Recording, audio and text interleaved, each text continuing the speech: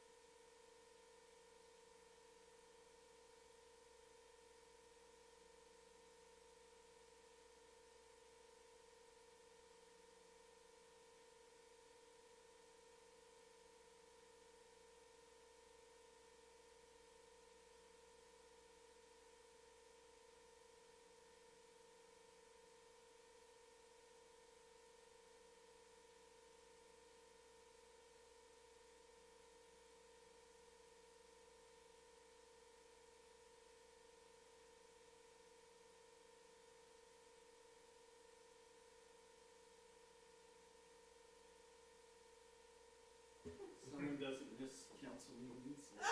Wow. I never miss one, man. Drop the bomb right there. There you go. Welcome to the city council meeting.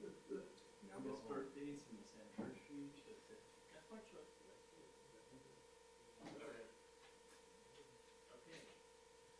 Okay. At this point, we'll call to order the city council meeting for Tuesday, September 20 for the city of Beaumont at 5:32. And we'll start with the roll call, please. Councilmember Lara, I'm here. Councilmember Santos, Here. Councilmember Fenn is absent this evening. Mayor Pro Tem Martinez. Here. Mayor White. I'm always here. Thank you. Do we have any public comments? Mr. Costello, were you here to speak? No, not at all. Okay. I don't have any written comments. Really? Not yet. Carrie, do we have anyone on the line? No callers on the line, Nicole. No speakers. Okay, thank you. Mr. Pinckney, can you read the items for discussion, please? Yes, the council will be meeting in closed session conference with legal counsel regarding existing litigation pursuant to Government Code Section 54956.9D1, IS versus City of Beaumont et al., case number CVR 12203-100. All right, thank you. At that point, we'll go ahead and adjourn to closed session at 5:33.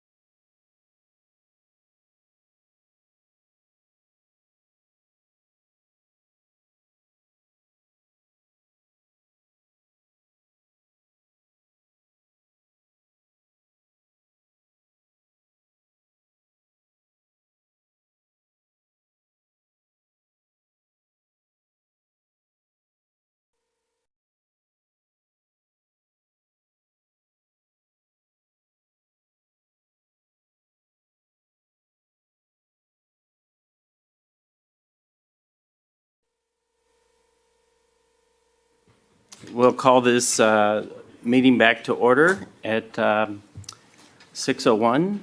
And we'll get a report out of closed session. Mr. Pinckney, can you tell us what happened in closed session? Yes, the council met in closed session. Item number 1, conference with legal counsel regarding existing litigation pursuant to Government Code Section 54956.9D1, IES versus the City of Beaumont et al., case number CVR 122-03100. There was reportable action. There was a motion authorizing the city attorney's office to defend the action.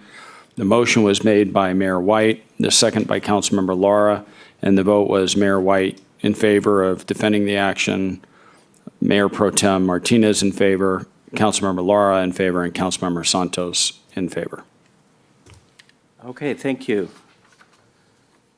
And we'll now open the regular session of the City Council meeting for the City of Beaumont for Tuesday, September 20th at 6:02. And could we get a roll call, please? Councilmember Lara? Here. Councilmember Santos? Here. Councilmember Fenn is absent this evening. Mayor Pro Tem Martinez? Here. Mayor White? Here.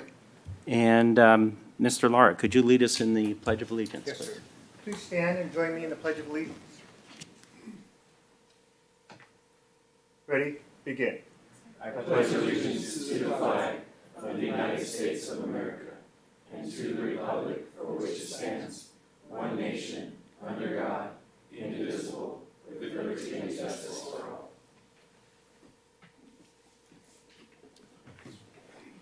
And Ms. Gibbs, do we have any adjustments to the agenda? No, Mayor. Okay. And at this point, we'll open the public comment period. Do we have public comments for items that are not on the agenda? I have no requests for items that are not on the agenda. Rudy, do we have anyone on the line? We have no callers on the line. Okay. Was anyone here to speak on an item that's not on the agenda tonight? All right, then I won't read the public comment period. We'll move on to consent calendar. Are there any items, are there any public comments on items on the agenda? I'm sorry, on the non-consent calendar? No, sir. Okay. So are there any items that council would like to pull for discussion from the consent calendar? Seeing none, I'll entertain a motion. I'll make a motion to approve the consent calendar from item number 1 through number 5. I'll second. A roll call, please. Councilmember Lara? Yes. Councilmember Santos? Aye. Mayor Pro Tem Martinez? Yes. Mayor White? Yes. All right, we'll move on to the action items. Number 6 is presentation of the sports park turf reduction study and discussion of future sports park improvement project. And we'll get a staff report, and then we'll open it up for public comments.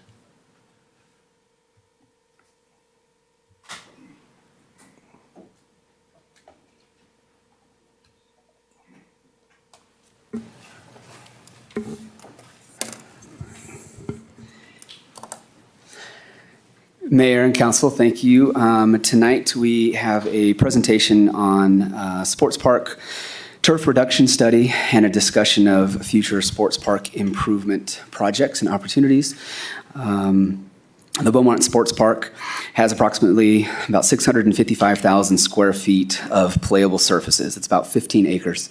And those 15 acres are used by numerous youth and adult sports leagues that range from the sports of soccer. We have football, we have some flag football, we have rugby, we have some baseball teams, so it gets used quite significantly in our community. And over the years, it has been used to a point where we're starting to see significant deterioration of the turf and some issues that we wish to resolve. If you remember back in May, I came before you and we had a couple of options in the plan to do a little bit of maintenance. We were going to engage a contract with a company that planes and levels the playing area, and then once it scrapes the level and makes everything level on the field, we replant sod and replant seed so that it can regrow. Our plan was to close the sports park down from the end of May until the beginning-ish, middle of August. That was approved by council, and you guys did set aside that money for us to do that project. However, right when that discussion was taking place, there were some significant watering restrictions that were being passed down to our water agencies from the agencies that they report to and from the state, asking municipalities to reduce the type of watering that they do and reduce our overall water budget and overall water usage. This time around, with the restrictions and the reduction request from the state, it did specifically call out for us to, as an agency, to reduce the amount of water in our parks, including sports parks. So at the time, we asked the consultant and we asked the contractor, what would a reduction of water do with the plan that we have? And it was his suggestion that we probably not move forward with it at the time because water is an essential part of making grass grow. And so that would have been a hard thing to do at that time. So we pushed pause on that. And in the meantime, some leagues and some other sports have started back using the field in their fall season. And so that brings us to where we are today. At that meeting in May, the request was given by council for me to engage the services of a consultant. We found RHA, and those Doug Grove and his associate David Black are with us here tonight. We asked them to conduct a turf reduction study. What would it look like, and what would be some potential options for us to reduce the type of turf, or maybe swap it out for a synthetic turf? In that council meeting in May, there were a lot of questions about the usage of the fake grass, the synthetic grass, and what does that look like? What are some of the costs associated with that? And also, what are some of the benefits to the community in terms of reducing, obviously, the water that we're using? And what are some design options that we may have? And so we engaged those services with RHA. We began meeting at the sports park and coming up with a plan. And the report, which is attached to their report, which is attached to my staff report, which was presented to you, really includes a list of different options. One option being, what would it look like to replace everything that's grass up there now? What would it look like, and how much would it cost, and what would the fiscal impact be to us, but what would be the water saving for us if we were to replace everything? And so that would be the high option. The higher option, obviously, it would be a pretty expensive option, but also what would the costs be in terms of saving for us to replace the grass with a sod, a natural turf. What were some of those costs associated with those recommendations? And then also, are there ways that we might be able to redesign some of the passive areas of the sports park so that it can be used in a way to conserve water, but also it wouldn't really change maybe the playable areas that we have at the sports park now. So we're all familiar with the sports park and the perimeter walking sidewalk track that goes around the sports park. So what would it look like if we were to maybe add a decomposed granite area that borders the walking path and the sidewalk all the way around the sports park? We also looked at some of the areas in between the baseball field and the baseball diamonds, because it's the three diamonds. Once they fit, there is some unusable space in between those fields. What if we filled that in with decomposed granite? And what if we did a walk path around the snack bar and restroom area? And what type of cost savings would we have? What would we begin to see as far as savings are concerned if we went with that option? In your staff report, you'll see the 4 different recommendations, and they start with replacing all 4 soccer fields and the football field area with the synthetic grass. And also what we call it the snack bar playing area, but there's a large turf area south of the football field, north of the soccer fields, right behind the snack bar area. That's used for a lot of the kids to set up fields, and they will stripe those fields as well. So what would it look like to replace all of that? And that one you can see in the chart on the 3rd page of the staff report. That recommendation starts at the high end, about $8.8 million to replace that turf area with all synthetic turf. And the report that's given to you is really the cost associated with just replacing the turf. There might be some other things and other improvements that we might see fit to do at the sports park as well. If we wanted to add another field with lights or put lights up, that's not included in here. If we decided to put up a fence or something to protect the field so that cars couldn't drive on it. Maybe those are ballards or an actual wrought iron fence or however it may be. Those costs are not associated in that number as well. This number is just the cost to rip out the turf and install the new synthetic turf system. So just so that we can kind of understand where these numbers are, the report is really designed to be a starting point and a discussion starter for you as council to give direction to myself and my team so that we can go back if we get to the end of this discussion tonight and further down the road, if there's more specifics that we'd like to see, we can continue to ask RHA to provide some of those specific cost estimates if it came down to, hey, let's just do maybe one field or maybe new sod on the baseball area and the football area, but synthetic turf here and there. So we're very flexible. So we start off with that first recommendation at the high end of $8.8 million just for the cost of the turf renovation. The recommendation 2 would be an option where we also began to explore what would it look if we reduced the footprint of playable area. We reduced the footprint of the grass itself. In recommendation 2, what you'll see is a large decomposed granite DG area right behind the the snack bar area. And that's just a way to, again, really conserve water.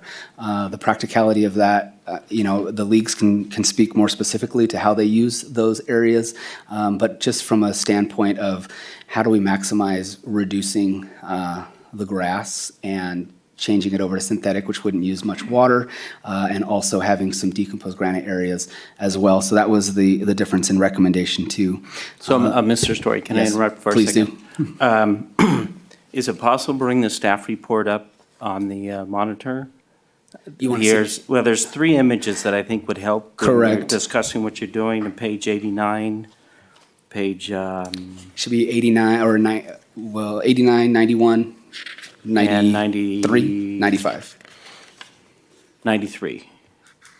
And 95, yeah. I think that would help Correct. in your explanation of what we're talking about. Sure.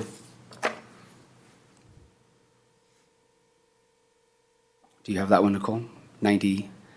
Oh, not in the south part, in the attachment. Yeah, in the attachment, I'm sorry. Yes. Yes. So in the attachment, I believe it's page 11. You're talking about the big maps. Yes. I'm talking yes, about the ma'am. photos. Yeah, so page 13. That one right there. Correct. And then I'll let you know. We'll go. So this was, sit up. Okay, sorry, there it is. Yes. So this is recommendation 1. The lighter green is that synthetic turf.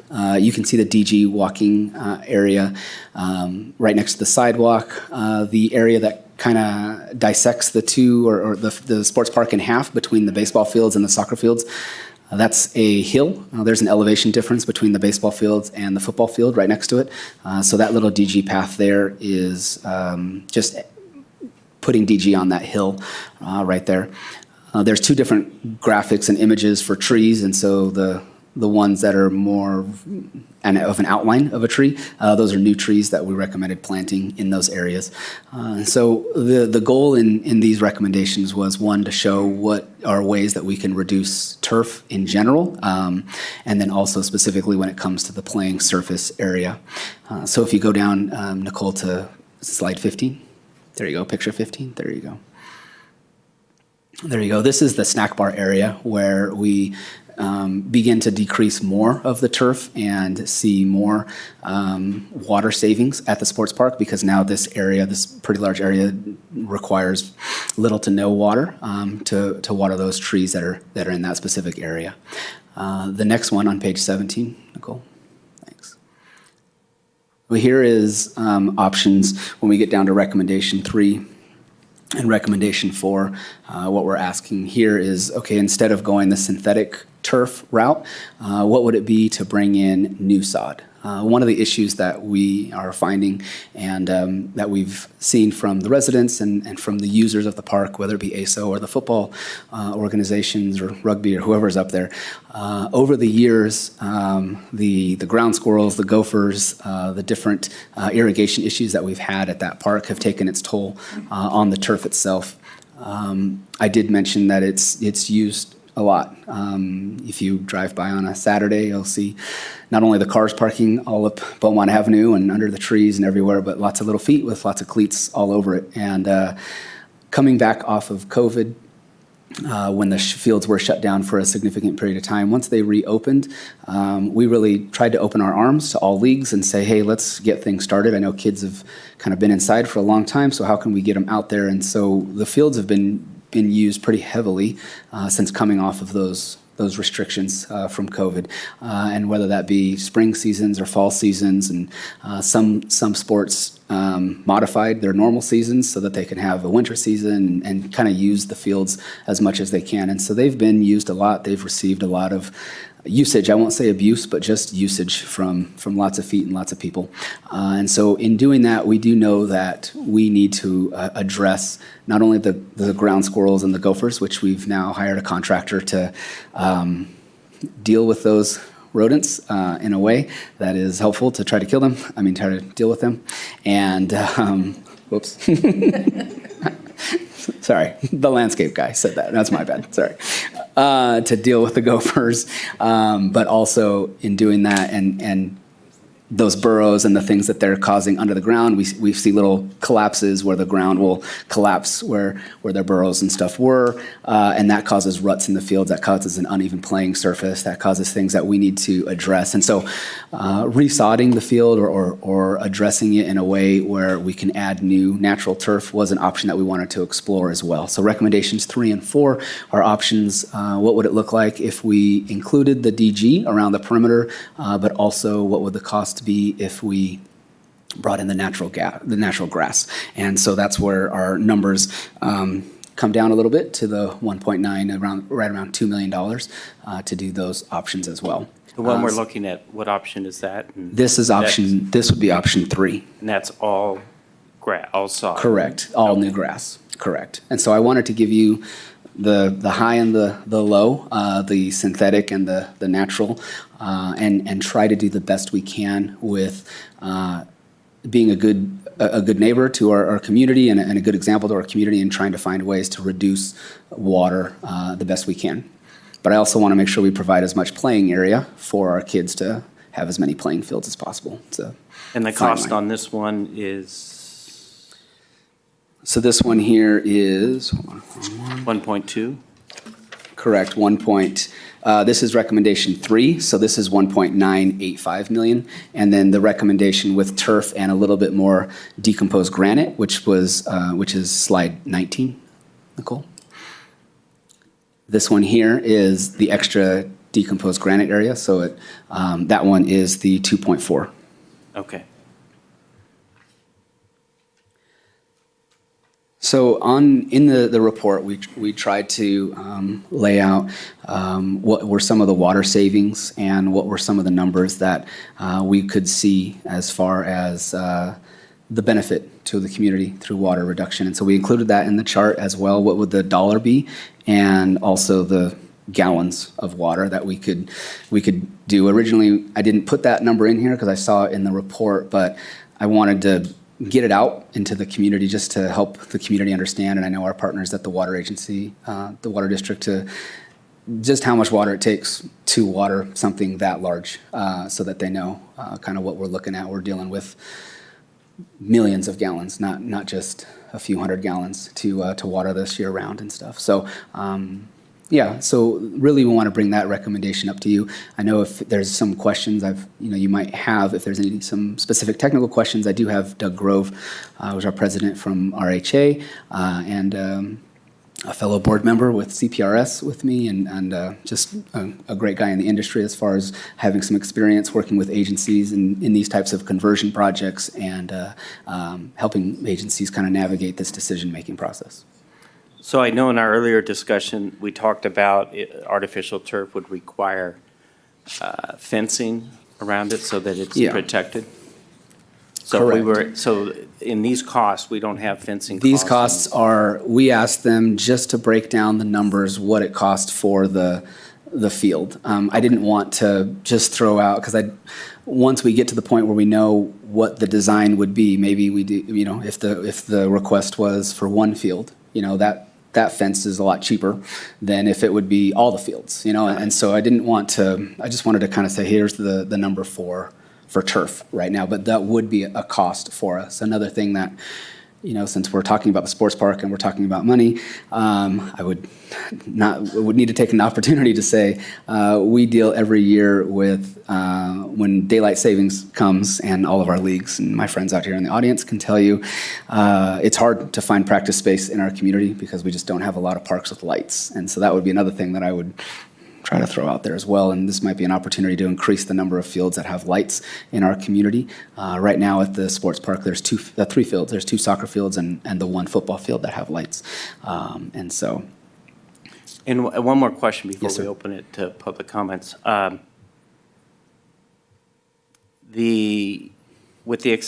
now, the AYSO is paying for the use of the lights, correct? Correct. Right now, the fee schedule that has been adopted by council only has a fee associated to lights usage, Okay, so and per hour. Are any of the sports fields paying for use or maintenance of the park other No. than lights? No, sir. Okay. All right. So we'll go ahead and open it up to public comments. Do we have any on the line before I get started? Rudy, do we have any callers on the line? We have no callers on the line. Okay. I have in person, and then I have one written comment. I can do in person first. First speaker is Deanne Dobbins. Okay, and before you get started, let me just let you know, any one person may address the city council. If you wish to speak, please fill out a form if you haven't already. There is a 3-minute time limit on public comments, and there will be no sharing or passing of time to another person. Because this item is on the agenda, the council is able to respond and make decisions based on your comments. It's not like an item that's not on the agenda. So I just want to make that clear before we get started. And I apologize, but what was your name again? My name is Deanne Dobbins. Okay. Are they hello to the city council members? Oh, sorry. Okay. Hello, city council members and fellow community members.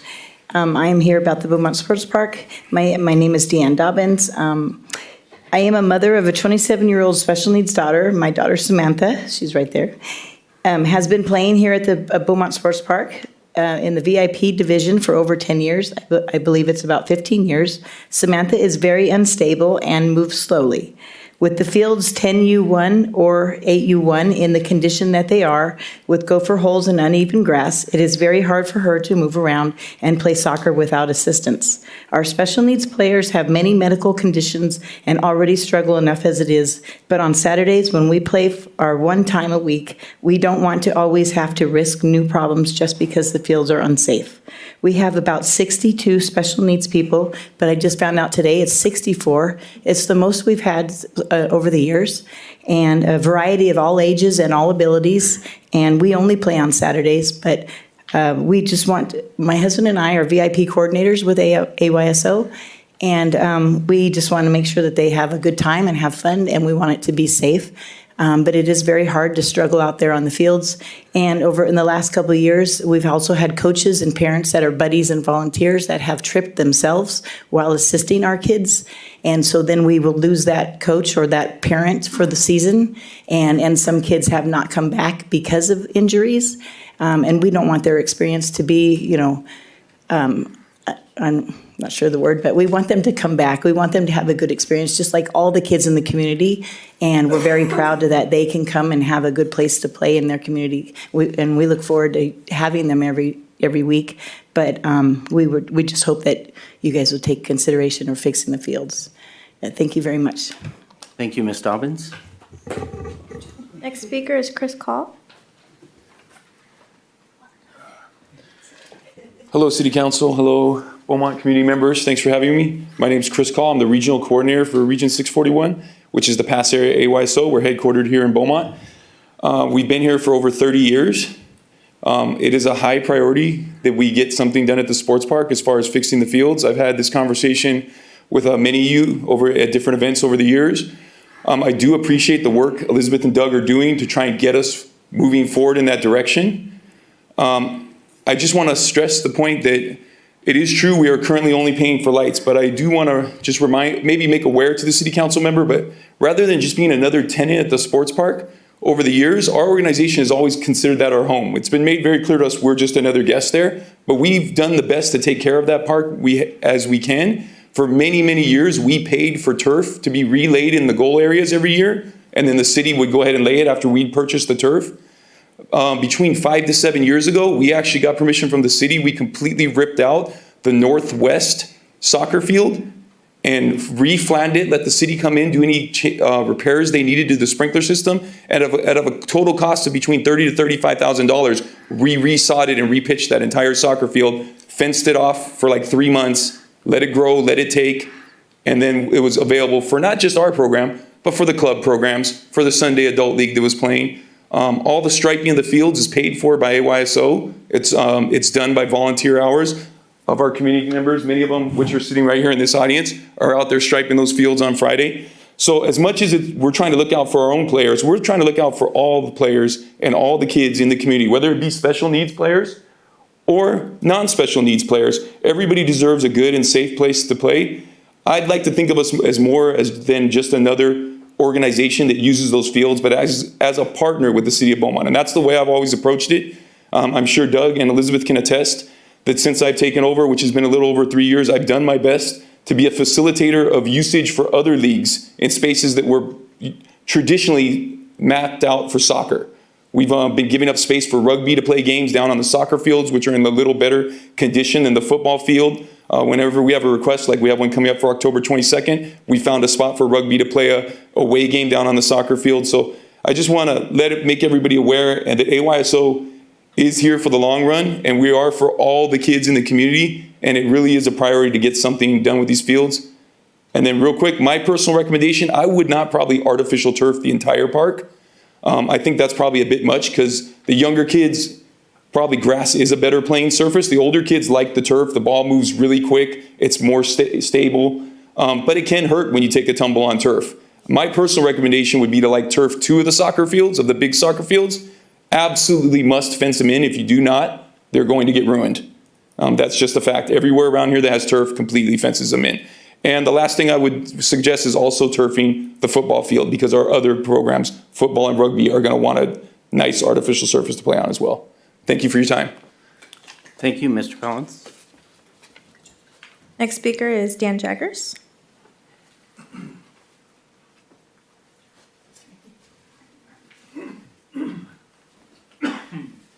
It's the evil water guy. Yeah. Hey, at least I came down, right? So, good evening, council members. Thank you for coming up. Mayor White. Appreciate it. I am the general manager for Beaumont Cherry Valley Water District. Hi, Doug. I've met you in a previous career. And so, I appreciate the city looking at what I'll consider demand destruction alternatives, turf replacement programs. It's very important as we move forward.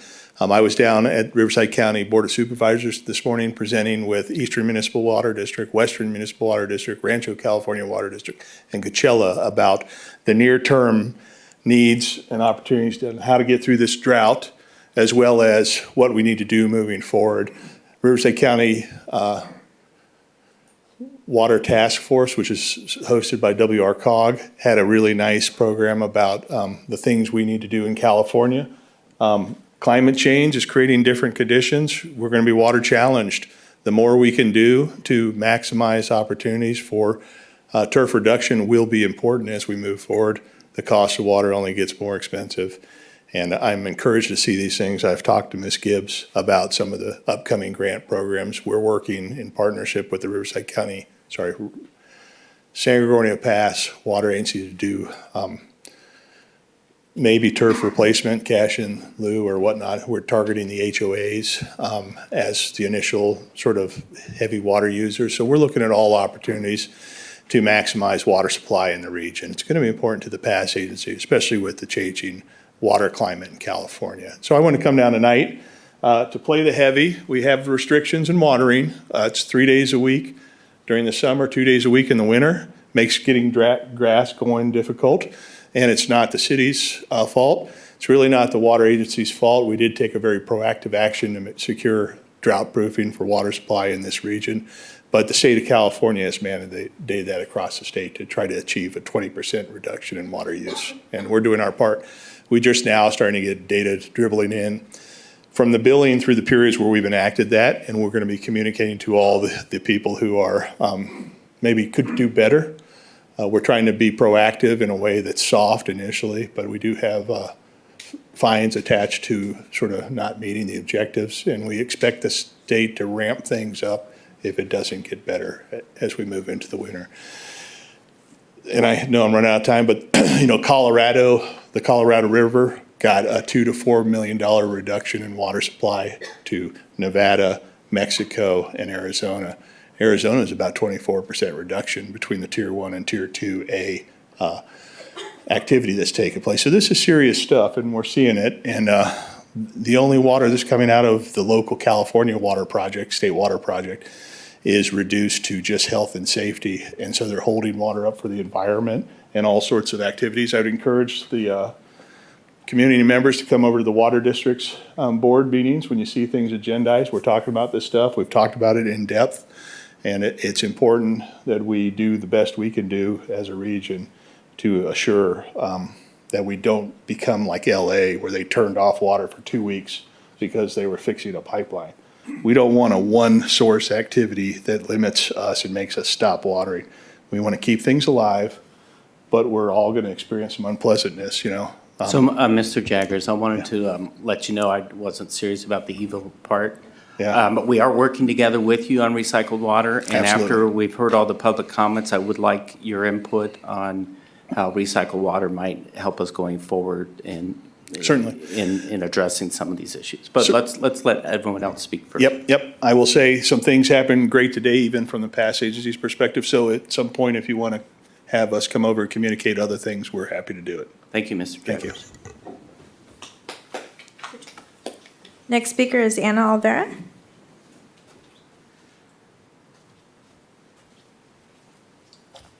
Hi, City Council, and hi, fellow community members. I would like to first address the option number 3. I think that's like the best resolution if you guys were to choose one. Option 2 doesn't cut it. We have 60 flag kids, 84 cheerleaders, and 224 football players. We have a total of 368 kids. If you cut that area in front of the snack bar, you're cutting about 60 football players plus 84 cheerleaders from practicing. They use that area on a daily basis. Right now, we're on Tuesday, Wednesdays, and Thursdays from 6 to 8. But on a normal July, we're there Monday through Friday. If you guys get rid of that, then we have no area. We have pushed our kids to the top of the baseball field, but there's no lights. We can't send our flag little kids. We have 3-4-year-olds that are now playing flag. This is like the starting of them, before they go on to high school. We get them ready. I mean, thanks to this, organization, my son was able to get a scholarship of football to the University of Redlands, and he plays there. By you guys cutting this, you guys are taking other kids that we won't be able to fit there. We won't even know if we'll be able to even take that many more kids and sign them up and keep them out of their homes and doing activities.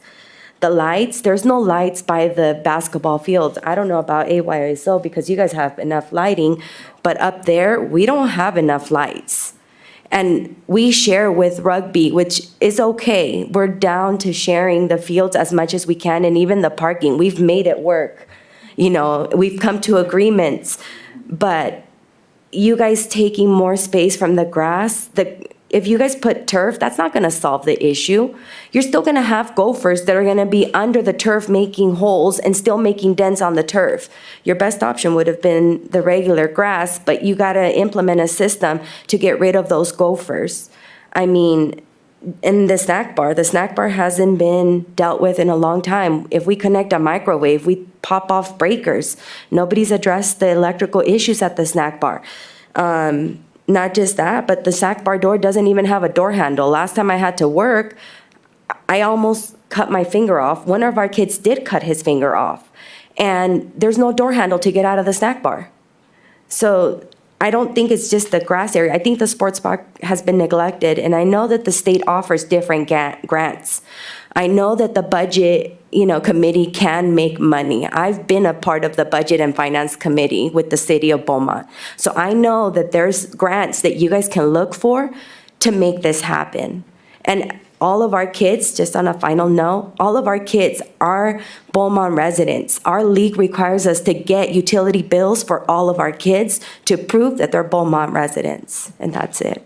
Thank you. And what was your name again? Anna Olvera. Olvera? Okay, thank you. Next speaker is Kessler. Sorry, I can't read the last name. What was You're your good. last name? My name is Kessler Heitritter. Thank you. I know it's a mouthful.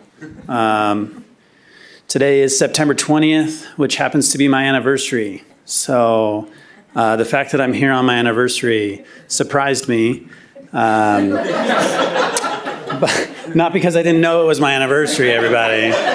Okay, we're covered there. But my wife was like, no, we're going to that meeting. And I was like, oh, okay.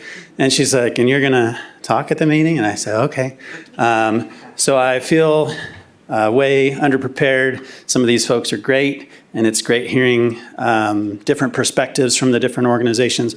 Oh, by the way, I don't know, I'm representing my kids and kids that I've coached since being in Beaumont.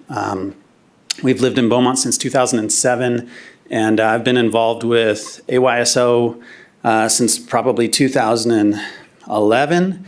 When we moved to Beaumont, we had one baby. I now have 5 boys. That baby is a sophomore at Beaumont High School. And at this point, my youngest is in his 2nd year playing soccer.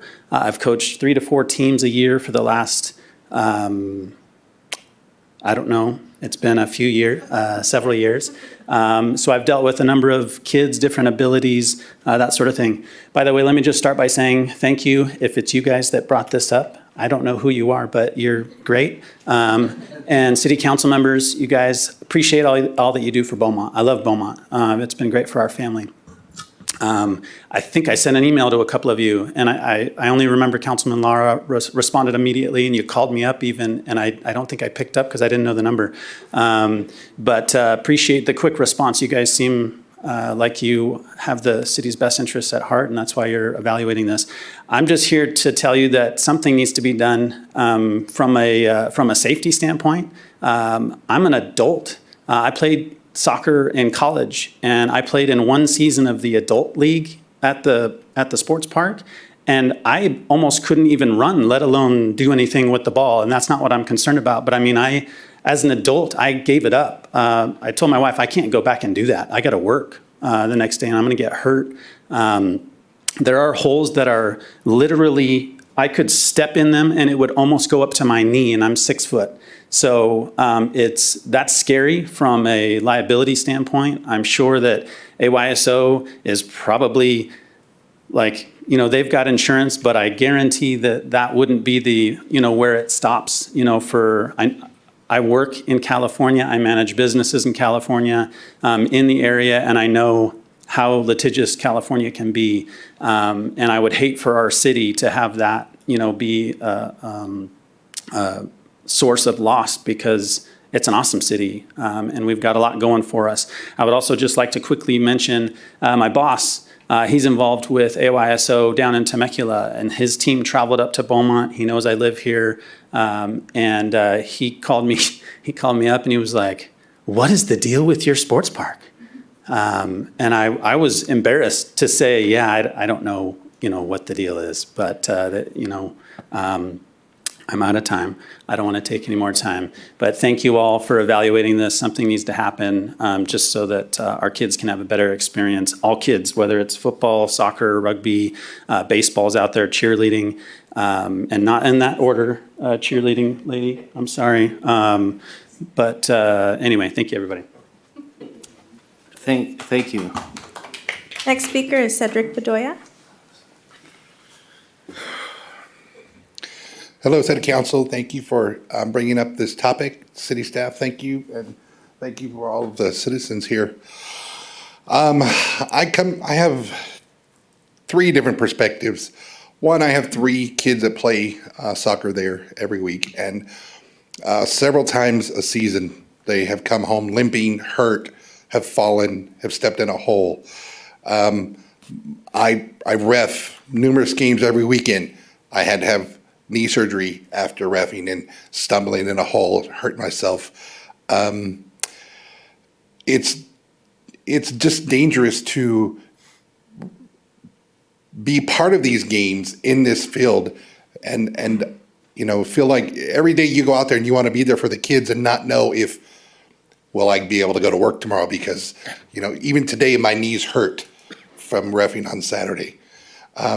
There are over 1,000 kids in the ASO program. Every day I see kids stumble, fall. There was a player who was going to take a shot on Saturday morning who I thought that was going to go in an ambulance, hurt their leg so bad, they had to be carried off the field. And it's difficult to tell, other teams that want to come here and play, visiting teams, yes, come to Beaumont, and they'll decline because no, my kids won't be safe there. The other thought I have is if you do make an investment in this sports park, you put up more lights, you make the fields playable, you make an opportunity. I hear a lot from my wife who used to play in the adult league but stopped like Kessler because the fields were too hard on her. You can have opportunities for other teams, for adult sports, for if the softball fields are lit, you can have adult activities as well. You could have tournaments that bring in people from outside the city that spend money in the city. So I think you really could invest in this sports park, make it something good, make it safe for our kids, safe for the volunteers, and something that the city can be proud of. So thank you very much. Thank you, Mr. Bedoya. Next speaker is Juanita Hargraves. Nicole, after this speaker, can you check online again? See if we have anyone online. Hi, I'm Juanita Hargreaves. I'm secretary for Beaumont football. Hello. I just want to go back to the point where about payment on lights. Beaumont football does also pay for lights. We also take care of the snack bar. The snack bar is mostly used by us. We do share it with AYSO, but we're the ones that clean it, prepare it. We have more use out of it, and it's a mess. We clean the bathrooms. We make sure that they're stocked as well as AYSO. So we are doing things with the park as well. As Anna said earlier, we went from being a league of 187 last year to this year we're up to like 300 kids, and that's flag, cheer, and football. And we've already had a broken arm on the top field, and we've had sprained ankles, and that's just all with the uneven grass. The turf, to bring turf, we've had excessive heat warnings at the beginning of this year. It'll just make it hotter to where we can't play at all. We have dedicated parents that come out, they play in the heat, they play in the rain. You'll see us out there with our heaters. I'm born and raised in Beaumont, and my kids all play in the league, and our program is the feeder program for Beaumont High School. And, we work with Beaumont High School, Jeff Steinberg, the coach. We do clinics together.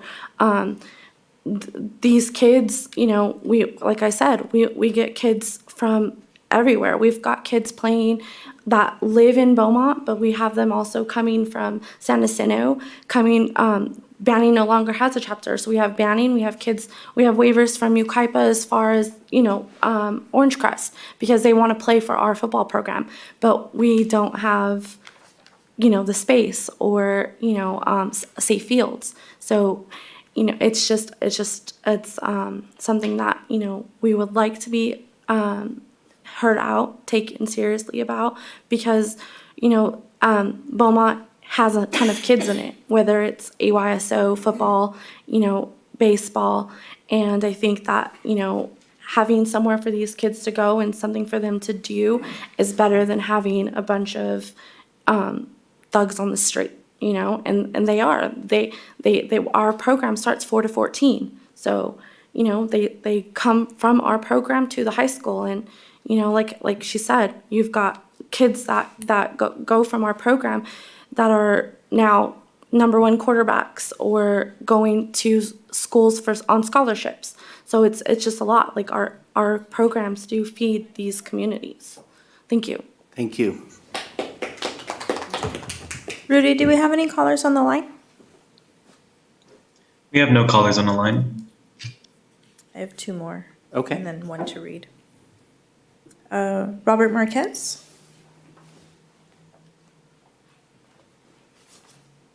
Is there anyone in the overflow rooms? Okay. Apologize, I was in the other room. No worries. Good evening, I'm Robert Marquez. I brought some of my, the players I coach, down from my son who's on the 6U, as well as 2 of my girls who are on the 14U team. I share the sentiments with a lot of people.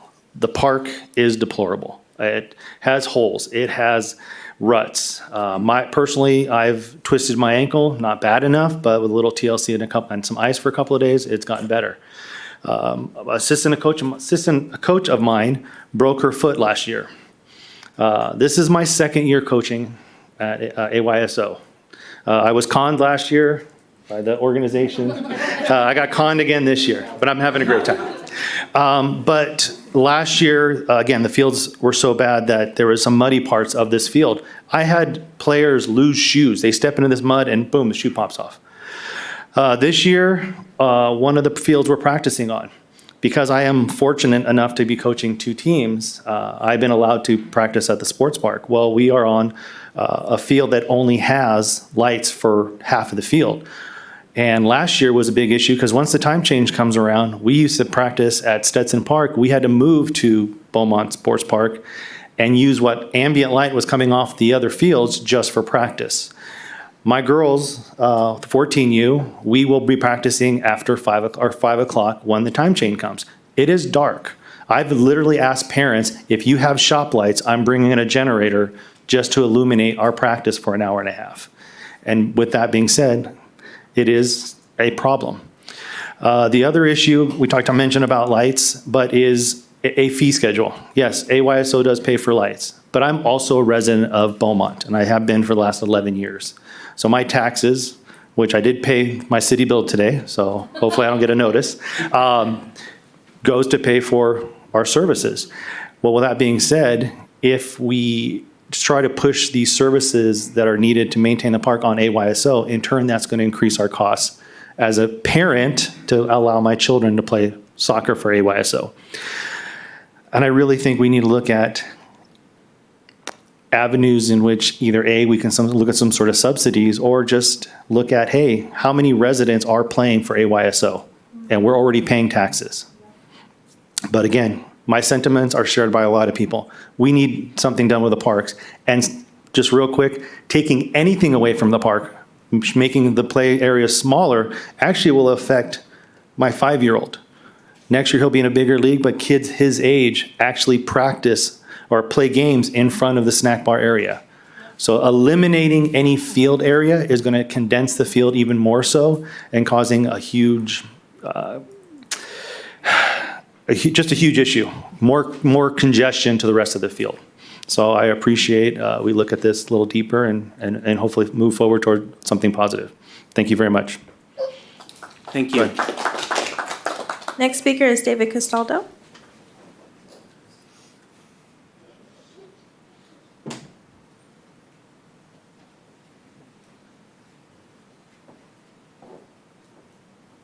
Thank you, gentlemen. Thank you, gentlemen. And I know what you're thinking. Is there any subject that Dave Castaldo won't speak about? Yeah, there are a few, but this one isn't. I speak from personal experience. If anybody's driven by my house, they know that I have a very big yard. My front yard is 80 by 140 square feet. I don't like artificial grass, and what I really don't like about it is paying for it. It's highly expensive. But as Councilmember Lara will know, I have grandkids. And the front yard was riddled with gophers, and I walked in it and I twisted my ankle. And I want my grandson to be playing outside. I don't want him inside. I don't want him on the internet. I don't want him playing video game. I want him outside. We put up a great big play area for him, our playhouse. I don't know if anybody drives by California, but they'll see it. He's got a dinosaur out there too to play with, but it's expensive. However, when you put down the artificial grass, you have to put down chicken wire to prevent the gophers. You can also do that for turf, grass. It's expensive, it's not easy, but you know what? Parks are for our community. Parks are for kids. Parks are for everybody. We need to take care of it. And I hate to say this, but I really don't like this idea of pay to play. It's great for the organizations, yes. For organized play, yes, they should play. But, the community needs these things, and they need a safe place. And the more people you can get outside in a park together, enjoying each other, the better community we will have. Thank you. I have one written comment. Okay.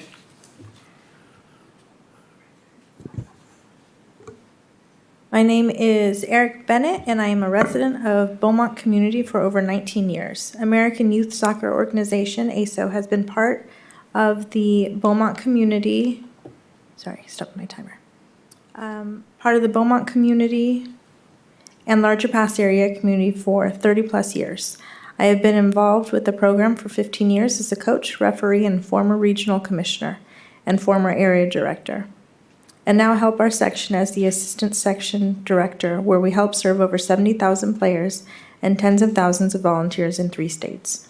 In this role, I do everything I can to highlight our community by inviting other regions out to play for various events while working with Chris, the current regional commissioner. We are all an all-volunteer nonprofit organization serving everyone from the community. For example, we serve our 3- and 4-year-olds up to our 18-year-olds in the community. We serve the special needs community with one of our largest special needs programs for adults and children here in the Pass. We provide a player pathway for more competitive programs like our extra traveling teams and a club program. We are certainly the only soccer program in the community that welcomes all kids and ensures that all play soccer. What we will never miss out on is an opportunity to help our sports programs in our community. ASO is the only program that has put money into the sports park through field reimbursement and such. Over the last few years, the fields have just deteriorated to where they are today. Unfortunately, we have heard that they would be redone, and they just have not. The holes are unsafe for our players and volunteers. We as residents pay some of the highest property taxes in the region and would ask you that you consider investing some of that into the sports park. It is a central part of the community and can be for years to come. I appreciate your consideration. And I'll check online or on the phone Okay, one more thank time. you. Rudy, do we have any callers on the line? We have no callers on the line. Okay, we're good to go then? Okay, so I'd like to start off by talking a little bit about the time frame. This is not something that we've just become aware of. It's something that we have been fully aware of. When I came on council 7 years ago, Daniel got me out. I came out multiple years. And you folks were investing $30,000, $35,000 into the fields.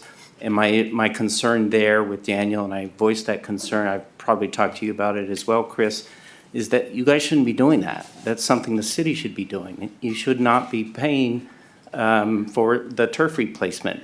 Unfortunately, 7 years ago, we were broke. we were bankrupt. We didn't have the money to make the investment that we needed to make. So we just moved along. We all recognize that this is an issue, and we've known about it for a couple of years.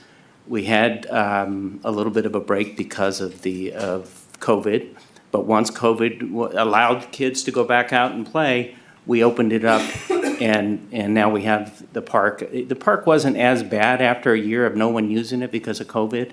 It still wasn't good. And when I hear about injuries, my first thought as a council member is to say, we need to close the park. I mean, there's no reason that people should be playing in a way where they can get injured. But we're not interested in doing that.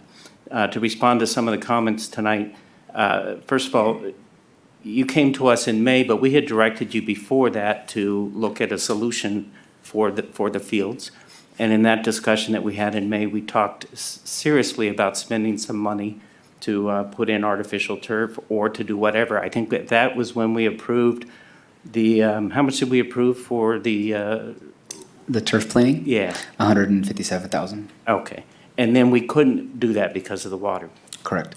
No one here is talking about reducing the number of fields and the ability for our kids to play. No one here is talking about that. What we've asked, and these things take a while, so in May, we asked RHA, to come up with some ideas, some suggestions, some solutions. We are committed, and I know I'm speaking for the rest of the council here, we are committed to making the investment in the park that we need to make. We just want to know what your input is, and that's why I asked Chris to get you guys here, because we wanted you to know that this is not something we're doing just because it's gotten so bad that we have to do something about it. It's something that we've been talking about and trying to do. We are in a position now, we've turned the city around, we're in a position now to make a significant investment in all of our parks, not just Stewart Park. And I think that would go a long way to help all of the space issues that we have. We have a number of other parks, Nicholas Park, Seneca Springs. I live in Stetson, the Stetson Park. There are a lot of parks that we could invest in to spread the space around. So I just wanted to get that out there, and also just for the record,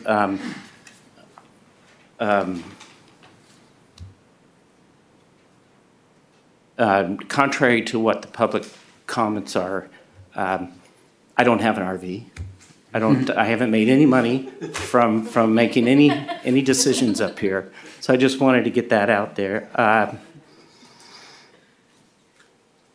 So I will have some other questions, but I just wanted to sort of say my piece so that we can move on and start really digging into this, and we will. So at this point, I don't see anyone wanting to. Mr. Lara. Thank you, Mayor. So first of all, thank you all for coming this evening. I appreciate your time. Happy anniversary, and enjoy your, hopefully dinner. It's not too late after.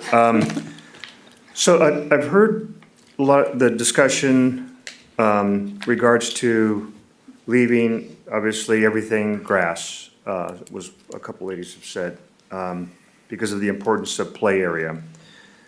The problem that we have with grass is we can't plant new grass unless we can work something out in regards to watering.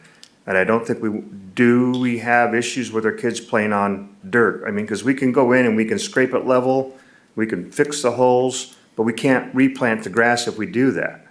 That's one of the concerns that we have is, and then your kids play on dirt and dust and they breathe that in, and so that's no good. So we're looking for solutions and we're trying to figure this out. Chris, I appreciate your idea with the maybe turfing two of the fields and the football field. That's a potential solution. It leaves the playing space that we need. One of the questions I have, and I don't know if Mr. Jaggers can answer that, but one of the questions I have is if we reduce the amount of water that we currently use, is there a potential for us to use enough water to get grass seeded and started if we turf two or more of the other fields? In other words, so hopefully there's less usage of water and we can still do that. Maybe that's a conversation for another day, but just something I'm thinking about. just to try to offset that impact, because I understand the drought is an issue. So having that feedback as far as needing as much play area as we can, I do like the idea of having the DG around the perimeter, which is gonna reduce some of the watering and the kids aren't playing in that area. I do kinda like the idea of, maybe doing 2 of the fields. I'm just glad you also mentioned something about having younger kids not play on turf, which I appreciate. And that was a concern of mine, was one of my questions. And so those are some good ideas, and I think it's gonna take us a little bit of time to figure that out. I was glad somebody else brought up lights. Maybe if we can get lights in additional areas of the park, to expand the use would be a good idea as well. Somebody said that Temecula has nice fields. Doug, do you know if Temecula charges to use their fields? I don't have Temecula's. We do have a survey for all of our surrounding cities. I didn't go that far into Temecula. Okay. But I do have all of our rates from everyone from Banning out to Fontana. Are there any other cities in the surrounding area that do not charge? No. Besides Beaumont? Everyone charges something. Okay. And as a father of that coached Little League for my kids, I understand, I know that Beaumont Cherry Valley Park and Rec District charges to use their fields, because they've got to recoup the money to cover the cost. I may have some other questions, but I would like to look at different options as far as the cost of turf, maybe 1 or 2 of the fields and maybe the football field. Do we have anybody here from football, and do they have any concerns in regards to playing on turf, the kids? Because I know you cover a large age group. Are there concerns with them playing on turf? Or do you know? I mean, if it's something that we have to put up with, we will do it for the kids, but I mean, the only concern is it gets really hot and it's a lot to maintain, and we do have kids, as young as 4. Okay. Who, aren't gonna care about your turf. Okay. Doug, I saw in. Appreciate that. I saw in the turf in some of they use a cooling geofill. I am not the turf, but I will let Doug and David come in as the experts on the types of materials, but there are some pretty incredible advancements, I think, in the last few years for synthetic turf. Yeah, just real quickly, Doug Grove, RHA. They do have some EcoFill. A couple of the manufacturers have it. They also have cork products that aren't as good, but the EcoFill that came out about probably 4 years ago, and then Brock has another kind of infill. Basically getting rid of the black tire, which is really, you're always going to have some heat because it's plastic grass. So you put a piece of plastic on the ground, it's going to get hot. But the fill material is getting away from that black rubber. You'll bring a temperature on a hot day, 100 degree day, you're probably going to have 140 degrees on the turf. With the regular fill, maybe it's 115, 120. It's still going to be hot. It's not going to fix the problem, but it's going to be less. So I'm not going to hear and make everybody think that they're going to have cool grass, but it will be better than it is on most of the fields you've probably played on. So the 20-degree difference is not really that, it's a little bit. It's still going to be hot, right? It's Okay. not going to be like regular grass. So in order to make that fill effective, do they need to use the water cannons? We would still recommend, you put in some large water turf cooling system, I guess you call it. There's some goods and bads of that. It does make the field more humid when you first do it. Right. And it does also cool it down, so it's a trade-off, but it does helps clean it as well. We would still recommend putting it in, but you don't have to use it every day, just when it gets very hot. So the estimates that you worked out here include the water. Yeah. I call them water cannons. I know that they use those at the high school. It's those large irrigation heads, Okay. correct, yeah. Thank you very much. That's all I have, Mayor. Okay, before we go to the next one, I'd like to introduce Doug Story. Someone didn't know who all these people were. Doug Story is Director of Community Services. He really put together the complete upgrade to Wrangell Park, where again, we wanted to make a commitment to that. And then Elizabeth Gibbs is our city manager. Elizabeth is closest to me, and then Christina Taylor is our deputy city manager, just so you know who is sitting over there. So Mr. Martinez. Thank you, Mayor. Okay, so again, thanks everyone for showing up. We really need your input. A lot of these, I wouldn't know what to do. My kids played basketball, so it's a little out of my league here, no pun intended. But it sounds like the drawings that showed the snack bar row, at first, I didn't want any losable playing area. We're crowded as it is, so it didn't make sense to lose playable area.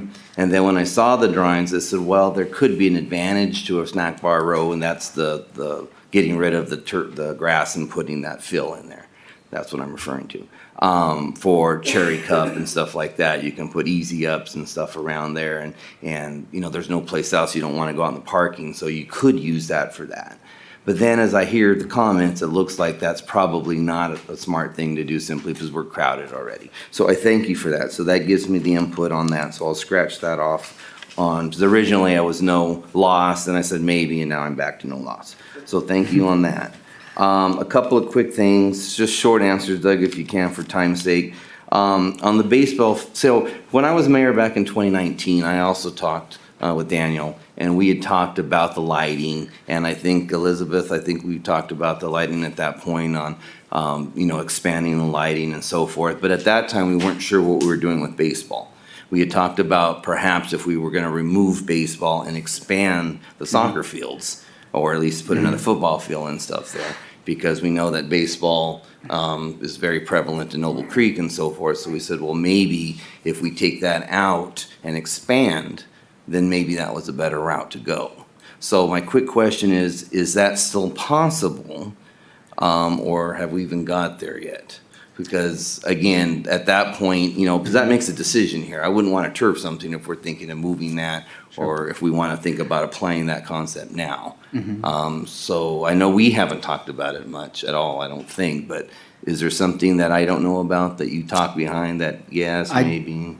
I do know, and they're not necessarily here tonight, organizations, but we do have a lot of requests that come into our department because we handle all the requests for anyone using any of this field space for practices. And so there are seasons during the year where we get numerous requests for baseball fields. I know Doty and the Beaumont BYB, Beaumont Youth Baseball, use all of our baseball fields here at the sports park. Palmer, Trevino, Seneca, Three Rings Ranch, all of our baseball fields during the beginning of their spring season, which is their big spring season over there. So we block out all of those. So there's ebbs and flows to the usage of it. Cutting it out, does it save? I mean, if you look at the pictures here, the Google Earth images, really the only thing that's not turf is the dirt infields. So you would gain a little bit of square footage to do with that. But then, is it, what's the cost benefit analysis for you eliminating baseball completely from there? I think the consensus maybe would be just making sure that the outfield space in the baseball field is safe and usable, and that maybe give the flexibility for the leagues to use smaller fields in that area and then still have the option for baseball. It is really hard to make a decision to eliminate any field space because we really do get a lot of sports that ask for our space. And the reason I added on there is because I thought it might be easier to move baseball to some of our other parks rather than move soccer or football to some of the other parks. So. And if that was on the table, I mean, that might be something we could present to them and say we might lose 3 infields here, but we're looking at gaining them at such and such park or in this particular area. And the only reason I bring that up is because, that makes a decision whether we're going to, for me at least, whether we want to put the investment in now or put the investment to the other side of the park or the other, the fields, and then hold that until we can make a better decision or so forth. So thank you on that. The $142,000 for Cooper Turf, did that go towards our RHA or do we still have that aside? No, we kept that aside. I believe it's part of one of the items that Jennifer's going to speak of later. We're going to try to roll that over so that we can use it when we get the thumbs up from the state. Okay, thank you. Trying to go quickly here, but I got a billion notes here, so apologize for that. The perimeter sidewalk's not affected in any way, correct? You're putting the DG on either side as it shows, but the sidewalk still stays there. We're going to try to keep that open for walkers even if we do construction, because it's a lot of people walking up there. And that DG, how is that for cleaning and pickup? I mean, because now you're gonna have people in that area for chairs and setups, that's gonna be there for the parents now. We find it to be pretty durable. We do have some significant areas of DG at some of our other parks, and we find it to be pretty hardy. So we're pleased with it. We use it at Rangel in the outfield and the area so as well. Okay, I was looking over the turf. Looks like there are ways to do the gopher control. So we'll talk about, wiring and stuff about that. Right. And we do have a contract, and I wanted to say that we have a contract with a third-party vendor that they are doing all of our gopher control, plus what we already have with our staff and the equipment that we have as grounds maintenance staff. So we are doing our best to handle the little fellas over there. Okay, and I think for council, as we start talking more about options, we need to think about what we want to use that, if we think of turf, then of course that limits it just to, activities. If we're using that in grass form, then we have more flexibility to use that for Cherry Festival, any festival, or something like that during the, low peaks. Because you don't have to worry about the turf being damaged and so forth. So we'll talk about that more, but I just wanted to throw that out. Going back to some business questions. So I'm concerned about the grounds maintenance crews being able to keep up, whether we went all turf or half grass and so forth. So if we were to think about contracting out to help them with that, is that an SEIU negotiating thing that we need to talk about if we get into that? Carrie's not here, but I'll answer that. That is a negotiating. Okay. We have the ability to manage operations and contract in some areas, but to contract for additional grounds maintenance, that would be a negotiation. Okay, and that's a part of our discussion as well, because as we further go into bigger fields and turf and so forth, we have to make sure we have the ability to maintain that. So that's another level that we're gonna have to discuss, and if we don't have the ability to do that within house, we might have to discuss that and so forth. So these are things that just having the council think about as we talk into, if we're gonna go one way or the other on that. So just to kind of clear up real quickly so I can others speak, I'm for a hybrid type option. I don't think putting all in turf or all in grass, because there's pros and cons either way. Whether you like grass, everyone's gonna have a pro and con, their preference. So I have to look at it from watering standpoint, safety standpoint. Again, the fields are gonna have to be down for some period of time, so that's a whole nother thing we'll have to talk about. But, do we want a couple of fields that are turf, artificial turf, and a couple that are grass? To me, it makes more sense. I don't think I'm not for option one at all, nor option two, but I'd like to see as a hybrid. So I'm not sure how this, when I'm looking at any options, and I'm looking at the field, I don't know how it's carved up. I don't know if soccer fields go this way or that way. I can't figure it out. I can see the football, and I can see how it's going up and down on my screen. So my question is, if we're talking about hybrid options, and let's say we decide, okay, we can do 2 good fields, and I believe someone said 70,000 square feet or so forth in the report is a typical large-size soccer field. I don't know if I'm close, but if we were to decide to go 2 of those at a $827,000 per acre cost, I believe that's correct. What would that look like? Right. So I'm looking for number crunching on maybe 2, and we'll discuss, maybe 2. So you have for the older kids, and you have for adults, and you do them well. It's a nice showpiece. You can invite people in the cup. You can have those, it's a really nice showpiece to have 2, at least I think, nice turf fields, artificial. And then as we go into the grass area, I think the points mentioned about the younger kids and so forth make sense for the grass area. I'd like to be proactive and go all turf, of course, from a water standpoint. But, I don't know if that's practical, and I don't think that's practical, especially cost-wise. My number in my head, I was looking around 5 million maybe. I don't know, we'll have to discuss. So when I seen the 8, without the fence and without everything, I was like, we're gonna have to talk, because we've got other stuff. We still have Stewart Park, we still all that. So I don't wanna get into getting ourselves overloaded. At some point, we're gonna have to prioritize, because we already have the study going on Stewart.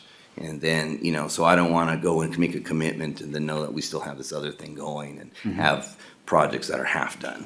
So that's something we'll have to decide and see, okay, do we decide we want to shift and keep going on Stewart, put some money into this? We got a budget workshop coming up to talk about numbers and so forth. And, so numbers to me, again, that was kind of my number range. If a couple of synthetic turf fields can do that, I don't know. I crunched some numbers here, and I looked at a synthetic of 7.5 acres and then a 4.1 acre turf, and I came up around 6.65 million or so is what I was looking at. So I'm not sure. I don't know. You guys have to come back and talk, and we'll have to talk, but we'll see if that's within my ballpark range or so. But again, just a long story short, a couple of fields I'm looking at for turf, artificial, grass, the rest. And then on the ballpark, I'm not sure yet because I need more input on that.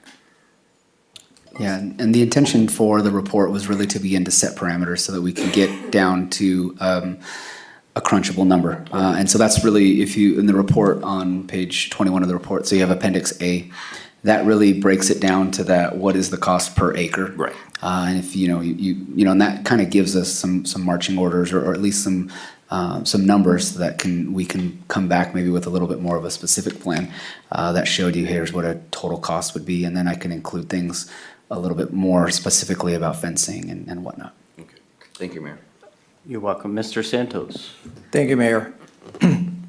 Give you a background of mine in here. I mean, I coach soccer, and on ASO, my kids is, since, they're peewee, all those, 4 years old, 5 years old, I do coach them, and they're 39 years old and 42 years old. Mm-hmm. So you know where I'm coming from on this. So on the field experience, and I do coach from there up to coach in Redlands, and under 17, and I do coach the club at the same time during that period. Los Gauchos, we travel. I mean, we travel from here to Hawaii to Washington State to Arizona to Nevada to Colorado, and so I've seen a lot of fields. Now it changed. I mean, the artificial turf is playing so good on this. I mean, I could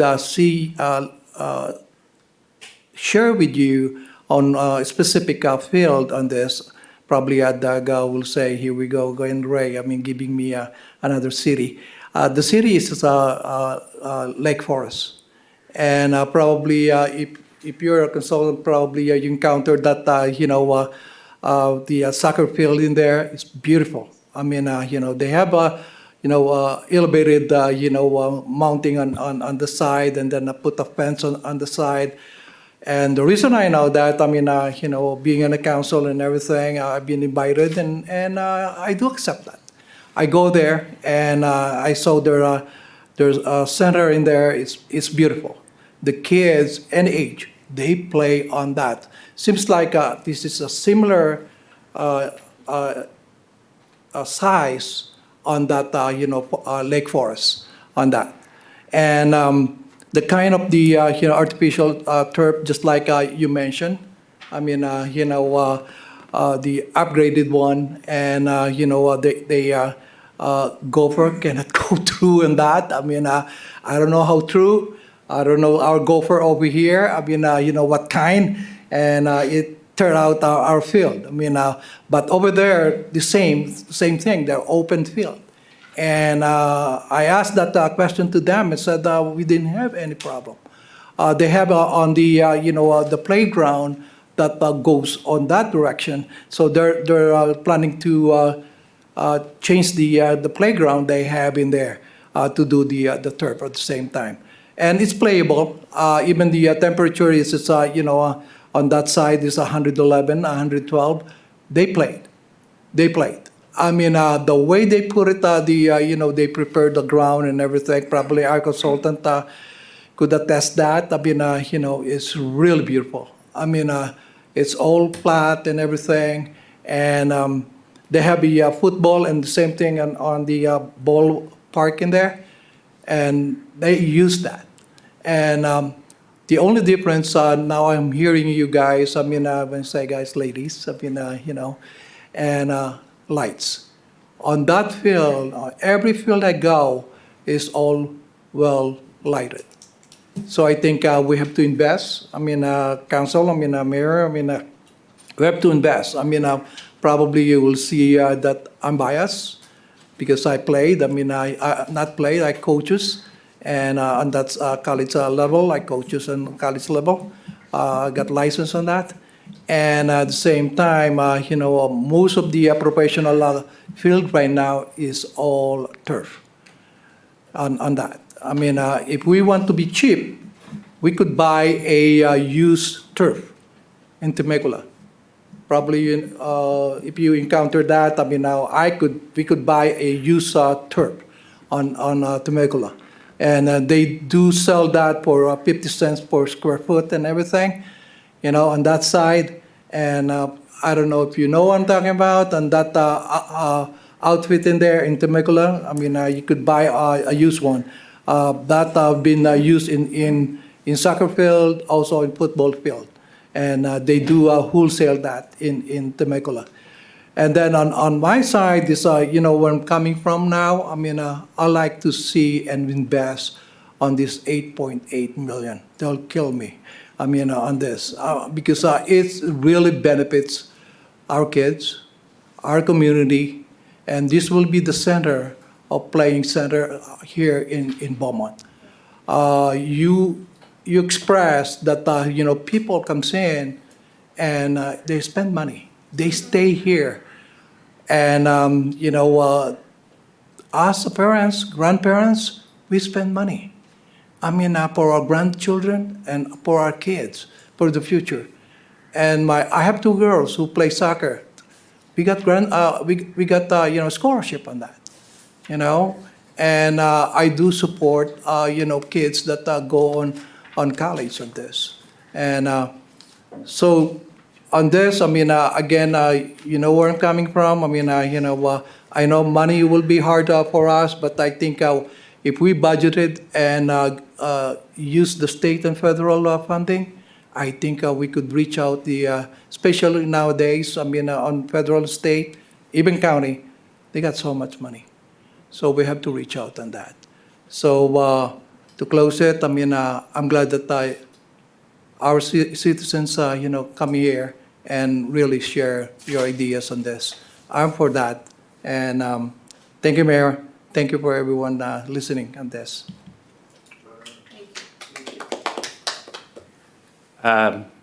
Doug from RHA, can I ask you a couple questions here? If we were to, say, on the south side of the park, do as Mr. Martinez pointed out, which I'm in favor of as well, which is to fully put in artificial turf for two of the major soccer fields down there. What's the time frame on doing something like that? How long would it take if we gave you the go-ahead from breaking ground to having those finished? And any idea how much that would cost us? Time-wise? Yes. Yeah, time, you're probably looking at about 4 to 6 months for design, go through plan check, get it approved, get it out to bid 3 months, probably to 9 months. I would allow about 9 months to a year to install. So round number, probably 2 years from the time you said go. Could be done faster. We can always cut time off. I'm trying to give you a realistic number. Sure. We can always go faster. I mean, realistically, you could maybe do it in 14 months if you just really, really put the pedal to the metal. So. Okay. Okay, that was the question I had at this point. Mayor? Sure, Mr. Santos. Sorry to interrupt you. I just like to add on this. I mean, on using artificial turf. I mean, Dan. I mean, I'm the first one on. I live in Tournament Hills, 1, and I'm the first one who installed a artificial turf in there, the front and back, completed and everything, and permitted by the city. So I'm really, really, minimal on the using the water on that. I'd just like to share that that was before you issue the the memorandum in there that there will be a limited of usage of water. I'm done on that. That was on December. The other one was in February. We put that together on the front and the back on that. That's all, Mayor. Thanks a lot. Okay, thank you. I'm not in favor of artificial turf for the entire park, because part of my problem is not only cost, but whatever we do put in our artificial turf, we do have to fence it. And fencing off that entire park is not an option, not in my mind, because there's a lot of people who use that park who don't come in for soccer. I mean, they just like the walking, everything else. So I don't think that is a solution. One of the ideas, and I talked to Chris about this last week, is that if we had 2 fields that were fully completed with turf, there are benefits and advantages to cost with water and things like that. But one of the issues that we've had, and when the AYSO last did their turf, the park was beautiful. And this was probably, I want to say 2016, 2017, right around then, I think. But one of the problems we had there was, how do you fix the park while you're still using it? And I think if we had 2 fields that were artificial turf, we had full lights on those fields, we could manage the rest of the park and go through the process of maybe at some point putting in artificial turf for the football field, at some point doing one field with sod and another field while we're using them. So I think doing the 2 fields is what I would like to get some numbers on. I also like to know exactly what it would cost for lighting, for fencing those 2 fields, and for lighting not just those 2 fields, but all the fields, regardless of whether or not we go with turf on those other fields. And we do need to fix the snack bar. One of the issues that I raised with Daniel, and I know it sounds sort of heartless, but we as council members up here, we are beholden to an entire community of 50,000 people. Not everyone plays soccer. Not everyone uses the park. And so the idea that we could subsidize completely the sports teams so that they can continue to play without any fees to the park, there's a couple issues with that. One of the issues I raised with Daniel when we talked about this before, because I told him it was ridiculous for the AYSO to be having to bank $35,000. I didn't even know a nonprofit could do that, but to bank the money and then fix the fields that the city should be fixing. But I think also there was no accountability to the city at that time, because AYSO was doing it all. So there was no one saying, well, city, why aren't you doing it? It's because AYSO is covering it. So my comments to him at that time is, instead of putting that money into the bank and you guys doing the fields, it would make more sense for us to do the fields. But again, we do have other people in the community, and we are willing, I think you've heard it up here, we're willing to make a significant investment. And I can assure you this, I don't want to see well, I don't follow social media anymore, but I have friends who call me up and say, you want to see what they're saying about you? And I said, no, I don't want to see that. We're not going to start charging you to use the fields until the park is in a position where it makes sense. But I think we can get that park there. Disappointed that it may take as long as it does, but if I'm looking at the time frame, fall soccer ends in November, early November? Early November. Okay, and spring starts up when? Normally it starts in March. Okay, and do you know the numbers of, if you don't mind coming up to the microphone, or if you know the numbers of kids who participate in fall versus, and also in spring, just an idea? This past year, spring, we had 900. Okay, And for fall, we have just over 1,000. So Okay. they're actually equal, at Okay. least this past year. and spring starts Spring starts in March, in March and gets over, early June. Okay. Or like right at the end of May, or like maybe the first week. I don't think we go into, but we do have Spring Select that goes into like the early of June. Okay, thank you. You're welcome. And in order to get this done right, we are gonna have to close the park, parts of the park. Like I said, I think we can phase this in. I think we can put together a 3 or 4 year plan that starts with, hopefully doing something on the south end that will give us the ability to start to work through the rest. And also provide us the opportunity to get our recycled water to the park. And that's something the city is meeting with both the water agency and the water districts and working on what we're going to do with our recycled water, because it will be ready for delivery by the end of the year. So I would think in a year or two, we may be better off with the water. So what I'd like to see when you come back is an option to do at least the 2 fields for artificial turf, fencing, lighting for those fields. I'd like to know what it would cost to light the other fields, and also what it's gonna take to, I don't know, if we just have to demo the snack bar, but I'd like some options on that. And my thought is, yes, your timeline included a lot of work that we can do before the soccer season is over. And we can get ourselves in a position that maybe in that window from November to March, we may be able to maybe not address the artificial turf, but be able to do something there, at least, as Mr. Lara pointed out, leveling the fields. Again, if I hear about people getting injured, breaking legs, breaking ankles, I do want to close the park. And I don't, but I know that is something that it will impact a lot of people. And it's not the long-term solution. The long-term solution is fixing the problem. So my hope, or if there's any other direction for staff, again, I'd like the 2 fields in the south. I'd like to have it all fenced. I'd like to know what the snack bar is going to cost to replace. And then a 3 or 4 year plan on how we're going to move forward and what it's going to cost us to do. So Mayor, may I ask, are you asking that the other parts of the field stay existing? Or you want new sod in the football, the rest of the soccer, and leave the baseball existing? My first thought is that we have 2 soccer fields that are turf. We do whatever we can in the long run that we don't have to put turf the rest of the place. I never considered, let me rephrase that. I hadn't thought about the football field. That may make sense, so if we can get an idea on that. I can't imagine a football field's much different. Don't knock Square me here, footage, but no. size-wise, it's about the same as a soccer field, right? It's a little less. Okay. Less, right? Okay. We designed it to go both ways. Okay.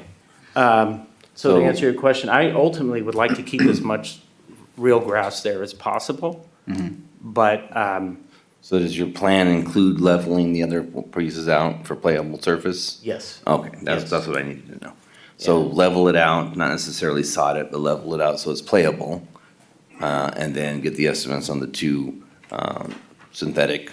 Yes. And then fence and whatever. And then Doug, in our discussions earlier, you mentioned that there was a way to, I think it's what we actually approved, was a way for you to I forget what you call it, reconstruct. Turf planing. Turf, leaving the roots, you explained that all to me, Yeah. and then the roots come back Yeah. up, and, so whatever options we can do for that.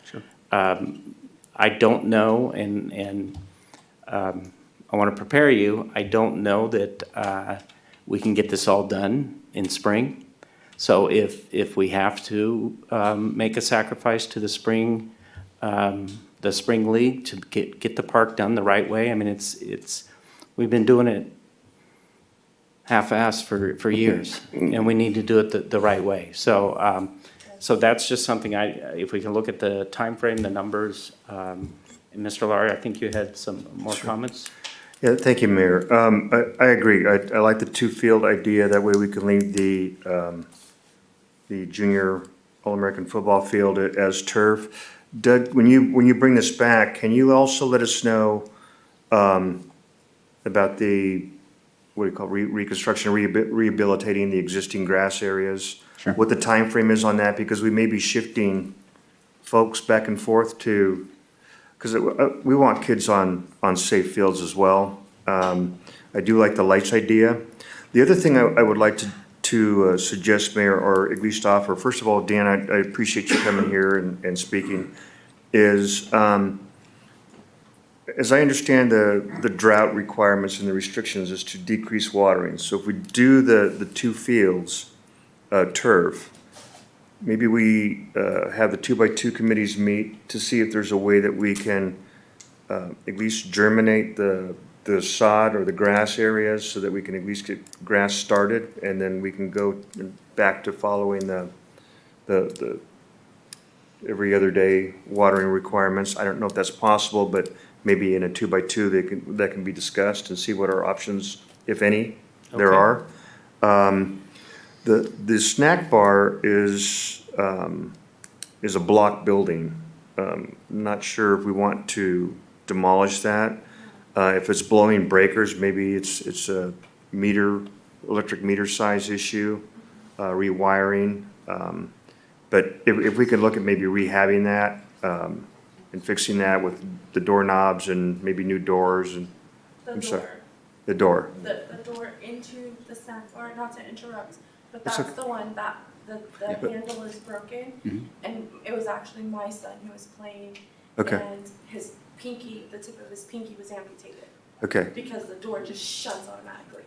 So, well, we could see what we could do to get repairs done, but maybe get a cost on overall rehab of the snack bar if that's possible. So those are my thoughts on that, Mayor. Thanks. Okay. I think we all have the same kind of idea. So after listening to Mr. Lahr, you know who the building official and who the web developer are up here? I refer to him on all of those. Just fix it and you're all good. Yes, yeah. And one thing we could consider possibly is starting to work on the artificial turf fields now while we're bring the other fields into playable condition for spring. Sure.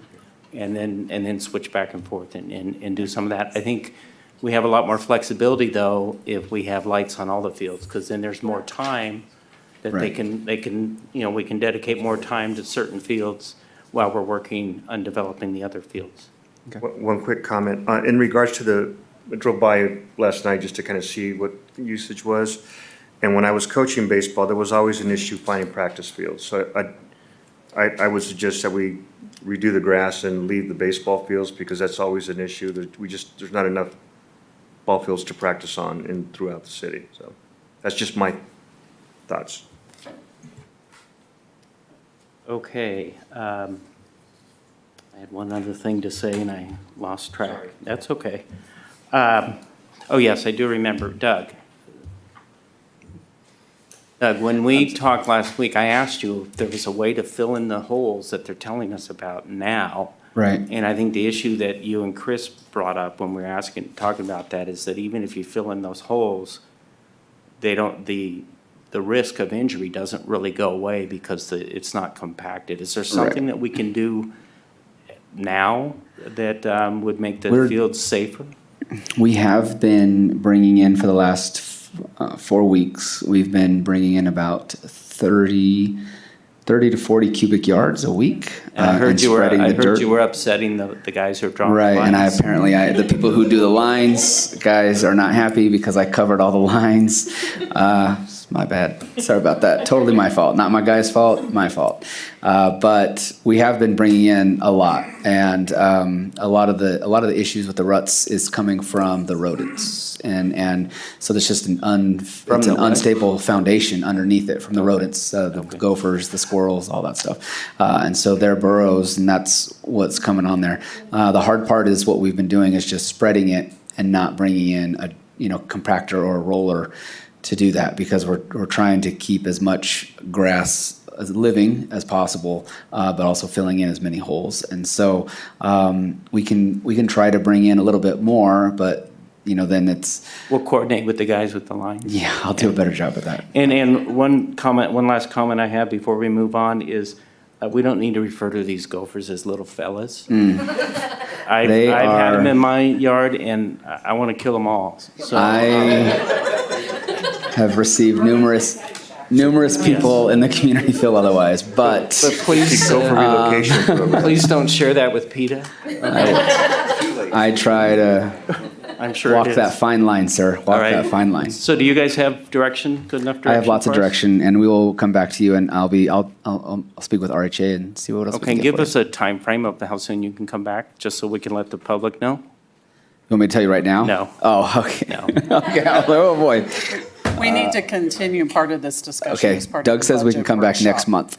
Okay, so we will be discussing the budget workshop when it is? October 25th. Okay, so that's where we're gonna start talking about how we spend the money? This is, because this is not programmed right now, we have to put it in the budget. Right, we have to find a way to budget for it. Correct. Okay.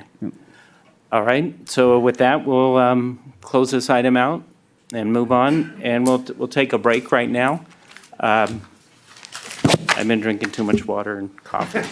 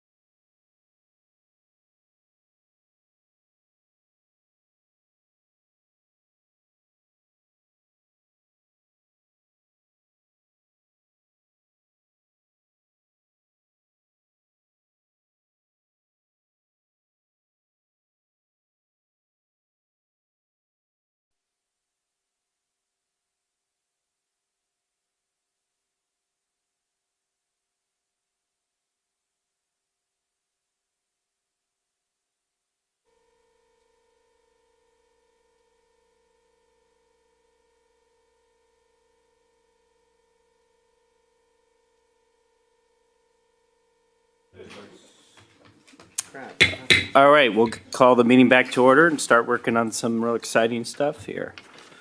A Cost of services study. Staff report from Jennifer Eustachian. Good evening, Mayor and Council. What I have for you this evening is a cost of services study. This was prepared by RCS. The City of Beaumont's financial management policy states the city will attempt to recover the cost of services, providing a private benefit to users through the imposition of user fees and charges. And those fees and charges will be based on cost accounting standards consistent with state and federal law when applicable. The last fee study was completed and adopted by the City Council in October of 2017. The city issued a RFP in September of 21 for a cost allocation and comprehensive user fee study. And that RFP stated the city's desire to examine whether a reasonable relationship exists between the cost of providing services and the city's current user fee schedule, with significant consideration to recent state and municipal statutory code changes. And a contract was approved with revenue and cost specialists on December 7th, 21 to prepare a cost allocation and comprehensive user fee study. June 21st of 22, the City Council reviewed and approved the cost allocation plan that was prepared by RCS. And what that plan did is it looked at indirect costs that are in relation to the city's central services, and then how those costs are allocated to the operating departments. And then it provided an indirect overhead percentage to determine the burden placed upon the central services by the operating departments. And that was the first step in getting into the cost of services study. We do have Eric Johnson and Shu Tai, who are here this evening from RCS. They have a presentation. They're going to walk through how they prepared this report, put it together, the process, methodology, and everything that was used to determine what the costs were. I do want to point out in your staff report, on page 121 of your packet, there was a table in here that was not updated, but the updated table is in the presentation and in the report, so I apologize for that. I wanted to point that out. With that, the recommended action for this evening is to take a high-level view of the report, provide some guidance to staff on material that you would like to see at a workshop, and then set a date and time for that workshop. So with that, I'm going to go ahead and pass it over to Eric and Chu for their presentation, and they're online. I have a question for you first. I didn't see in here when did we update our fees last? So the fees are updated by CPI annually. Okay. Right, but the last cost actual study was in 2017. 2017 and before then, does anyone remember how long? It was 12 to 15 years, I think, before then. It was quite a long time. Yeah. Okay. Okay, and if we do increase the fees, these are not increasing taxes, correct? Correct. Okay. Good evening, City Council. My name is Chu Tai. I'm going to load up the presentation, and I hope you could see it. But I also want to thank Ms. Eustachian and Ms. Gibbs for allowing us to work with the city. We've been having a wonderful time learning about Beaumont. And can you all see my presentation okay? Yes. Yes. Right. So a little bit about RCS. We were founded in 1980, so we're celebrating 42 years. We've been the premier in developing and doing user fee studies, cost allocation plans, and impact fee studies. We're still a small business, but we thrive on referrals, reference, and repeat businesses. We have over 135 years experience among us. And all our partners are former city employees. We know a staff need and willing to provide it. I, as former finance director, definitely know the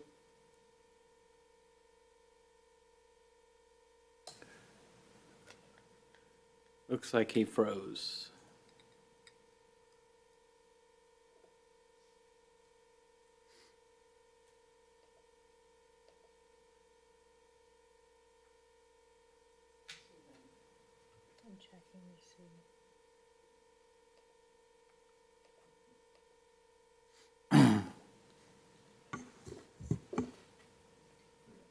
Carrie, can I do a test with you? Can you hear and can you talk? Oh, our Zoom lost connection, so it's reconnecting.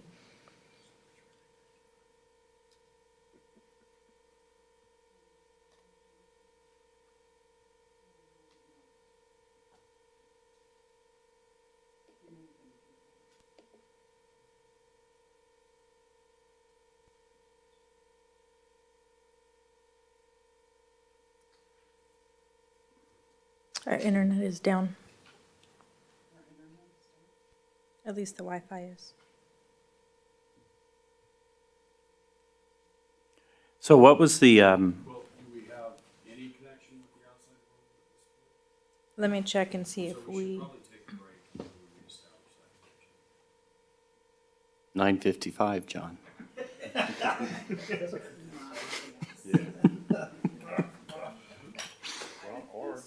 8 o'clock, Mayor. 8 o'clock works too. Should we adjourn the meeting? Okay, All right. Do I have a second? I'll second. Meeting adjourned.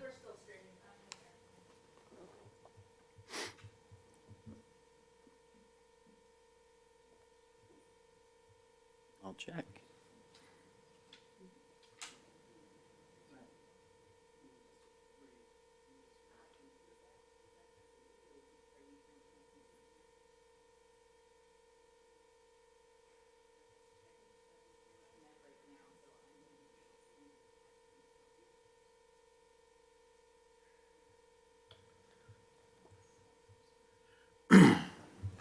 So do we need to be, John, do we need to be connected to do council member reports?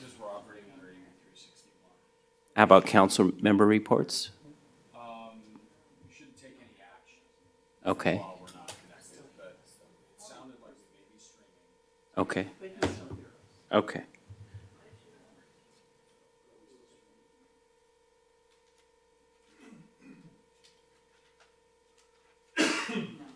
So the purpose is so that the public can watch the meeting.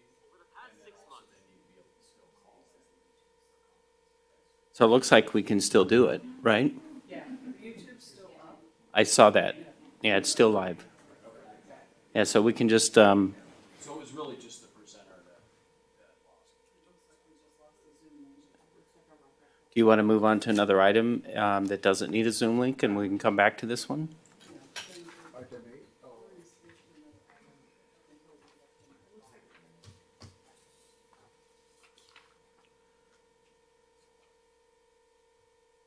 How about if we, since we have Jennifer here, you want to jump to reappropriation of fiscal year 22 unexpended expenditures?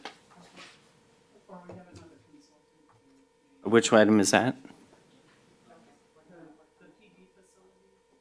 I'm good with that. You want to do that? Let's do that. You ready, Chief? Okay, we'll do the PD facility.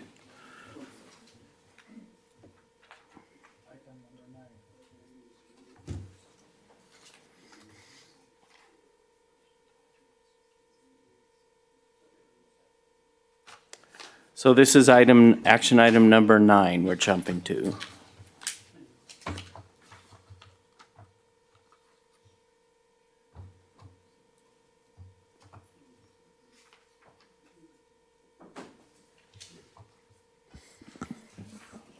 Mayor, you ready for me to proceed? Yes, we are. All right. Good evening, Mayor and Council. So before you, we have the Police Department feasibility update. So the current police facility was built in 1988 and it opened in 1989. The department had approximately 16 sworn officers and our population was hovering around 10,000 people at that time. So despite our best efforts to maintain a clean and well-organized facility, the impacts of severe overcrowding in systems at the useful end of lifespans is evident. We had attached a what you call triple wide or 3 modular units onto the brick and mortar building to house investigations and some admin, but that provided little relief. And so the current building was built for a department, a fraction of today's organization. And also, it was built in a time when the technology couldn't even be foreseen where we are right now. And so it's not presently able to be rehabbed and used for any purpose for the police department moving forward. So in June 2020, City Council approved the 5-year capital improvement plan, which included a project for the new police station feasibility study. That was paid for $250,000 of police facilities mitigation DIF funding. And that project is intended to prepare the city for the future police station needs and provide for facility site planning, conceptual drawings, and probable construction costs. Followed in July of 2021, City Council approved $157,000, not to exceed $177,000, an agreement to LPA. Benefits the community as a whole. It's 100% supported by tax dollars. A good example is public safety, fire services, street maintenance, tree maintenance, code enforcement. There we go. I just muted him for the moment. Jennifer's trying to get a hold of him. Sorry. Have I been in a mute all this time? No, but they're having issues with the connection. Okay. Chu, can you hear us? Yes. Our Wi-Fi went down during your presentation, so we just got it back up. Okay. We have moved to a different section of the agenda. So if you could just hold tight, and then we will come back to your presentation. Okay. Thank you. And so the agreement was with LPA, and that was for a space needs analysis by population growth. That included multiple facility tours. Those facility tours were with myself, the Deputy Chief of Police, Carrie Mendoza as our Admin Services Director. She has extensive background in communications in the police department. Also our architect and our engineer, Jeremy Hart, came with us as well. And we had toured about 5 different facilities that they had played a key role in designing or constructing. And so we got to see state-of-the-art technology and space needs in action. And so this report continued with the floor plan development, building elevations, probable construction costs, and of course, this report to City Council. And so again, the overall purpose of this project is to replace the existing police station with a public safety center. And as you have seen, I think we've designed this to instrumentally that the community is going to be an instrumental part of this project. It's designed to serve the community through efficiencies and workflow, and then obviously for employee growth, wellness, and common areas and space needs. And with that, I have with us our engineer, Jeremy Hart, and he'll take it from here.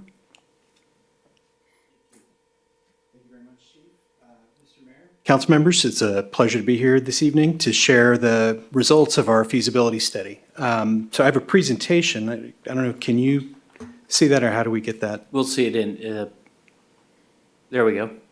We got it. Okay. So we thought we would start by walking you through our process. And the chief alluded to many of the factors in that process. So to understand the needs, we really started by examining the existing police department, observing the function, the operation, how the departments interfaced, and the condition of the existing facilities. We spent several days in the PD, meeting with staff, meeting with the chief and different department heads, really understanding operationally what the needs were, how the teams start to work together, and that really starts to influence our understanding of the operation so we can think about what departments go into the new PD, what size the departments are, and how we can start to expand that. So like I said, that started with an understanding of the existing PD, and then, so I'm with LPA. We're a design firm based in Orange County. We have a lot of local experience building police departments in Southern California. But for projects like this, we partner with a firm called MWL. And they are a nationwide programming public safety firm. And so our consultant with MWL, Jim McLaren, has been integral to this process. And really what Jim has brought to the table for us is some of these comparative studies. So we had the opportunity to tour lots of different facilities in California. We visited a couple in Oregon and a handful in Arizona to really see some new PDs. So as we looked at the operations of the Beaumont PD, we could talk about how different departments were working, how different interfaces work, and then we could go see what new modern policing facilities are set up and functioning like, and have a dialogue with the chief and the rest of his staff about, this is how it works in Salinas. What do you think about what Salinas PD is doing, and does that make sense, or how would you tweak that? And so again, that further started to influence and inform our process of understanding how we might set the program up. But ultimately, all this information really starts to build into understanding staffing and understanding how much square footage. And that starts with not how much square footage we have today, but how much square footage we actually need today. So in 2022, we look at the staffing numbers from today, and then we agree. We had a conversation with city staff, and we said, okay, we're going to project this out to 2030 and 2040, and we're going to benchmark growth on population. And so you'll see we've projected staff growth out based upon the population growth of Beaumont, and we projected square footage growth of the building to accommodate that staffing growth. And you'll see we've started to break down. This is a high-level breakdown of those programmatic areas, but you can see, we've taken into account all the different operations of the PD, the administration, investigative services, support services, and even, those supporting areas, the break rooms, the evidence, the locker rooms, the fitness areas, all that information builds into the overall program.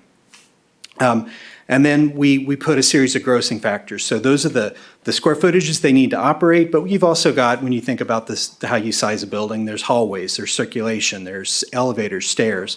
So that is what we call the grossing factor. So we overlay that grossing factor, and that told us that the main headquarters, the main PD building, needed to be 36,000 square feet today, but if we project that out to 2040, that's almost 41,000 square feet of area we need. We also have different functions that we can put in a support building. Things that are loud, things, the kennels, even a firearms range, we can put in a support building. And so those needs that the PD needs for operation came out to an additional roughly 8,300 square feet. Now, we don't really see a lot of growth in those, so you'll see as we project out into the future, that number doesn't really change.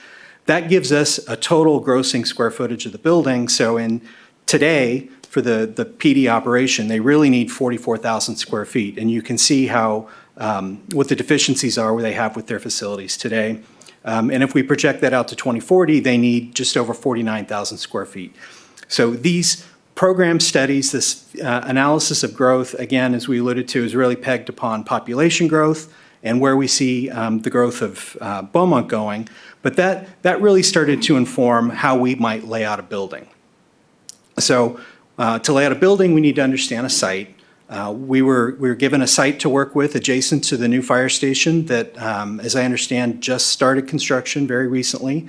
And so in addition to, the program spaces inside the building, we also have parking requirements. That informed our analysis. So we have secure staff parking, we have public and visitor parking, and we have some other parking for what we call the Sally Court, where we have custody transfers happening. And so as we think about the site, it's also very important for a police department to have connections to multiple access points. If there's a car accident in front of the PD and there's an emergency and no one can get out because the traffic is blocked, we have to have a second way out. So thinking about a secondary access road that gets us to two major roads was another important factor that worked into the design. And you'll start to see this as we go through the conceptual design a little bit further. The site that we had was unique in that there was a lot of grade change. There's, a good 15 feet or more of grade change from the lower end of the site to the higher end of the site. And so we think about how that grade change, and you'll see how we've started to really take advantage of that and build that into the overall layout of the project. So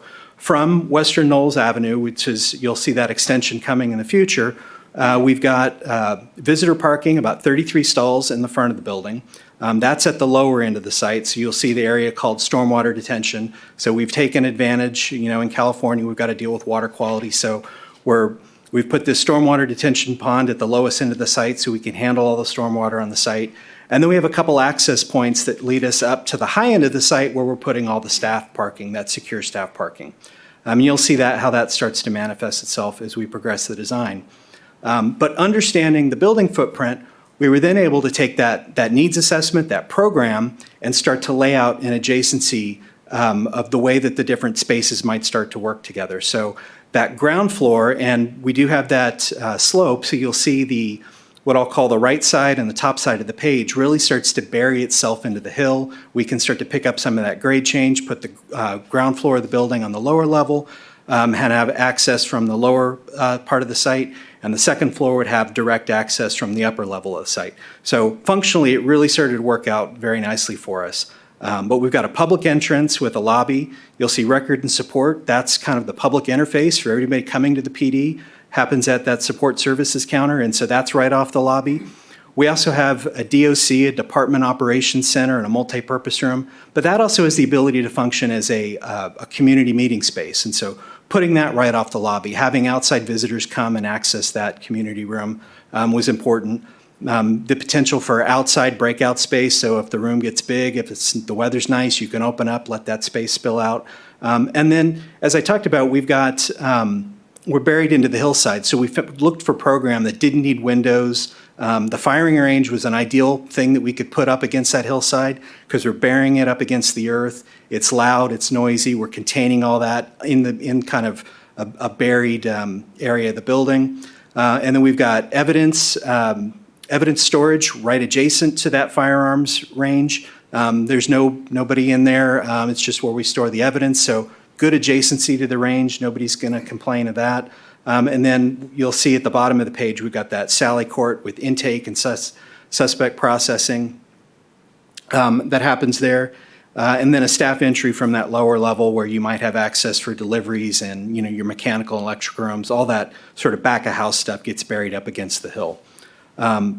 Moving up to the second floor, so as I said, that the right-hand side of the screen would have direct access from the parking lot on the upper level. So we put all the access for the officers directly on that second level. So the ability for the officers to come directly in from the parking lot to their patrol and operations workspaces, or if you're coming in for your shift, you can head directly into the fitness and locker rooms, get changed for the day, head out.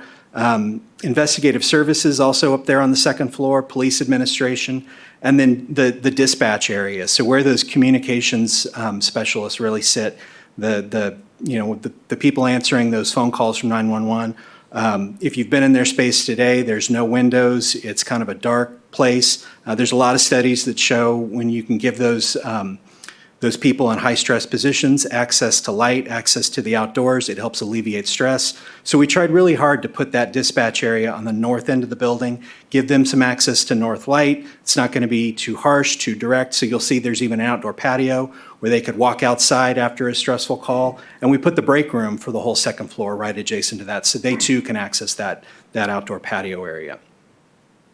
So that stack of the program really started to work out and inform the design. But our next step was creating architecture. What will this building look like? And, I'm sorry, I jumped ahead. We also had our support building. So in our support building, we've got the kennels, we've got motorcycles, storage, so we want to get those motors under cover where we can charge them. Some kennel storage area, the bike storage area, and then some secure holding for vehicles that might be evidence that we need to secure. So we've got a small little 3,000 square foot support building as well. And so now, as I said, how do we start to think about architecture? What might this look like?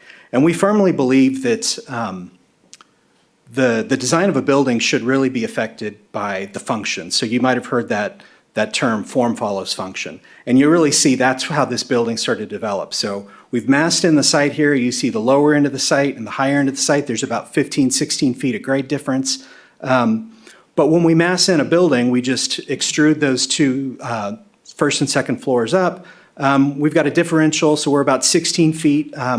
On the first floor, we've got some higher use spaces. The evidence storage needs a higher volume. The firearms range needs a higher volume. So we build that second floor a little bit higher, and then we can be with the office spaces, the first floor a little higher. With the office spaces on the second floor, we can build that space a little bit lower, a little more economically.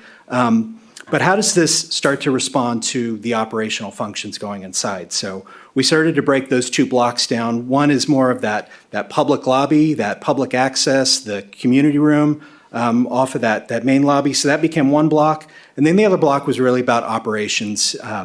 And so we also are very concerned about energy and sustainability and making sure that this building is efficient to operate, efficient to maintain.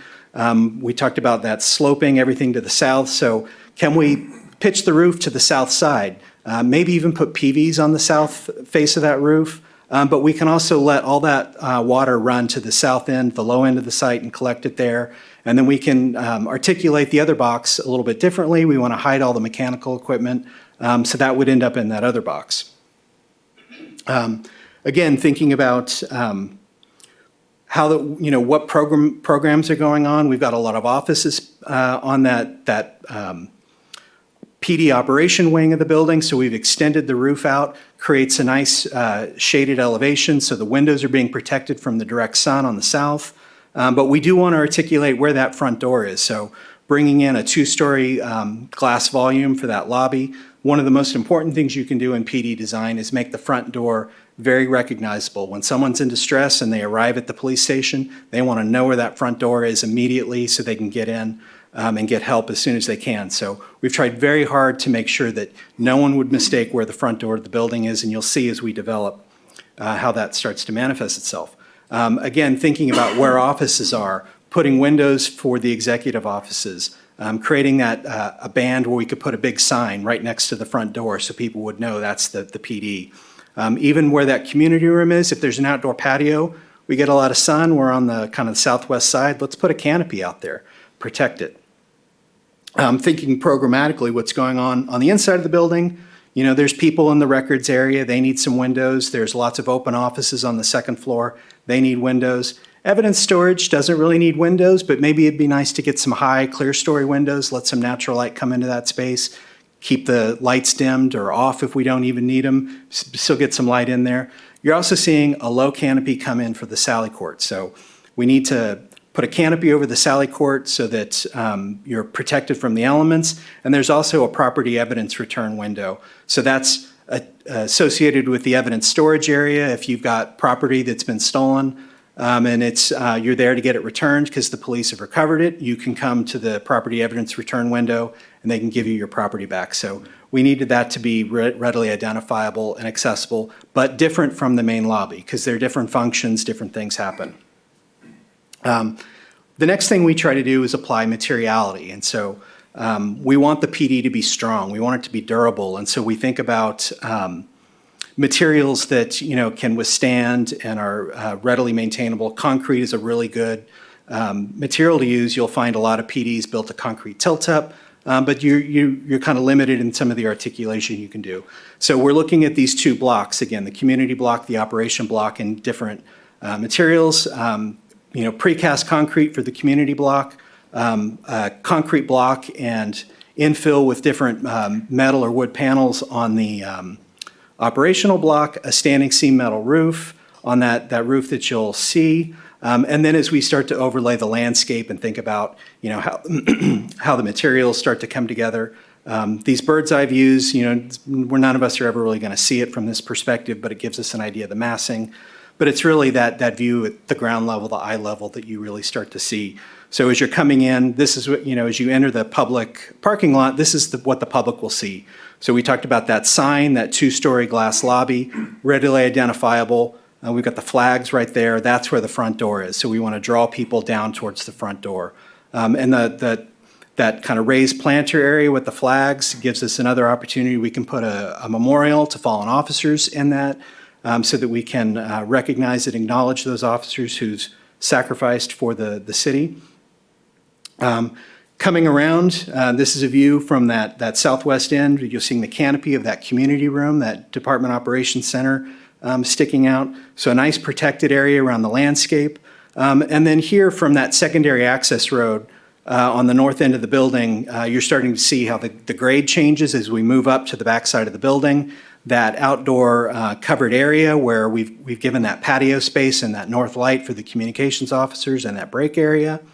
That's kind of a bird's eye of what that might look like, just a little bit differently. And then coming around to the backside. So we're looking at the second floor of the building, the backside. This is where the officers are coming in and out of their patrol areas every day. And then swinging back around, you're seeing some roll-up doors and some access areas into fitness, into the locker room. So somebody coming in for their shift might head directly in to the locker room, get changed out, and then head over into the patrol to get their assignment before they head back out. And then finally, this bird's eye view looking back towards the building. You're seeing we've done some studies, and you'll see it when we talk about the overall cost of the project. Covered parking, protecting the fleet of vehicles from the harsh sun. Also, the ability to offset some of our energy costs. So thinking that through, but keeping it below the line so it's a separate consideration from the overall cost of the project, which leads us to our conceptual design estimate. And before I dive into the conceptual design estimate, there's just a couple of kind of broad brush strokes it's important to remind everybody of. The cost that you're going to see, we've projected out to a midpoint of construction in 2025. So we're anticipating this starting construction sometime in 2024, probably wrapping up construction in 2026. So you'll see there's a pretty healthy number in escalation. Any of us who have been watching the news, watching the market, inflation is going crazy. Prices of construction have been all over the place. So we've got almost 15% in escalation that we're carrying. We've got a design contingency. We're at the conceptual design stage. There are many things in the course of the design of this. We don't have a geotech report for the site. We haven't really done any civil engineering, any structural engineering.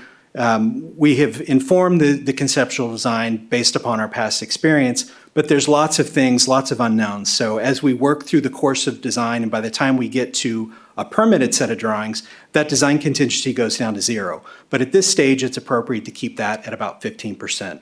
And then the other things, general conditions, overhead and profit, bonds and insurance, those are things that the contractor is going to charge. We've built those into this number. So what you're seeing is an estimated overall construction cost, that hard construction cost that would go into building the PD. And I think, if you take anything away from the last 2 minutes here, we've tried to be conservative. The last thing we want to do is come back in a year and say, you know what, we were low, we need more money. So we've tried to layer in these things to prepare a very conservative estimate. So we estimate the new headquarters building, the new two-story building, to be about $37 million to build. That's 3,000 square foot support building. It's a smaller footprint, so the dollars get spread a little bit differently. The dollars per square foot go up a little bit, but it's about $2.5 million. And then our overall site development, because we do have a fairly big site, there's a lot of grade change in it. It's 5.5 acres, give or take. That's another $16.5 million. So to build the new PD, we've got it $56 million. But we also need to consider that we've got a raw site. No utilities are there. So we're going to have to pull all the utilities to the site and work through some of those and build that access road. So we have two ways out of the PD. So that's about another $1 million. And then I touched on it earlier. We've got those PV canopies in the parking lot. So we're carrying about $5.5 million for those PV canopies. So that's a big number. I think it's important to understand that about 2/3 of that number is the cost of the carport. 1/3 of that is the cost of the PV, and all the PV we've showed in the parking lot roughly equates to about 90% of your energy load. So you could imagine having a very minimal utility bill, and if we wanted to put more PV on the roof of the building, we could probably get that down to zero. But again, there's always costs associated with that. So where do we go from here? What are the next steps? We've prepared this, really simplistic calendar. We've spent the last year working through programming, understanding the needs of the PD, and coming up with this conceptual design.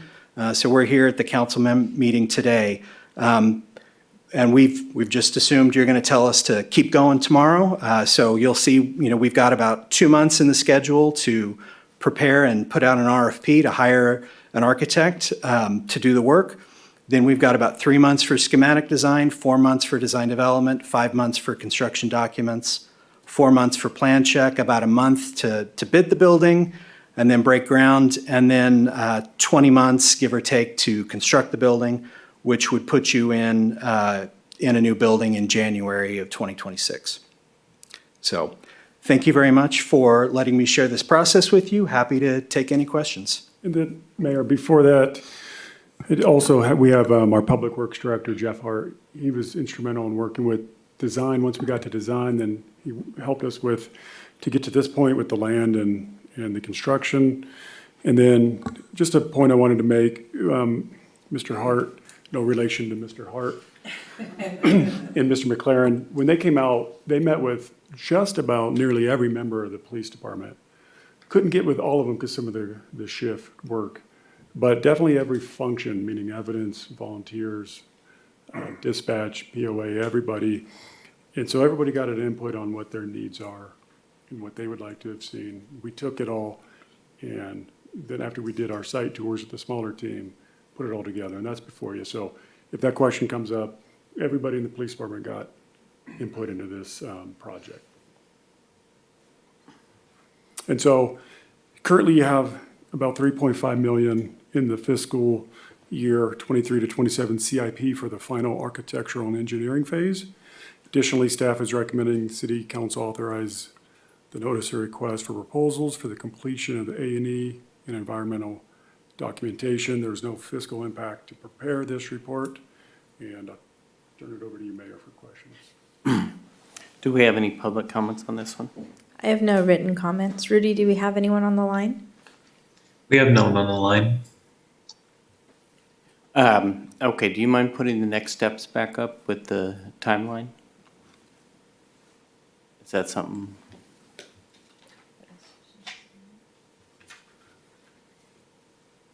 So I noticed that the next step was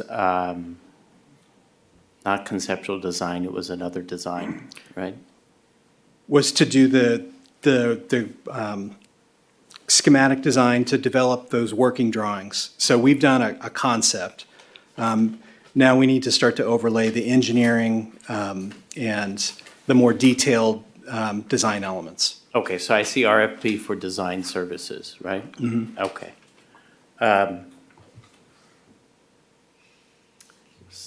Mr. Martinez, you got your light on first. I just saw you staring at it, so I figured I would. Thank you. Very thorough report and appreciate it. One of my first questions had to do with the PV solar canopies, and you answered that, trying to break down if we just went canopy alone. Looks like that's still 2/3 of the cost. And then when you factor in the amount of savings for utilities, thank you for clarifying that. A couple of quick questions. It could be for staff, could be for you. I'm just going to ask. So that was my first question answered. Thank you. The site work, again, was for the grading and the land prep, and because you said it was a site that needed work. Okay. Does any of the estimate include the outside groundwork? So all of the plants and stuff you saw, is that a part of the conceptual? Correct. So the landscaping, the planting, that's all in that site number. Okay, and I appreciate the those very drought resistant concepts, so thank you for that, I appreciate it. Do any of the estimates, of course, I'm assuming, include internal? So equipment in the locker room, computers, furniture, office, that's all separate? I assume. Correct. The FF&E would be separate from that. Okay. And then, do you have, from what you've seen at the different 5 or 6, or what you've done out there, is there kind of a general square footage number? I mean, this one, obviously, we can put a number on it based on what you've done and what the square footage would be per square foot. But would you say, on average, from what you've seen out there, most police stations are running between this and this in square footage? In terms of cost of construction for the building? That's correct. This falls right into range, depending upon, we've got some current projects that are getting ready to go to bid, some other ones in different stages of design up and down the state. But that $750 to $800 a foot on the building, that's kind of where the numbers are today. Okay, and so I didn't see a Plan B concept or such. So if we're talking about numbers and so forth, and we wanted to talk about trimming or adjusting some numbers, would we be looking at that concept and what we could do to maybe modify the number cost? Or would we have to say, no, we're gonna have to go and design a different concept if you wanted to change the number in any way? You know, at this stage of the design process, we can change the materials, we can simplify things. There's lots of things we can do to this current layout. I think functionally and operationally, the adjacencies of departments, the way that everything fits on the site isn't going to change. So no, it's not going back and starting over with design. We can look at different ways of applying different, approaches. But, meaningful savings are going to come with cutting program. Okay, good enough for now. Thank you, Mayor. Thank you. Mr. Lara. Thank you for the presentation. I appreciate the fact that your forward thinking is to get us a state-of-the-art police station that we can grow into. That way we're not coming back to the taxpayer for additional money to finish a project that we'd started. But love the building. Some of the concerns I have are, as Mayor Pro Tem Martinez mentioned, are there ways that we can reduce costs? When you look at, for example, on site work, if you're looking at, so there's no way to go to a single-story facility and still keep everything that we have. We could, with a single-story facility at, 44,000 square feet does get a little big operationally. You would have some savings there. We'd have to look at it. That would be kind of going back to the drawing board. Because the only reason I ask is, because I didn't know if that would cut down on some of you got 16.6 million in site work. I didn't know if that would reduce some of that cost. When you look at the masonry, concrete cost, you're doing block, you're supporting a second story. So little over 2.2 million. Another question I had in relationship to cost saving measures that we can do, the canopies, are those metal canopies and then you put solar panels on top of those, or is the solar panel the actual canopy? There'd be metal canopies with solar panels on top of them. It's a trade-off. So if the solar panel is the canopy, then you've got, rain that infiltrates and drips. Right. So we don't like to design them that way, but. No, and I appreciate that. No, because what I'm thinking is, you've got 5.5 million for solar, but we could rough everything in, put the infrastructure in, and still have the metal canopies that provide the protection for the vehicles, and look at doing future solar if it comes to that point. Correct. Right. So you would save about a third of that 5.5 million to put the solar off to the future. Okay, because the other question I had, and I don't know if you can answer this or not, but when you look at roughly 5.5 million for solar, what are you looking at as far as return on the investment? How long do you think it would take for it to pay itself? I mean, if you're saying 90% of the energy usage is cut, right? Are you looking at 25, 30 years or you don't know? Yeah, I would need to. Sit down and look at bills. I can get you that number. I can't do that number. Okay. So I know that we have a minimum and a maximum on design work. What are we in on design right now, roughly? Can you clarify, like in on? What's the cost of the current concept at this point? Our contract, I don't have the exact numbers. Our contract's roughly, give or take, $150,000 to do the feasibility study and the conceptual design. And our scope of work and our contract essentially ends with this presentation. Oh, okay, thank you. Mayor, that's all I have for right now. Okay. The mayor, if there's a question, for example, going to a single story, then if you'd like, I could ask Jeff to then answer that question with the fact that our understanding is if we went single story, we'd need a parking structure, or we'd lose pretty much the fleet parking. Is that correct? Yeah, so you'll roughly lose 20,000 square feet of area to make up that second floor, and so it becomes a question of parking. Okay. Mr. Santos. Thank you, Mayor. My, on my side is more numbers. On this, you got 62 million costs in there. And now it's, cranking the numbers you got. I know it's the word is markup in there. If I use that number on your side, you got the general conditions, overhead, and profit. And then you got bond and insurance. On bond and insurance, you said that, you want to put it on the contract. Usually the contractor provide us on those kind of insurance, not us costing that. I mean, that's one section. I know you want to answer that. So, and the design contingency in there, you got 15%. And I got experience in construction. So usually we use 5% to 10% on that contingency. I know you're trying to buffer or your baseline on the cost, especially the inflations and all those stuff in here. But the way I see it is high for me on that. We're not being conservative. Do we have an experience to do the job costing or cost allocation on any analysis on any project on this? I'm not accusing you, but I'm looking on the presentation. Presentation is excellent. I mean, but I'm cranking on the numbers on here. And then your escalation, the MOC on this, you got almost 15% also.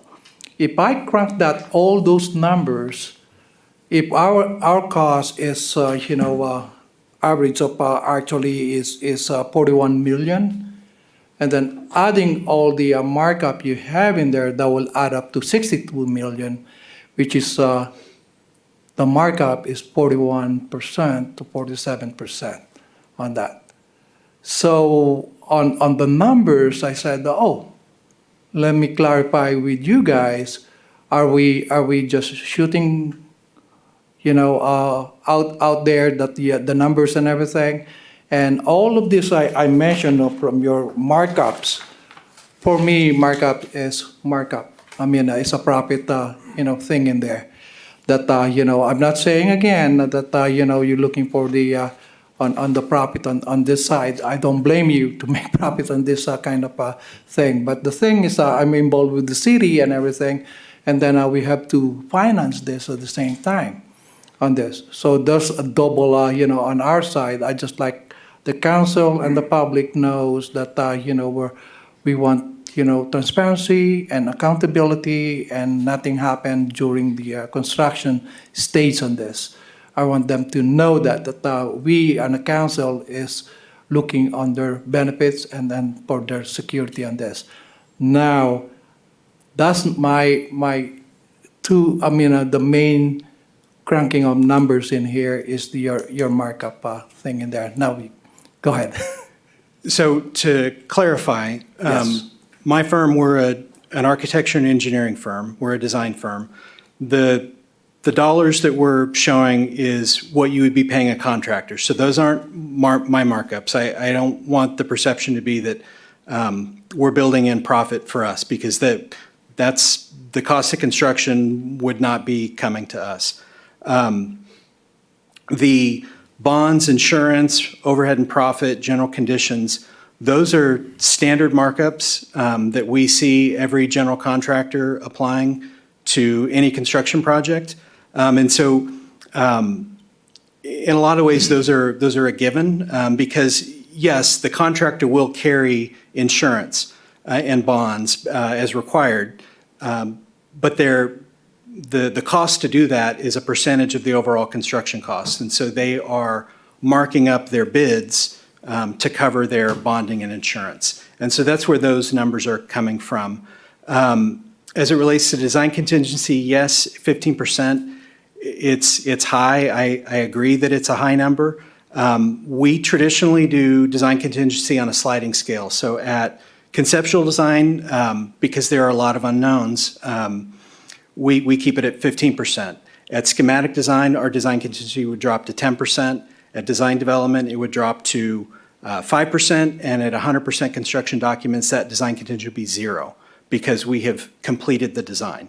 And then in terms of the escalation number, I agree 15% is high. I think what we have seen in the last year and a half, 2 years, is wild fluctuations in the market. And we should, nobody wants to hear this. I don't even want to say it publicly. Is there a recession coming? The numbers may fall if that holds true. I was talking with a general contractor about another project today, and they were telling me, 2 years ago, metal deck was $4 to $5 a foot, and today metal deck is $12 to $15 a foot because Amazon is building warehouses all over the country, and they've bought up all the metal deck and driven up the price. So there are things out of our control, things that drive up the cost, unforeseen things. And so there is a little bit of voodoo, a little bit of guesswork, a little bit of science in developing that escalation number. It's tied to forecasts on inflation. It's tied to, what our cost estimator, and perhaps I should clarify that as well. We don't do our own cost estimating. We hire a third-party cost estimator to keep us honest, because I don't want to influence. I know my client's got a budget of $20 million. I need this cost estimate to come in at $20 million, or I'm going to kill it. That's a bad way to do business. So we hire an independent third party to do that. So they put the numbers together for us. They talk to the general contracting market. This is what they're forecasting in terms of escalation between now and that midpoint of construction. Is it right? Probably not, but I don't know who could tell you, or who would, anybody who would guarantee what that number is. Very good. Thank you. And one more interject in here, because if we will use the 62 million, I know the Public Works and everybody here, especially in the finance, we will add our own contingency on that. We're looking around probably, I would say, 5% to 10% on this. So it means we'll be looking around $70 million to finance the whole project on that. I'd just like to share that to publicly and to everybody. Mm-hmm. But other than that, good presentation. Thank you. Thank you, Mayor. Thank you. I do appreciate the presentation too. I think the police station looks amazing. I definitely hope we can afford it. I also appreciate you building in cost cushions for possible recession. It's my opinion we're not going to have a recession coming up because we're already in a recession. But I think at the next step, I think to address Mr. Santos' issues and my concerns as well, is we need to figure out how we can pay for this. And I think that's going to be in a future conversation. Does it make sense that we put the next step, which was to go out to RFP, on hold until we can do the financing? Or is it something that I'd like to keep the ball rolling as much as we can, but we do need a discussion that'll involve how we're going to pay for this and some of the issues that Mr. Santos brings up, which is let's fine tune the contingency costs, things like that. So I know that your recommended action here was for us to give you direction, provide direction on moving forward.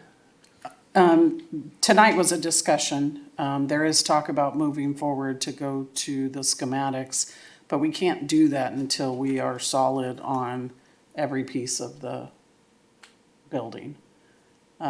There's no point in drawing schematics if we're not ready for the price tag and the way that the building is designed. So what I would recommend is that we talk about a workshop or we can roll up our sleeves, we can look at this more in depth, we can bring our financial advisor in. I did give you a spreadsheet of what you're looking at as far as debt service payments, terms, 30 years or 40 years. And I think we need to be talking about both of those at the same time with our financial advisor and our chief, and then go from there. Is this a separate discussion from the workshop that we're already looking at as far as budget, or should it Yes, be no, separate? this should be a separate What, workshop. what's your time frame on when you think we should hold that? I would recommend, I don't want to say late November because then we're getting close to Thanksgiving. We could do early December. We already have the budget workshop, October 25th. Real quick, Mayor, if I may, just, Sure. I think it's important to note too, that the estimate provided, I think, is appropriate for the level of, the drawings that we have at this point and the detail provided, but that will, not only the contingency go down, but the accuracy will increase too as the development of drawings unfolds. We'll have revised estimates, I would imagine, at 30, 60, and 90, at least in the as we moved into, or if we elect to move into the final design phase, that number will be tweaked a little bit. So I would just keep that in mind as Okay. well. So is that good enough direction that we move forward with the workshop? Anyone want anything different? Okay, so we'll look for a workshop early December if possible. We can bring an item back on the next meeting with some possible dates, and then council can decide. Sounds good. Yeah. All right. Thank you, Mr. Hart. We Thank you. appreciate it. All right, so now we'll jump back to, I hope he's still there.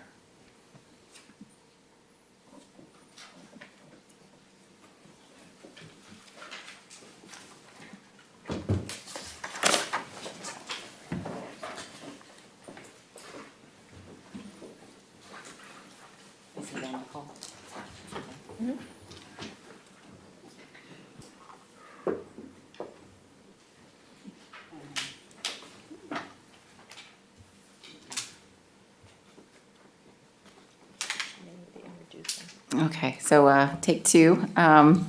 RCS, Eric, are you online? Yes, Jew and I are both here. Okay, great. Gentlemen, I want to thank you for your patience, and we're ready to go when you are.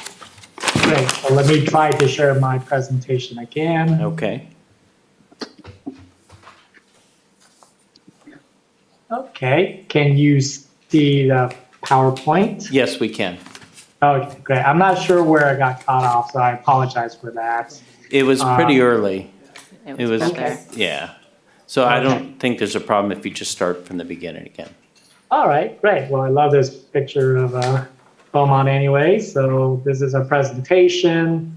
A little bit about RCS, Revenue Cost Specialist, was founded in 1980. We were the first and premier experts in user fees, impact fees, cost allocation studies. We've been doing this for 42 years.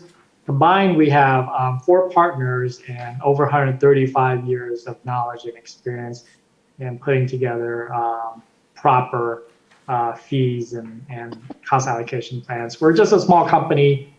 We like being small and rely on referrals, references, repeat businesses. What's unique with us is that we are former city employees. I have served as budget managers, finance directors, so I definitely know about the concerns of municipalities always looking for revenues and always trying to manage costs. This is a comprehensive study. First and foremost are user fees, and that's what you're most familiar with. User fees are identifiable users, and the cost of services, we can measure those. What you're most used to are the development fees, construction fees, such as conditional use permits and planning, mapping and engineering, public works inspections, encroachments, fire inspections or plan checks, building and safety inspections. Those are the bulk of the user fees. However, there's also finance fees, such as utility turn-on, turn-offs, and again, utility services. And then recreation too. Recreation falls under user fees such as sports, recreation activities. But we want to make sure we're comprehensive in our study, so we also look at rents and use. So I heard a little bit about facility use or facility rentals. Other cities, larger ones, would have like park entry. Some cities would have city community facilities or community rooms that are able to rent out. So we want to make sure we capture that for Beaumont as well. And of course, there's fines. Fines are identifiable users and fine, but the whole goal is to change behavior. And some similar ones are like parking citations, unpermitted constructions, code violations. As Ms. Eustachians mentioned before, we did the cost allocation plan, and that's a big part of identifying the fully burdened hourly rate for all the employees, which is like the overhead for the employee cost. The study does not look at impact fees, in lieu fees, utility rates, grants, taxes. Those all have different calculation methodologies, as well as a different approval requirements and authority. So what have we done? We basically took the city's budget and we shook it up and we recast it in a business orientation. We did this because the voters told us to. In 1978, they passed Proposition 13, which limited property tax and severely curtailed city revenues. The following year, they passed Prop 4, which said that fees that do not exceed the cost of reasonably borne of providing a service are not taxes. So the voters wanted government to act more like a business and know its costs.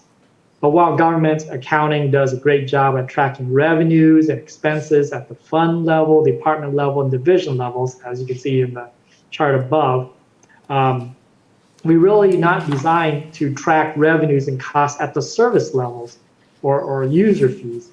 So we had to create that information. Working with staff, we identify what it costs to provide the full business cost of services to your customers.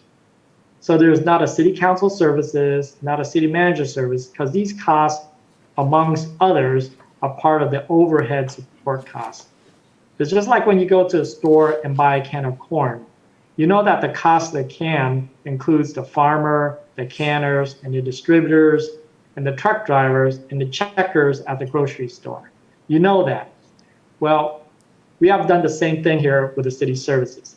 We have identified the full business cost of providing a service to your customers. As a business, you will not stay in business very long if you don't know this information. Additionally, you will not stay in business very long if you are not able to match these revenues with your cost. So we have done that also. For every fee service, we have identified the revenues and matched that up with the cost of providing that service. We took a thorough process. Obviously, we update the current fees, but this is also a good time after 5 years, changes happen. So we look at adding fees that are new to the community or new laws, remove fees that doesn't work anymore, or redefine them so that it better represents and provides better service to the city of Beaumont. We definitely look at the legal defensibility of each fee. We have that conversation to make sure that we could stand behind them as well as the city of Beaumont. And we also take a look at the revenue collection. We want to confirm that the revenues are being collected the way it should be.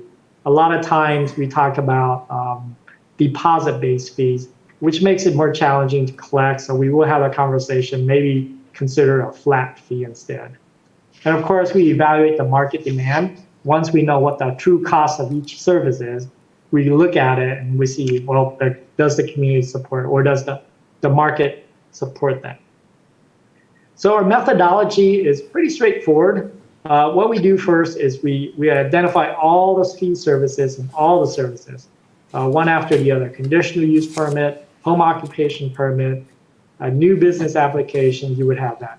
Wireless telecom is something new, so we'll add that. Payroll processing is a service for internal customers, which other departments.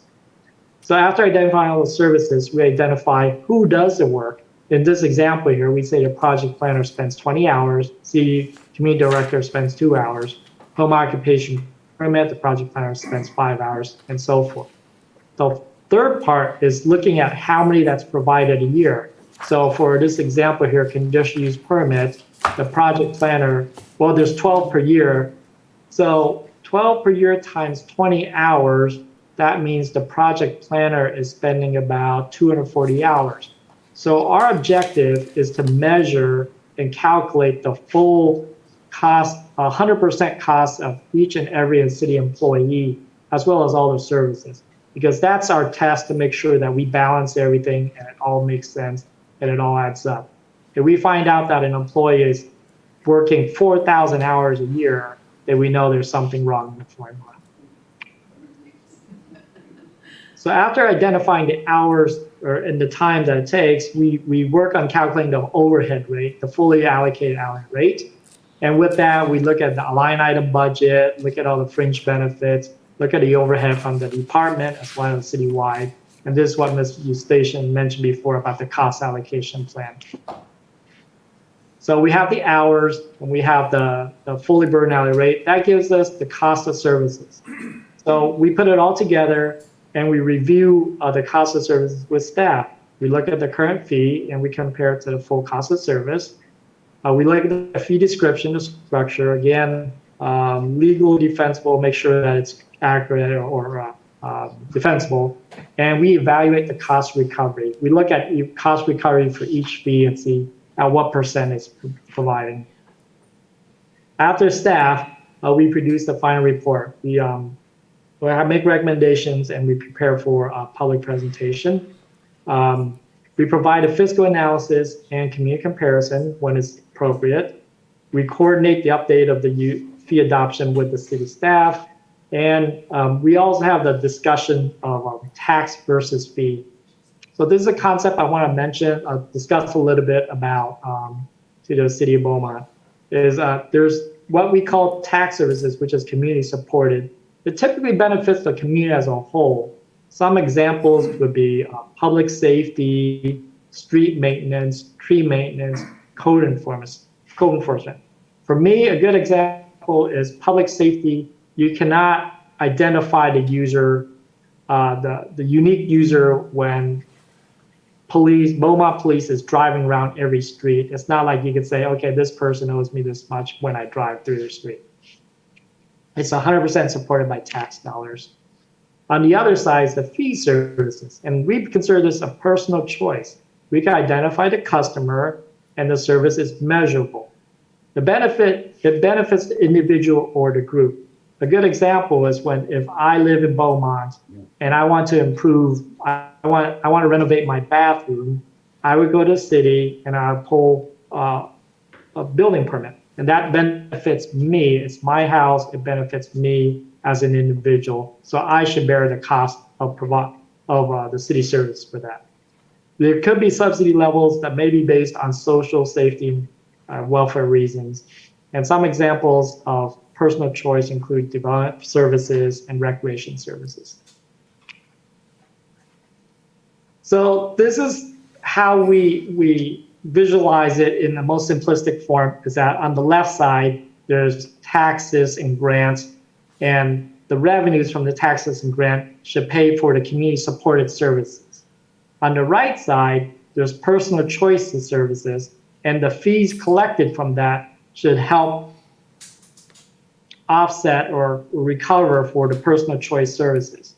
But what we find in many cities, and here's the example for Beaumont, is that the fees collected is not enough, so the taxes and grants end up paying for some of the personal choice services. And what does that do? Is that it restricts the city's community support services. When $2.6 million is going towards personal choice services, the city is out of $2.6 million that you could spend on public safety and parks and other community services. So this is our snapshot at the 30,000 feet level. Possible cost recovery. The table is broken down by department. community development, public safety, leisure, cultural, enterprise, administrative services. This is the fees that are collected right now for those departments: $3.8 million community development, public safety, $376,000, so forth. So this next column, total service cost, is our cost, fully burdened cost of providing the services here. So you can see community development, it actually costs $4 million to provide the services. So the subsidy that the general fund taxes is paying for is $231,000.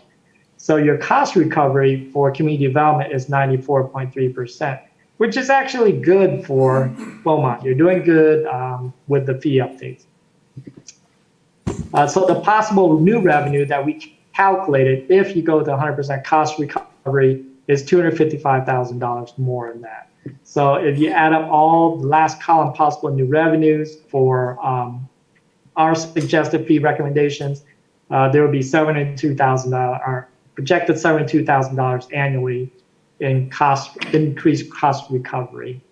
So what I want to do today is present to you the report. It's in your agenda packet. It's 429 pages. I know it's a lot, but I'll try to break it down so it's a little bit easier. As you can see here, the chapters 1 through 4 talks about the methodology and how we come about in calculating the fees. And that helps with the users and anybody who wants to look at the details of that. I'm going to jump just to Appendix C here is where the majority is. I'm sorry, actually Appendix B, summary worksheet master cost, from page 71 to page 413. That's the bulk of our report. And that's the revenue summary, revenue expense summary, matching the expense summary. And it's the detail, it's the bulk of our work for every fee there is. So this is on page 2735 report. What you saw before was at the 30,000 feet level. So now we're diving in. How did community development, where does that $200,000+ in potential cost recovery comes in? This is a little bit unique to Beaumont because typically this last column here would be showing a lot more revenues, but because the amount of activity in Beaumont, we cannot comfortably project any possible new revenue in this. But in the report, page 27 to 35, it shows you more details when you start to go down. And I'll show you another example of how it works out. We also have a fee comparison. This helps you at a snapshot look at how they're changing. The city of Beaumont has, I think we have about 170 unique fees, but of course there's more subcategories within the fees. So we have references, I think 170 references. So here your current fee is a good example is these two S002 conditional use permit amendment. Right now there's none, but we calculate out the cost to be $2,715. So that recommendation is $2,715 per application. So Appendix B is a good, Appendix A is a good example of a good way to look at all the fees. So this is the bulk of the report as the fee details, and I'm going to zoom in because each one of the fee has 2 pages, and I'm using an example here, a large group home conditional use permit, which is S05. We make an effort to clearly write the description to make sure it's understandable. The current fee right now is $1,117. Total units, we estimate like 1 a year. So some fees, it could be even less a year. And then the cost of it is $3,729. So there's 1, so which means total profit subsidy. Right now, your subsidy, every time there's a CUP for large group home, the city is subsidizing the cost by $2,611. You're recovering 30%. So our recommendation is for 100% cost recovery with a fee of $3,730. So how do we go about that? And this is, again, the majority report. Every fee has the summary page on the left and the detail page on the right. And this breaks down, the detail here breaks down how we come about that. So we work with staff and we identify all the employees involved here, customer service coordinator, 25.25, which is 15 minutes or a quarter of an hour. Assistant director, principal, senior engineer, 2 hours. Planning manager, 8 hours. Associate assistant planner, 2.7 hours. So the total time it actually takes staff is 15.75 hours here. And this is the fully burdened hourly rate multiplied by the hours here. So the assistant planner, 2 hours equal $374. So that would make each hour approximately $185 an hour for that. So that's how we come about there, the detail. Okay. And then I want to go through the other appendix, just so it's more clear. We want to include everything because we want to make this a comprehensive update. So this is appendix for building and safety details. So as you can see here in the current, it's based on valuation, but we work with staff and we identify the time involved, and the time involved equates to a fee, and this is what we came up with here for the services provided here. So this would be used to help with adoption at the end. Fire fees are basic is pretty much the same. What you see here is the average processing plan check time. So this is like going down the details of what it takes here. Estimate average inspection time. So this 1 hour plus 1 hour equal 2 hour. Fully burdened hourly rate is $149.97. So the cost of service activity is $229.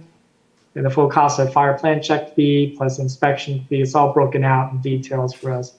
So we went and talked to the fire department and went through the details there. Annual license fee, this one is one of those, every city is very market driven, and I don't know of any city that can be 100% cost recovery for animal care, and I don't think Beaumont's any exception to that. We did calculate out the fee or the cost of animal care services. However, talking with staff, it makes sense to leave it at the current fee, basically the same, except removing banning because it's no longer required.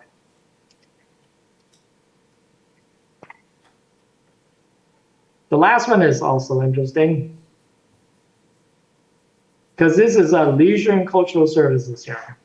So it's almost the same as animal care and police, public safety services. And what we've had, I'm listening to the council meeting today, is that the cost recovery for recreation, again, is never going to be 100%. It's really difficult to compare one city to the other. It depends a lot on council directive, policies, the amount of the demographics of the community, and just the overall priority of that. So here we calculate both the direct cost recovery for these various programs, youth sports, recreation class, senior programs. So we combine it all, and the recreation cost recovery is 70.3% of the direct cost. However, if you add on top of that the city administrative cost, the overhead, plus the maintenance cost of that, then obviously the cost recovery goes down. And this, the way we present it is this is a target, and from this point, the city council could say, you know what, we're okay with that. We recognize where it is, or we say, yeah, we want to increase cost recovery, and then staff would work on adjusting the fees here. So if you imagine cost recovery now is 2%. So if you want to achieve 100% cost recovery, you would need to multiply the current recreation class fees or recreation fees by a multiplier of 50. So whatever it is now, increasing by 50 times would make it not marketable. So that's why we present it this way. As you see here, facility rentals, revenue is $128,000. Direct cost, plus indirect is 221,000. So the cost recovery for facility rental is 58%, which is good. Ball field rentals, we talked about other types of sports field rental. We don't expect much from that either. So in this area, it's about 15% for rentals.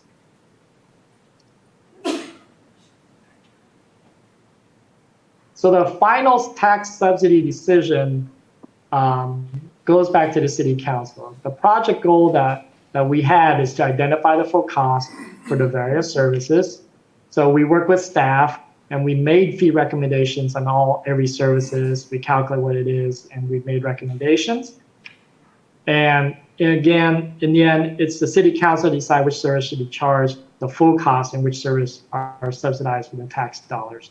I believe the strategy for Beaumont now is that we're looking to move forward with a public hearing or a study session and we would be looking forward to participating in that. And with that, I end my presentation. Thank you, Mr. Tai. Do we have any public comments on this one? I have no written comments. Rudy, do we have anyone on the line? We have no one on the line. Okay, and the direction you're looking for is the recommended action is to schedule a workshop. Correct, a study session. Boy, we're gonna have a lot of workshops. I know.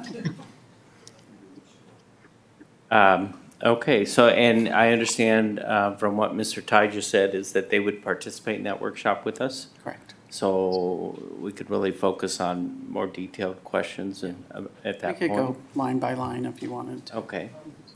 So I think that'd be easier to do where we're focused on that, but are there any questions for staff or? I do have one question for that. Sure. So I know we're gonna be asked about, especially when it comes to the personal choice ones about, do we want to accept them all or one or so? What I didn't see, or maybe I couldn't read it right, is the individual cost of the fee. Because I saw the fee and then I saw the total cost. And I'm not sure, is that the fee I'm looking at in like the column 3? Or is that a total of all the fees? So I just want to make sure I was reading it right. That's table 1, community development. Yeah, I was just looking at that as an example, but when I'm looking at the spreadsheet and it says total fee revenue, is that are those all of the fees for that one service? And my question is, in order to decide whether, that's a good idea to raise that or not, I'm looking for the individual fee.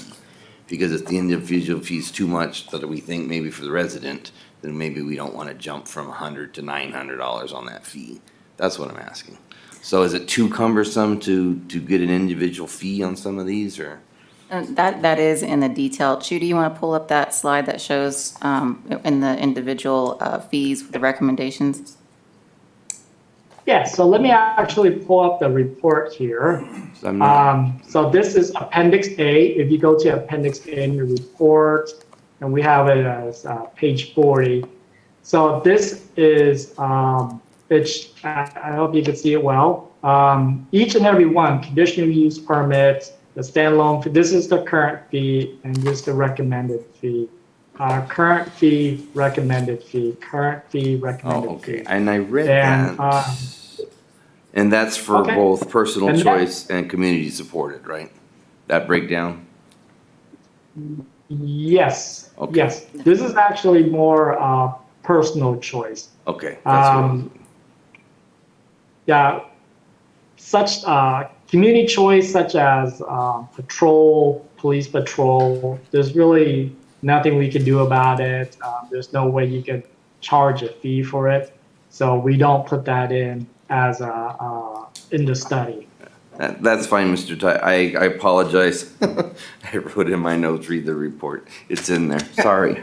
Okay. Wow. So I do want to jump. So here's the other. So going back to Appendix B here, and I'm going to change the view here. Well, I'm good. You don't have to go into that much deal. We can do that at the workshop. I just didn't know, and I wrote it down here. I apologize. It's getting late, I think.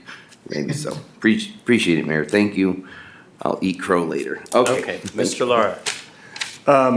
Yeah, first of all, I just want to let you know, I really appreciate the way that you go about doing creating the fees, through the cap, looking at overhead costs for staff and including that as a fully burdened rate. So I'm looking forward to the workshop. And looking forward to making decisions at that point as to which ones we want to go forward with. In your report, though, when you talk about a deposit, are you referring to, because you, early on in your presentation, you talk about flat fee versus deposit. And when you say deposit, you're talking about going to a deposit-based fee on that the city would draw down against, and then typically refund any unused portion of that, is that correct? Yes, yes.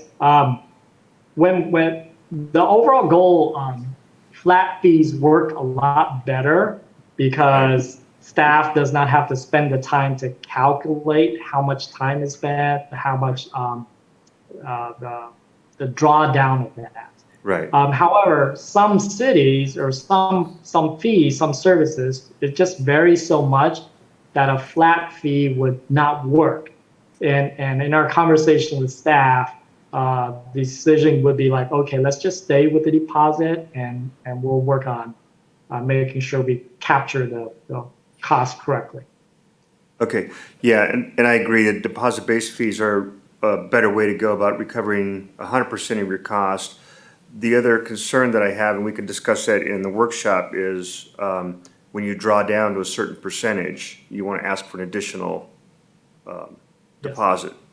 And do you help us work those additional deposits out, or do we just set a percentage of the initial? Is that something we'll talk about in the workshop? Yes, we could definitely talk about in the workshop. When we're having the working meetings with departments, we always discuss about when additional deposit needs to be made. Many fees, the deposit could be the typical or best estimate to make sure that additional deposit is not required, just to save us time.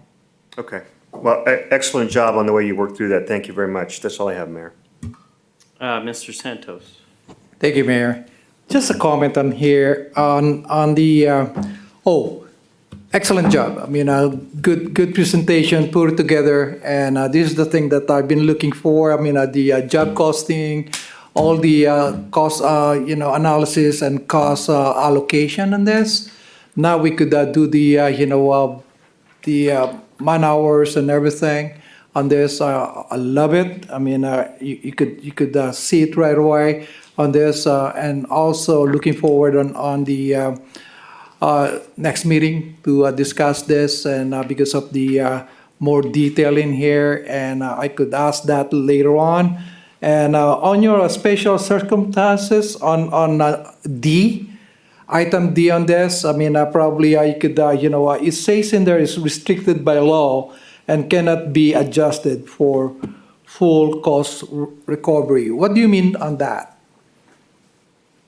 Yeah, certain fees, certain services are restricted by state laws. A good example would be copy fees. The cost to photocopy something could be a lot of money, but they're restricted about that. Another one would be the amount of the vehicles traveling through town, the heavy loads, while city staff could take more time and cost to monitor that. Those fees are restricted as well. Concealed weapons is another example. Yes. It may take a lot of city staff time to issue a concealed weapons permit in some cities. However, that's restricted by state law as well. Very good. Thank you for that explanation on that. I mean, probably on the next meeting, we could discuss the animal control and everything. I mean, because there's a lot of money allocation on that, so we could make a decision what we're going to do. Other than that, thank you so much. Thank you, Mayor. Thank you, Staff, Mr. Santos. Very good. We'll go ahead and look forward to scheduling the workshop, right? All right. Thank you, Mr. Time, and I think it was Mr. Johnson, right? Thank you. Thank you both. Appreciate it. Thank you. All right.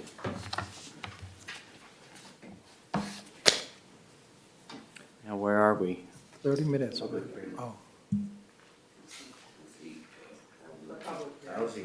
Oh. Does anyone need a coffee break for housing? It's so exciting.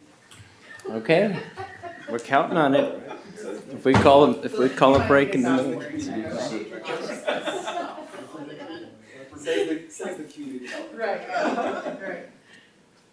No, go ahead. We'll give it a try.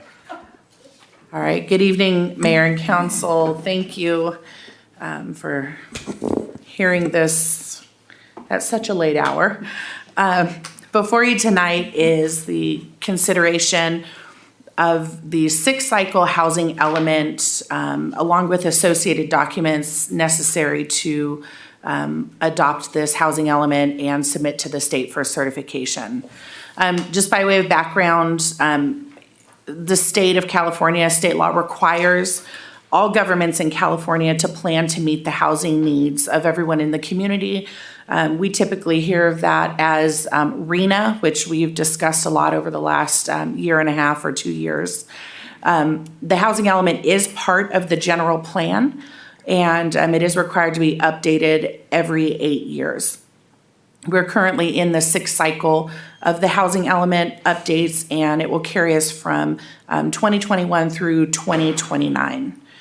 Staff hired Lisa Wise Consulting, actually council authorized staff to enter into a contract with Lisa Wise back in end of 2020 for preparation of the housing element update. We have Jen from Lisa Wise Consulting on the line, and she has a presentation. So instead of going through this staff report, I think it'd be much better served with our time if we defer to that presentation, then we can answer specific questions if there are any. So Jen, I'll turn it over to you at this time. Great. Thank you so much, Christina. Thank you, Mayor. Council members of BC. Can you all see my screen? Yes, we can. Okay, lovely. Just know we had some issues before. So yeah, thanks again. This presentation will cover briefly an overview of the housing element. We'll talk about some housing needs and conditions in the city, and then we really want to focus on the revisions to the housing element. So you saw the draft housing element last year. We want to talk about the revisions that were made. We'll wrap up with the additional actions and recommendations and next steps. So just as a refresher and a reminder, Christina mentioned this, but the housing element is a required section of your general plan, and it is prescribed by state law. This housing element will cover the 8-year period through 2029, and it must be approved or certified by the State Department of Housing and Community Development. And the housing element assesses the community's housing need and conditions and demonstrates how the city will provide or accommodate its fair share of housing. And we'll talk about RHNA and your sites inventory in a minute. Then it puts forth your implementation plan. Those are your housing-related goals, policies, and programs that the city will use as its housing action plan over the housing cycle. It includes a review of your current housing element programs to see what's working or what could be modified to be more effective. It has an assessment, housing needs, looking at demographic and housing trends. It looks at constraints. These are constraints that can be governmental, like zoning and permit approvals, as well as non-governmental, like market conditions. And then it includes the adequate sites inventory. This is demonstrating land availability in the city to accommodate the RHNA at the different income levels. A new requirement in this housing element cycle is the analysis of fair housing. It's the affirmatively furthering fair housing requirement, and And it was not included in the draft housing element you saw last year and has now been included. The state issued guidance on this new requirement a little late in the game, so we are seeing this trail many housing elements in the Southern California region. And we'll talk about some of the data in that since you haven't seen it before. The housing element includes resources, programmatic and financial to support housing, and then of course, your housing plan. So this process began at the end of 2020, and last July, we issued a draft housing element. Since that time, we have been going through HCD review. We went through 2 reviews with the state.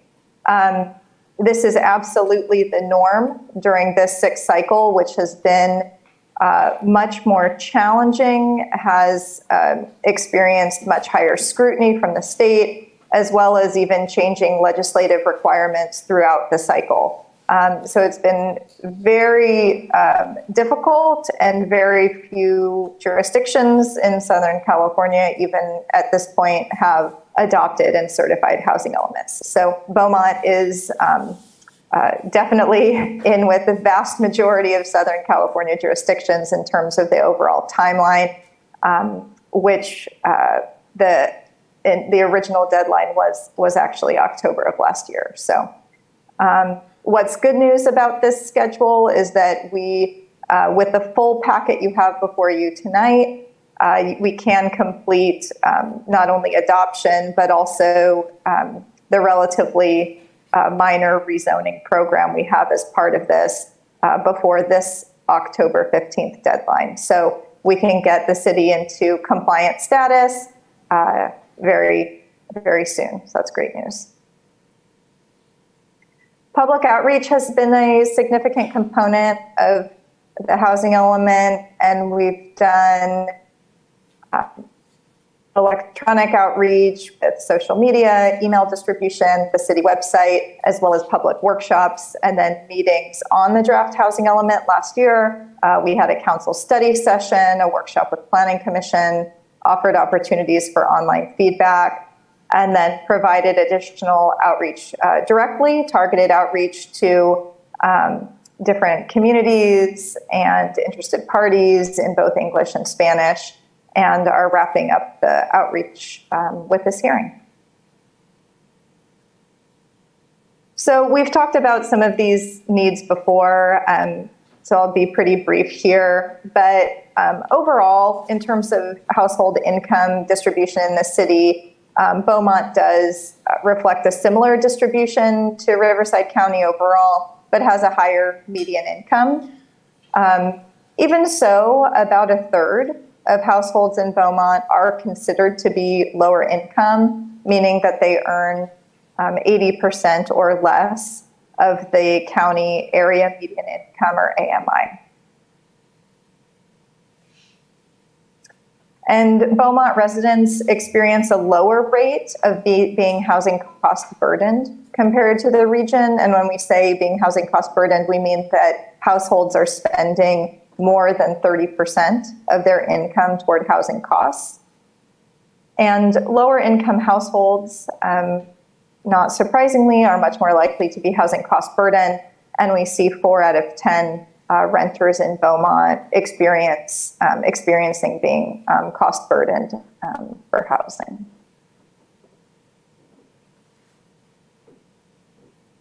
Now we have a few data points from the new fair housing analysis. So the requirements for this analysis include looking at data spatially across the city. So rather than looking at data points, a single data point for the city, we're able to look within the city limits and see potential disparities across, across the city. So, for example, the map on the left-hand side looks at census tracts and concentrations of low to moderate income households. And we do see a higher concentration of low to moderate income households in the area of the city where the 10 and 79 or Beaumont Avenue intersect, and going north from there along Beaumont Avenue in kind of the town center area. And then the map on the right, we see a map that identifies opportunity areas as defined by the California Tax Credit Allocation Committee, or TCAC. And TCAC uses these opportunity areas or scores to rank and issue tax credits for lower income housing projects, and for the purposes of furthering fair housing. So these measures for opportunity areas look at factors such as employment rates, poverty rates, educational proficiency, exposure to environmental risks, and then will rank tracts by lowest to highest resource. So we do see the city of Beaumont being generally high and moderate resource, but we do see the relationship between the lowest resource tract in Beaumont aligning with the tract that has the highest concentration of low and moderate income households. So in terms of seeing that relationship of lower income households being located in areas that can be considered lower quality.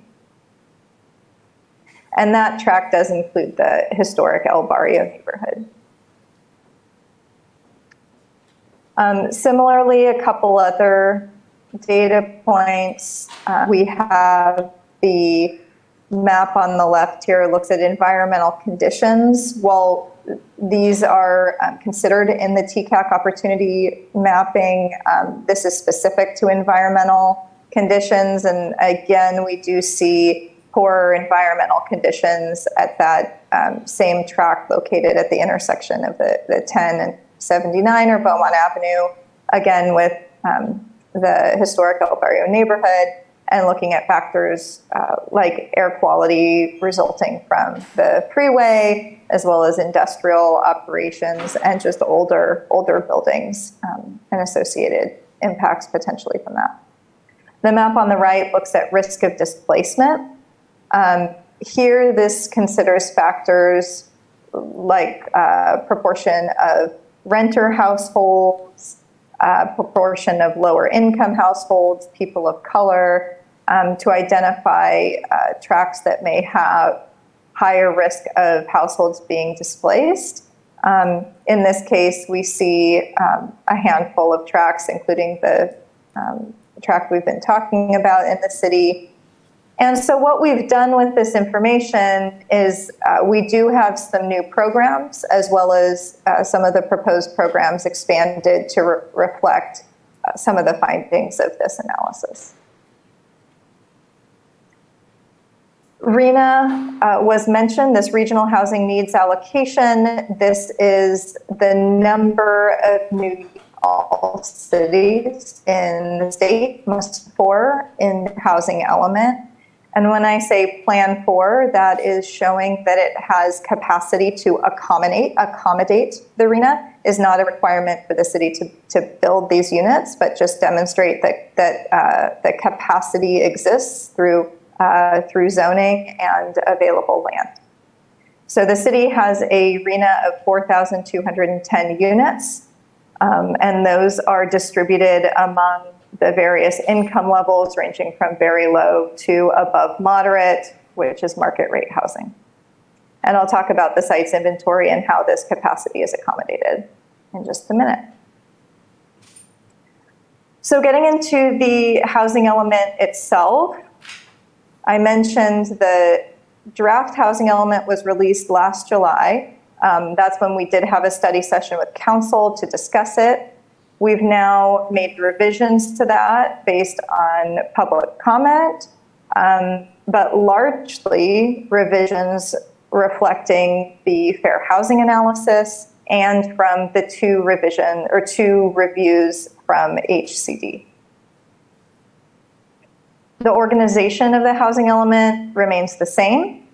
What is new is that we do have Appendix F for affirmatively furthering fair housing. The 6 goals also remain the same, but new programs from the fair housing analysis have mainly landed under our goal E, which is promoting housing opportunities for all persons.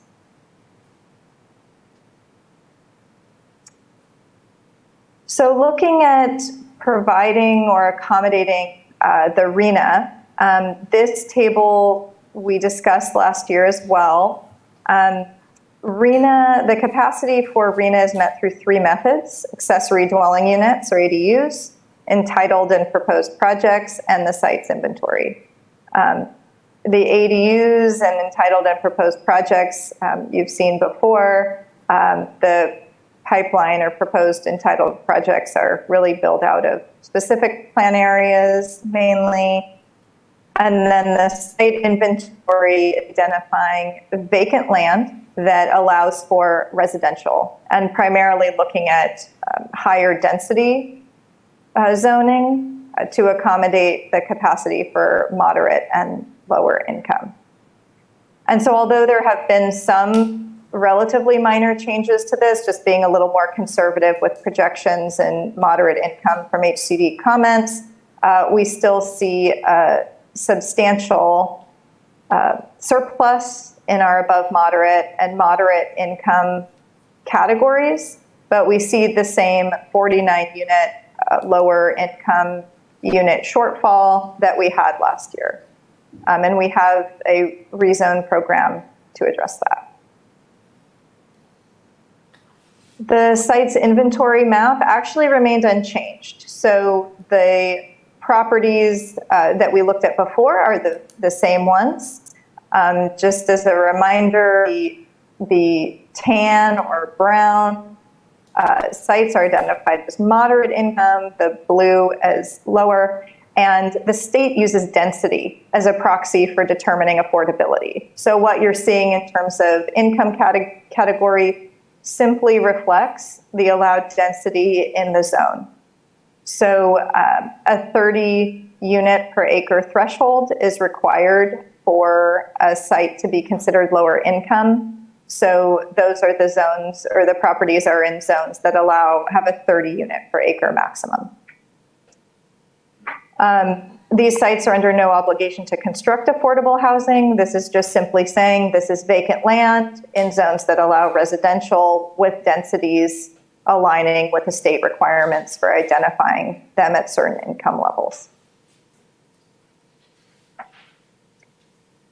So to accommodate the lower income shortfall of 49 units, we've identified a handful of sites that are currently on the map shown as moderate income. So they're vacant land already identified for moderate income based on the downtown zoning. And these have been identified as candidates for rezoning for a number of reasons. One is they are already in multifamily zoning. 2, they are located in areas of mixed use where it is accessible for commercial and services.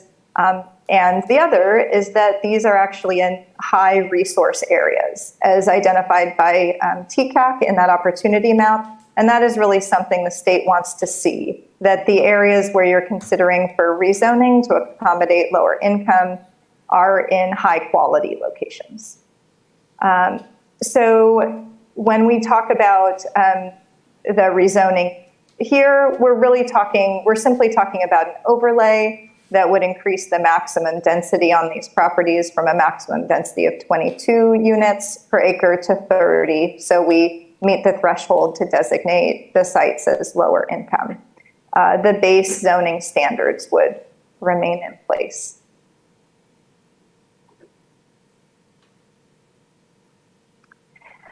So to talk about a few of the key programs, to continue on the rezone program, again, that rezone program is for those sites I just had shown. It would be for an overlay to address the higher density. And while only 2.5 acres would be necessary to address that 49 unit shortfall, we have about 24 acres in total of those sites. And the reason for that ends up being around 430 units above the shortfall.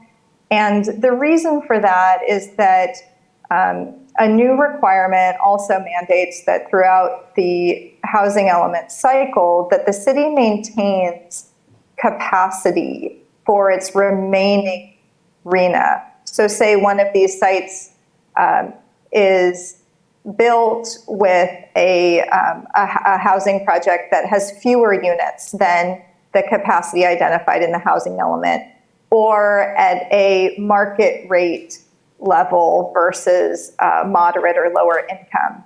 The city has to ensure that the remaining RHNA can still be accommodated on available land in the city. So the additional capacity that's shown through these available rezoned properties would allow the city to maintain a healthy buffer to prevent the city from having to go back partway through this 8-year cycle and try to find new sites and justify those to the state.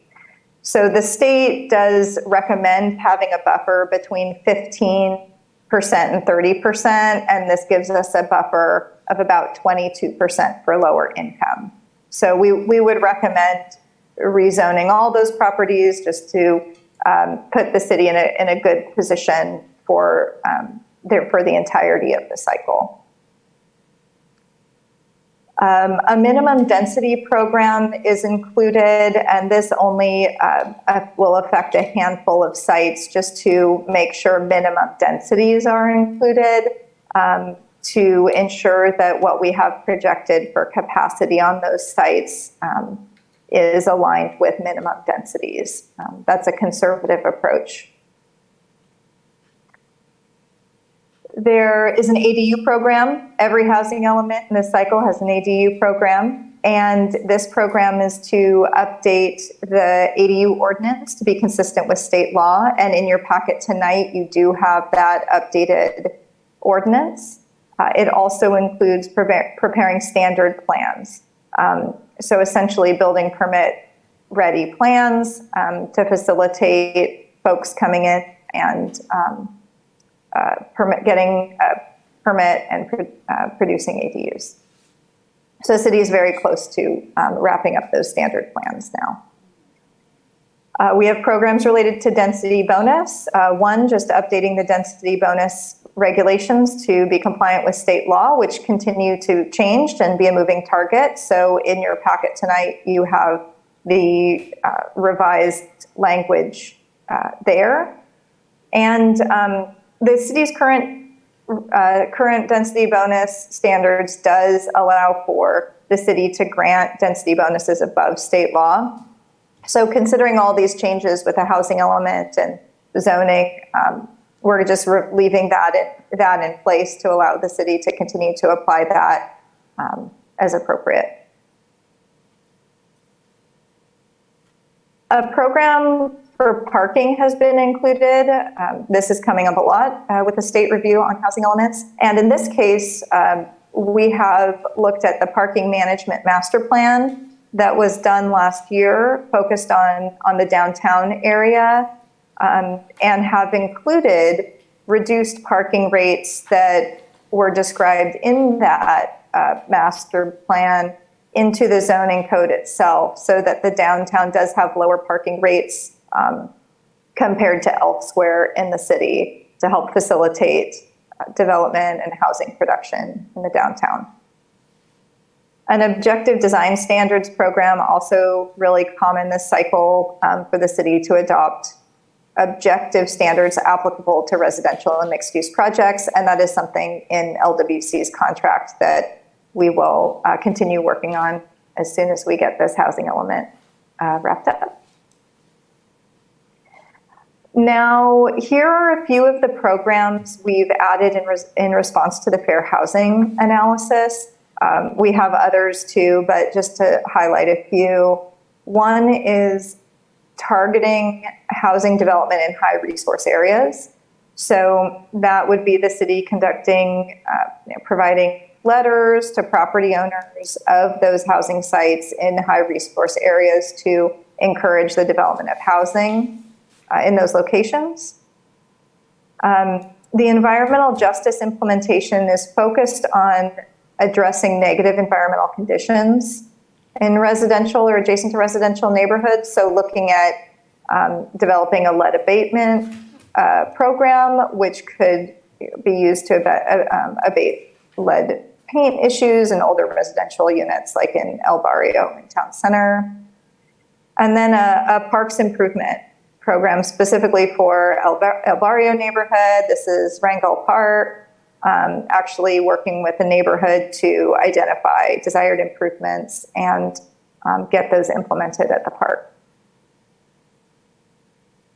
So there are, as you saw in your packet, a lot of items related to this, or a lot of actions, which include not only the housing element, but also carry on actions for consistency with the housing element. And that includes amendments to the land use element, amendments to the zoning code and zoning map to implement those housing element programs, which is a really great way to kick off your housing element cycle, being able to report to HCD in this first year that you have already completed many of these programs related to zoning implementation.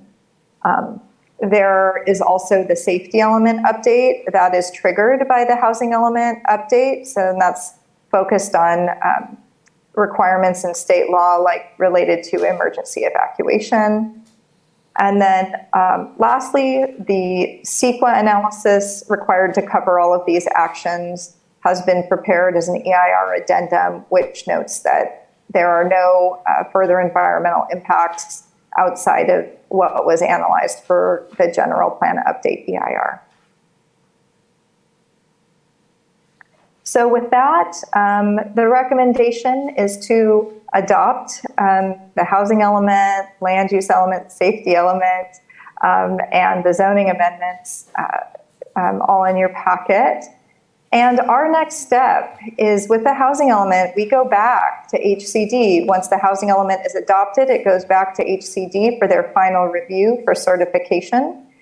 And HCD has been very, very tough this cycle. So there may be some minor edits or tweaks that we have to make before we get that certification letter during that review period. So I think the resolution does note that it is adoption with any changes necessary to receive HCD certification. So it has been a tough cycle, and we appreciate your patience. So thank you very much. Look forward to any questions you have. Do we have any public comments? I have no written comments. Rudy, do we have anyone on the line? Yes, we have one caller on the line. And we do need to open the public hearing. Yes, everyone's telling me I need to open the public hearing.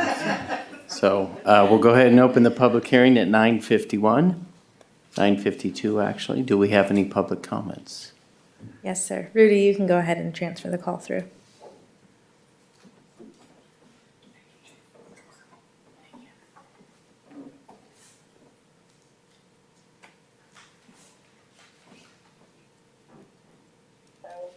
Caller, can you hear us? That's my guess. Yes. Go right ahead. You're with council. Hi, my name is Catherine Brzezowski. I've participated in the entirety of this housing element process, including speaking with you in the past, speaking at multiple planning commission meetings, speaking with the state housing and community development.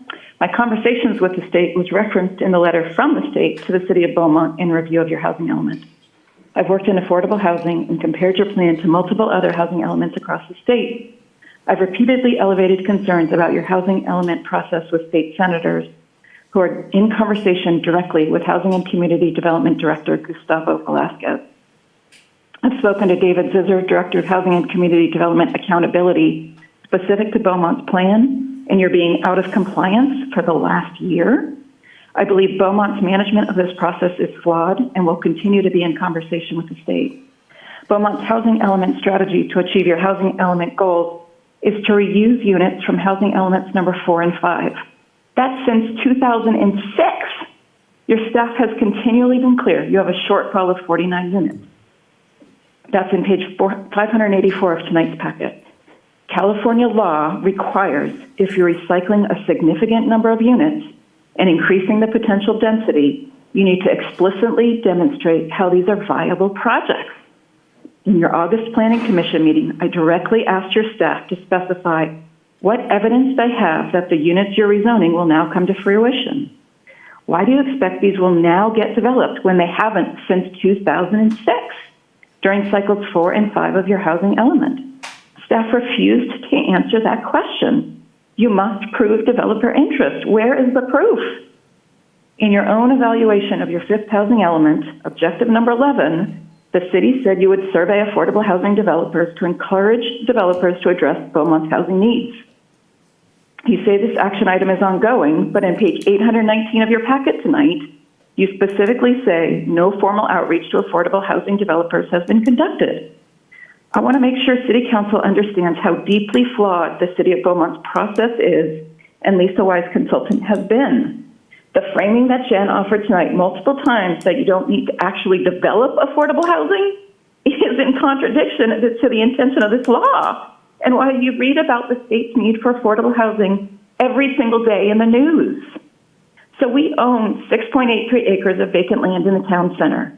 We've presented a solution to the City of Beaumont to work in alignment with you to develop an agreeable, mutually agreeable strategy to provide affordable housing. Staff continues to dismiss this request despite a faulty strategy to achieve your RHNA. In your own strategy number 32, page 614 of tonight's packet, you're going to pay a large amount of money to conduct technical and spatial analysis to determine underutilized properties that may be suitable for lower and moderate income housing development. Where additional sites are identified, the city will outreach to property owners to encourage development. We've made it so clear about our interest in working with the City of Beaumont in alignment with meeting your goals and remain really disappointed that your strategy to rezone sites from 16 years ago and now suggests they'll be developed into lower income housing with no evidence of that. It makes no sense. I've spent tonight 3 hours writing letters to multiple state representatives and pointing out the flaws in your plan. I'm going to be continuing to use Beaumont as an example in state policy of direct failures in meeting the state's affordable housing goals. I'm so disappointed in you, Beaumont. Thank you.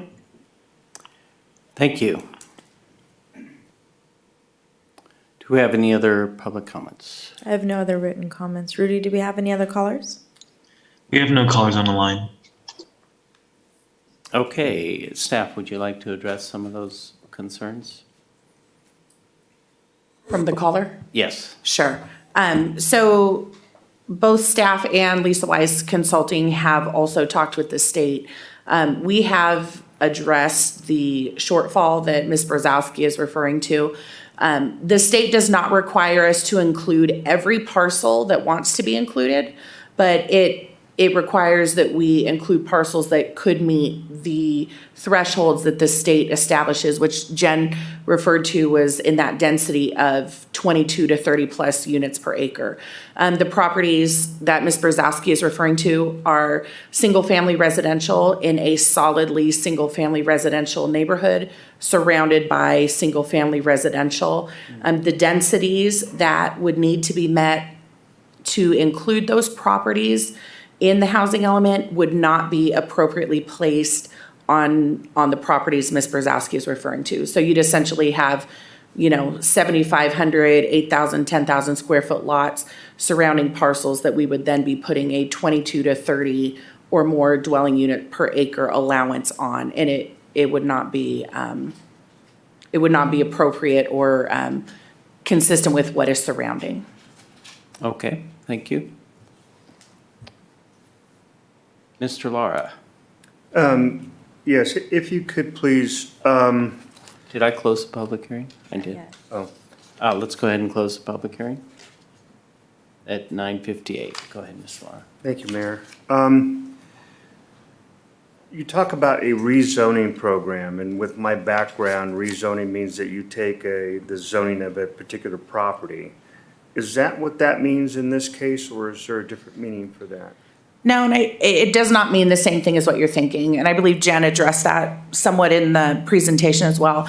We are not introducing any new zones.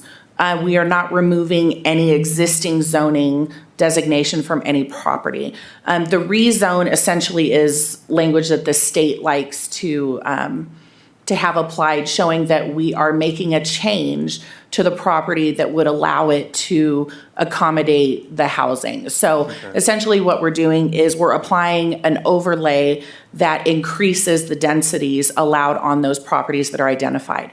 So a property owner could build what's called out just in the regular zoning, or if they chose to do some sort of low-income housing, they could access and utilize that increased density allowance that's being applied also to their property.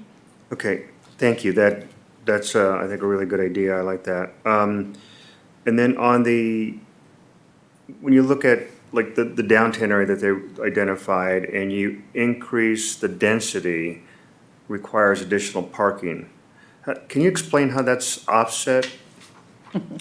Sure. Jen, you may want to jump in on this as well for parking. But the state, depending on the level of income and type of housing that's being constructed, the state has provisions in place that require us as a city to reduce or eliminate parking altogether for certain types of housing.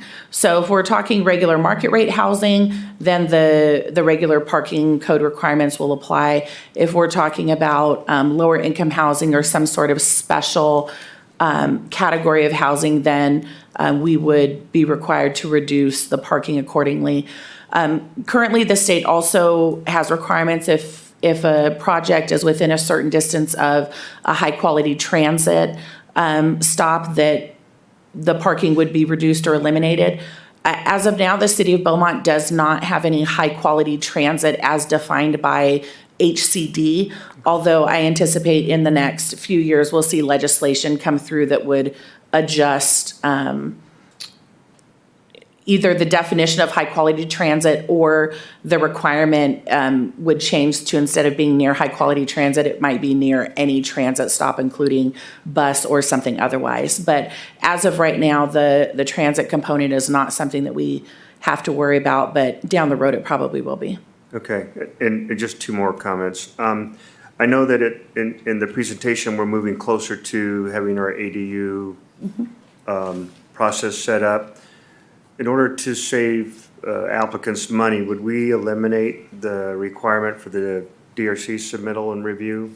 Would that help? So that's something that we could do. That would be considered a streamlining that we could implement once we get the standard plans and the objective design standards adopted, which, as Jen referenced, will be following this process that we're undertaking tonight.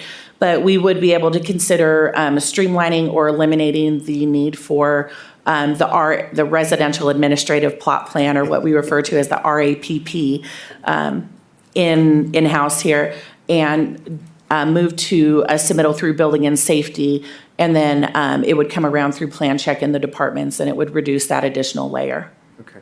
And then last question is, understanding our responsibility in providing sewer for these low income or these projects, have we reached out to the water district to make sure that they don't have any moratoriums on when it comes time for a project like this? So the water district, Beaumont Cherry Valley Water District, is the only water service provider in the city of Beaumont. So they are required to and should be accounting for all of the units, both existing and proposed, when they do their every 5-year municipal service review. I believe they just went through that, and it was right around the same time as the general plan was being adopted. So as far as I know, they are, we should be on the same page. We both, they participated in the general plan update process, and we also commented and participated in their municipal service review process. So we are communicating that back. Okay, thank you very much. I appreciate that. Great job on this. Thank you. Mr. Martinez. Yes, thank you, Mayor. A couple of things. So thank you. good work from both our consultant and from you, Ms. Taylor, for a thorough, what I believe is a thorough report and element. Couple of quick questions. And thank you for defining the rezone as not necessarily a rezone, because that was the first thing I thought, but I had talked to staff a little earlier and clarified that, so thank you. And I'm glad to see that the RENA, the numbers came out favorable. 49 units is reasonable to accommodate, so I'm glad that worked out that way. Can you comment on the so-called proof that's needed to provide to the state that the caller mentioned? Just briefly, what does that mean? Or is that just an interpretation of one? Meaning the proof or the ability to show that the sites will be developed? That's correct. Sure, I'll take a stab at it and then Jen can jump in behind me if needed. So in the fifth cycle housing element, the city had concentrated the bulk of the RENA allocation where we were going to place it in the urban village zone, or the urban village overlay area at that time. It's now a zone. And so if you're familiar, that's the area sort of where the new where Station 106 is going to go. So in that general area. What we have realized over the last 4 or 5 years is that there are some infrastructure constraints out there, and that's probably going to be one of the last areas that would develop in the city. However, it's still viable for accommodating residential, and the intent of that zone now is to have that. We have seen market conditions, as you all are well aware, remain very favorable out in our area. I think during the prior cycle, the fifth cycle, we were still being developed as very heavily single-family residential. And now we've seen that start to taper off. So we're really not seeing a lot of interest in new single-family residentials and new entitlements. We're building out the existing entitlements that we already have from over the past 10 or 15 years. What we are seeing now is an uptick in interest in putting in multifamily apartments, condos, townhomes, higher density residential in the city, because the demand for that is slowly moving east, just like the demand for other types of housing have before that. We currently have approximately 200 units filed to be constructed in the very areas that we reflected on the map there for the housing element in that sort of downtown multifamily area.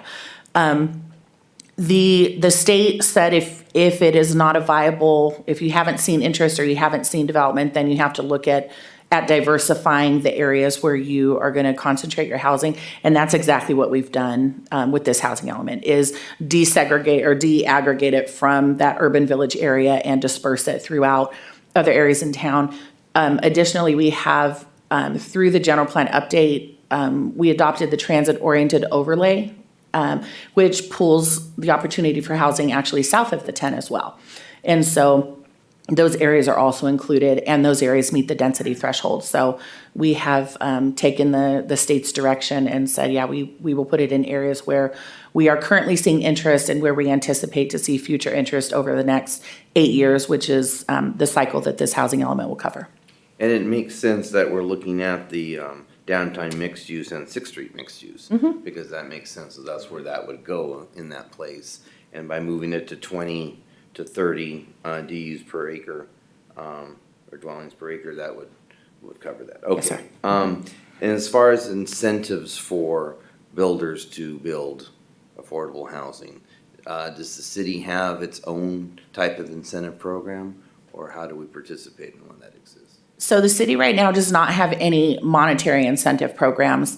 But part of the housing element here, you'll see we actually have 38 programs that are being introduced as part of this update. Many of those are aimed at encouraging or incentivizing somehow the development of housing. A lot of that relies on the density bonus opportunities that we have, and the parking reductions, including the objective design standards, is another way to help reduce the amount of scrutiny or time that is spent looking at the exterior of a project. It's meant to put put opportunities or put guidelines in place so that we have sort of a baseline standard of what's expected. And if that baseline standard is met, then we know that will accommodate, or that will meet what the city's goal is and the intent. And it reduces an extra layer of review by mostly the planning department in this case. And then 2 more questions. We had discussed back about the ADU resolution, modifying that. And I looked in here, does the resolution have to be a part of the element, or is that separate? So the accessory dwelling unit ordinance is separate from the housing element itself, but it is, I guess you would consider it one of the programs in the sense that we are pulling out the accessory dwelling unit standards that are currently included in the single-family residential category of our zoning code, and we're making it a standalone ordinance or a standalone component of the zoning code. So it will be its own section that can be updated to reflect current state requirements or state guidelines. And right now, we're seeing new updates released basically every year from the state, updating what the ADU requirements are, or what the city's requirements are in allowing ADUs to be constructed. So we're essentially moving it out. It will have to be adopted as a separate action, and you'll see it referenced in staff's recommendations. But it is something that came out of the housing element and is part of it. It will work like a program with the housing element. All right, and just lastly, I missed again on the program 36, implementing the environmental justice element. Just briefly again, what is that again? I know it has to do with the environmental justice communities. Jen, do you have that? I don't have that up on my screen. I do. So when we look at the fair housing programs, we look at measurable objectives. So that's what the state is looking for. And in this case, our objectives are that the city works to develop a lead testing and abatement program, and also looks at adopting an anti-idling ordinance for on-road heavy-duty vehicles. So the intent of those is to reduce environmental impacts that primarily are focused in the areas of kind of the downtown town center and El Barrio neighborhood. All right, thank you for clarifying. That's all, Mayor. Okay, thank you. Any other questions, comments? All right, at this point, I will make a motion to approve the recommended action. I'm not going to read all of that.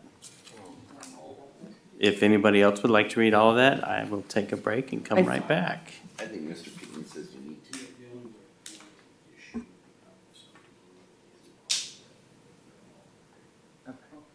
Okay, we'll go ahead and let that ride and see how it shakes out while you guys vote. I don't understand. Okay. You're voting on the recommended action, which is all the items. Right. So if somebody were to want to vote against something, which I didn't hear comments tonight, then we may have to go back and clarify. Okay, would anyone like to pull one of the sections of it apart? No, but I'll second your motion. Okay. All right, so we have a first and a second. Could we get a roll call, please?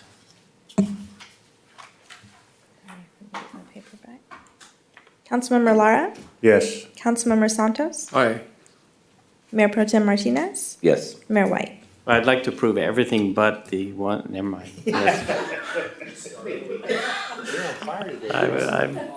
Yes, I'm in favor. Noted. Thank you. Right. Let's shake things up. Doug, are you available? Let's do something fun before we all fall asleep.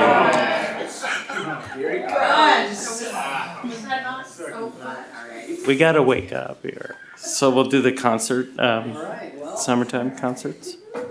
Let me get this party restarted. Okay. I will not be doing, Andrew, I will not be doing any singing nor impressions of any of the possible bands. Yeah, very disappointing. Well, let's just get into it. So with the success of the city and our department bringing back the 4th of July concert. We had a great time out there. The request was made to come back to council with some options and a framework of what it would look like for the city to reinitiate a program that was once going on, which was our summer concert series. Our summer concerts, the last time we had it was in 2015, and it was paused at that time. And then we had 2 years of COVID where we were unable to do those activities in the summer, and then we came back just recently here in July and had a great time. So what we wanted to do was provide you with the information of what does it currently look like in the market and what are current rates for us to have a concert series. So what we have before you are just a breakdown of different artists. This information was from the M&M Entertainment Group, which is the group historically who's been assisting the city with the Cherry Festival and the 4th of July. This was information and quotes for from that particular group and what they would classify as different genres and different categories and price ranges that we might be able to do. The other thing that we wanted to take a look at was staging options. As you well know, we're in the middle of doing some incredible work at Stewart Park, and we'll be talking about that a little bit more next council meeting, so preview for that. But we have been talking about staging options. The direction was given to staff to remove the pool and the stage pavilion. Thank you, that was the word, pavilion. And so that was removed. But obviously when we do these large events, there is a need for staging. So what would some options look like? Would it be possible to construct a permanent band shell? Would it be more advantageous for the city to purchase a mobile stage unit or even purchase the type of staging unit that we saw at the Cherry Festival on the 4th of July? What would it look like for us to have that? So we wanted to provide all these options for you and allow you guys to discuss what direction you would like us to take. The indication towards us was that we wanted to restart this program and this thing for our community. I think the community loves it, just from their support and their attendance at 4th of July and the Cherry Festival. I'm sure they'd love to have these opportunities, but we want to have this discussion so as we move forward into budget season, we know how to plan accordingly. And so that's what we tried to provide here today. As far as the attachments in this staff report, the attachment that you have is a mobile stage unit. This is similar to the portable mobile stage that the Parks District has, which is a large semi-pulled trailer that opens up and looks like a regular semi-truck, and then it just kind of moves like a transformer, and it opens up into a stage, and we have the band shell and the equipment inside. And so the quote in there is for just the stage unit, none of the equipment inside of it per se, but just the those items and that system in it as well. And so before you have the tribute bands, you have national artists, high-level national artists, low-level national artists, medium-level national artists, and then the different tribute bands. There are a few things to take into consideration as we move into the concerts in the park. There are some additional things that we need to rent until the park is redesigned for the right level of electricity, so generators are needed when we do the concerts in the park. Also, adequate restroom facilities, so porta potties is something that we put in there as a quote, and some things that we need. Trailers, we don't have any of the backstage or the dressing rooms or anything like that right now at Stewart Park, so we rent those as well whenever we do a concert. So we wanted to give you the whole picture, what it costs, what it looks like for us to pull off a concert, and allow you guys to have a discussion and give us the direction on which way you would like us to go. So if you have any questions, we can open it up, talk about fun stuff. Okay, thank you. Blue Oyster Cult, the Goo Goo Dolls, and Night Ranger. Okay, we good? There you go. All right, perfect. All right, well, this, I would love that. So how many, in the past, how many concerts did we have a summer? Do you remember? 5. Including 4th of July? We have 5, including Okay, so that was 4 outside of. 4 outside of the 4th of July. And the 4th of July is currently something that's in our budget. Okay. No, thank you for bringing this back. I think we should really look at walking before we run, but I would be in favor of, at this point, moving forward with the same stage that we got for the last 2 shows. That way, we're not really committing a long term on it. And maybe we start with 3, maybe 3 or 4. But I want to hear what everyone else thinks. Anybody else? Mr. Santos, we'll go with you first. Yeah, I mean, I would like to hear Three Dog Nights and America. That's all. All right, so we are taking. You like that, John? Okay, I got a request for Three Dog Night. Anything else I can get on the order list? Hopefully these bands are still together. That's all I want to hear. Okay. Glad to see them. That was 3 Dog Night and what? And America. America. Got it. You're showing your age there. No, they're good. Yeah, they are. Okay. Mr. Martinez. Well, I don't want to be a party pooper, but I want to crawl before we even walk. So let's back up a little bit. because- yeah, I know. I'm the bringer downer. So we've got a lot of stuff going on. So we definitely have to talk about this when we talk about our budget workshop. I mean, I think it's way premature to have any numbers right now approved. I think it's not fiscally responsible.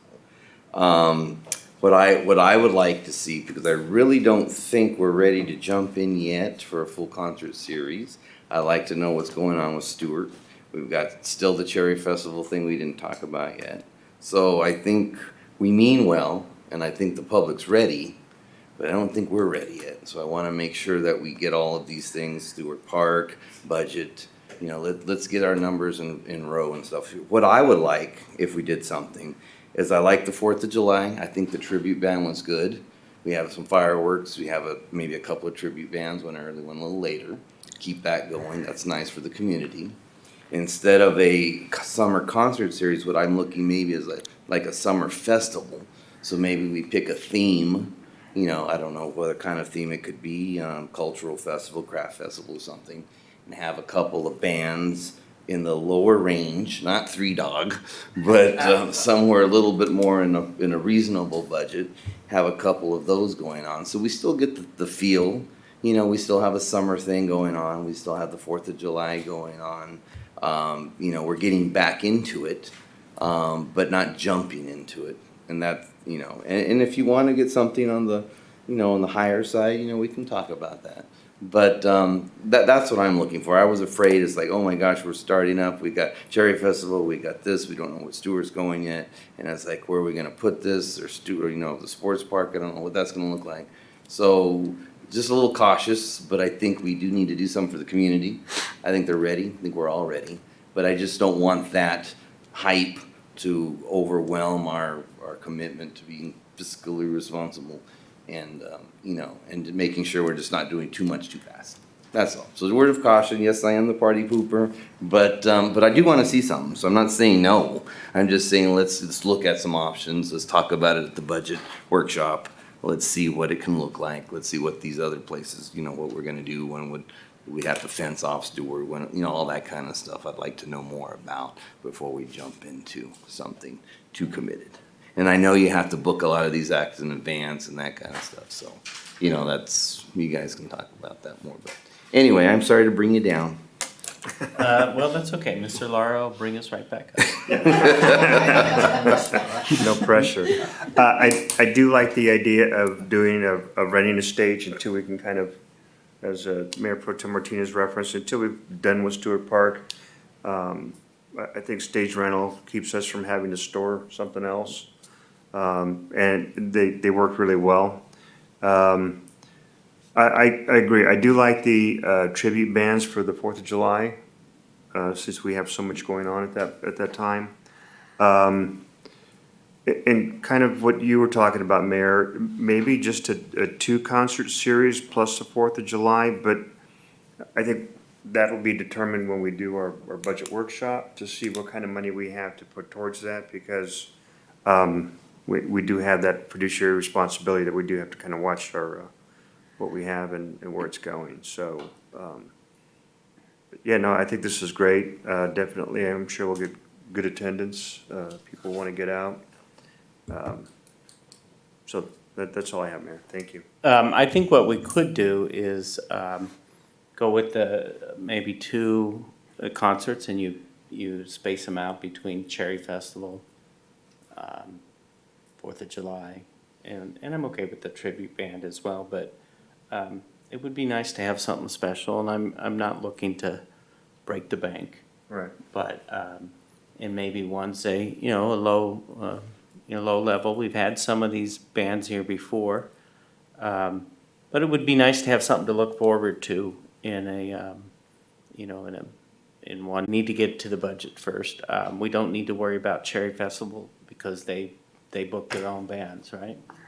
Yeah, they have, that's not us. So I think if Just we our went park. with the tribute band for the 4th of July, I think that would, people aren't going there really there for the bands as much as they are for the fireworks and the party. But again, I think couple events would be the direction I'd like to go. But at this point, what kind of direction do you need, since Mr. Martinez is telling us we have to pay for it before we. Does that mean I can't get 38 special?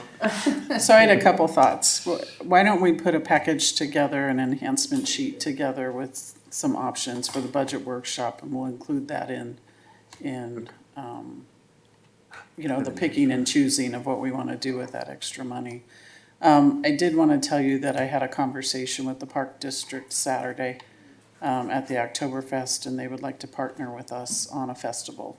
And we were talking about timing in the community with the Cherry Festival and the 4th of July and the weather and all of that.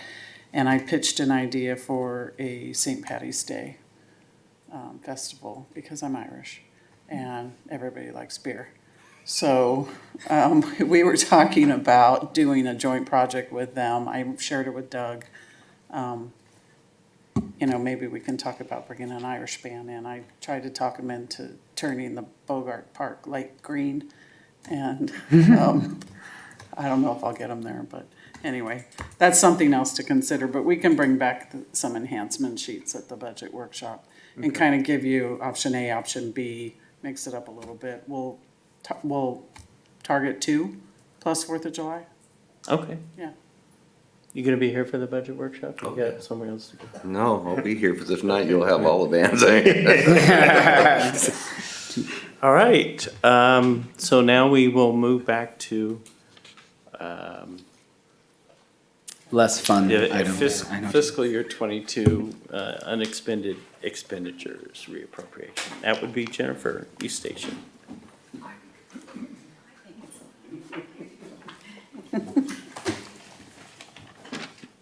And what were your band choices? Okay. Oh, you have to have some. Flock of Seagulls. All right. Thank you. The item for you this evening is for fiscal year 22 unexpended expenditures. Our financial management policy does not let unexpended appropriations roll into the next fiscal year without reappropriation by the city council. For various reasons, sometimes we have planned expenditures that we're not able to complete in that current fiscal year. Just because a date of the end of the fiscal year comes up doesn't mean that the need goes away for the item. Some of these items are also contractual obligations that we have. We might have planned to finish those projects within the fiscal year. For whatever reason, they are extended into the next fiscal year. And without reappropriating those funds, the spending authority is not in the budget. So this item requests for those fiscal year 22 items that are unexpended to be reappropriated in the current fiscal year. And those items are listed in your packet. They are by department and the type of item, and then the proposed amount for each of those items. What we are recommending is for the general fund reappropriation, and that is in the total amount of $796,780. Wastewater expenditures in the amount of $91,688, and internal service fund expenditures in the amount of $550,743. Also included in your attachment is calculations of estimated ending fund balances. And that's just to show that there are significant funds that are available to carry those dollars forward. And with that, I'm available for any questions you may have. Mr. Lara, do we have any public comments on this item? I have no written comments. Rudy, do we have anyone on the line? We have no one on the line. Okay, Mr. Lara. Jennifer, first of all, I appreciate you bringing this back to us because it eliminates the use it or lose it type of mentality where you do the shopping spree, otherwise you lose your funding. So this gives directors an opportunity to hang on to it, explain why they haven't been able to get it, whether it's supply chain issues or whatever the item might be. So thank you for that. I think it also lends itself to the transparency that we're trying to encourage through the city as well. I couldn't get the numbers to work when you're taking the 16% on reserves and the 25% on reserves. The numbers, I just couldn't get them to fall in line. Was I missing something? Or when you look at say 60,700,079 and 360, 16% of that I got 9,724,000. Yeah, and I should have kind of put in here how I calculated that reserve requirement. That is not in here. The reserve requirement is based off of the fiscal year 23 revenue budget amount. And so that dollar amount is the 60.6 million. So that's where the 16% comes from. And that number is not listed in the calculation. Okay, that's all I have. Thank you very much again, Jennifer. Appreciate that. I think that's all I have, Mayor. Mr. Martinez. Thank you, Mayor. Yeah, Ms. Eustachian, this is really, I really appreciate the explanations on the side, knowing why and what happened to that item, so I appreciate that part. Just real quickly, were there any expenses that changed their original allocation into something else, or is everything originally what was intended? This is the original from the fiscal year 22. So this is carrying over their either remaining balances or the amount that was already planned. Okay, very well. That's all I need. Thank you, Mayor. Mr. Santos. Good job, Jennifer. Thank you. That's it? All right. Okay, so we need a motion on this item? Yes, sir. Mayor, I'll make the motion to approve the proposed reappropriation of the general fund expenditures in the amount of $796,780. Approve the reappropriation of the wastewater expenditures in the amount of $91,688, and approve the proposed reappropriation of the internal service fund expenditures in the amount of $550,743. I'll second. Roll call, please. Councilmember Lara? Yes. Councilmember Santos? Aye. Mayor Pro Tem Martinez? Yes. Mayor White? Yes. All right, now we get to move to Nicole. Municipal election update and appointment rescindment. So I'm going to kind of jump in on this since the city clerk consulted me on this issue, and I just misinterpreted the code and got it wrong. And so the staff report lays it out. The code section at issue was Elections Code Section 10229, and it's a very vague section. I know the city clerk attempted to get some guidance from the Register of Voters, wasn't able to get that on a timely basis, and so we did our best to interpret it.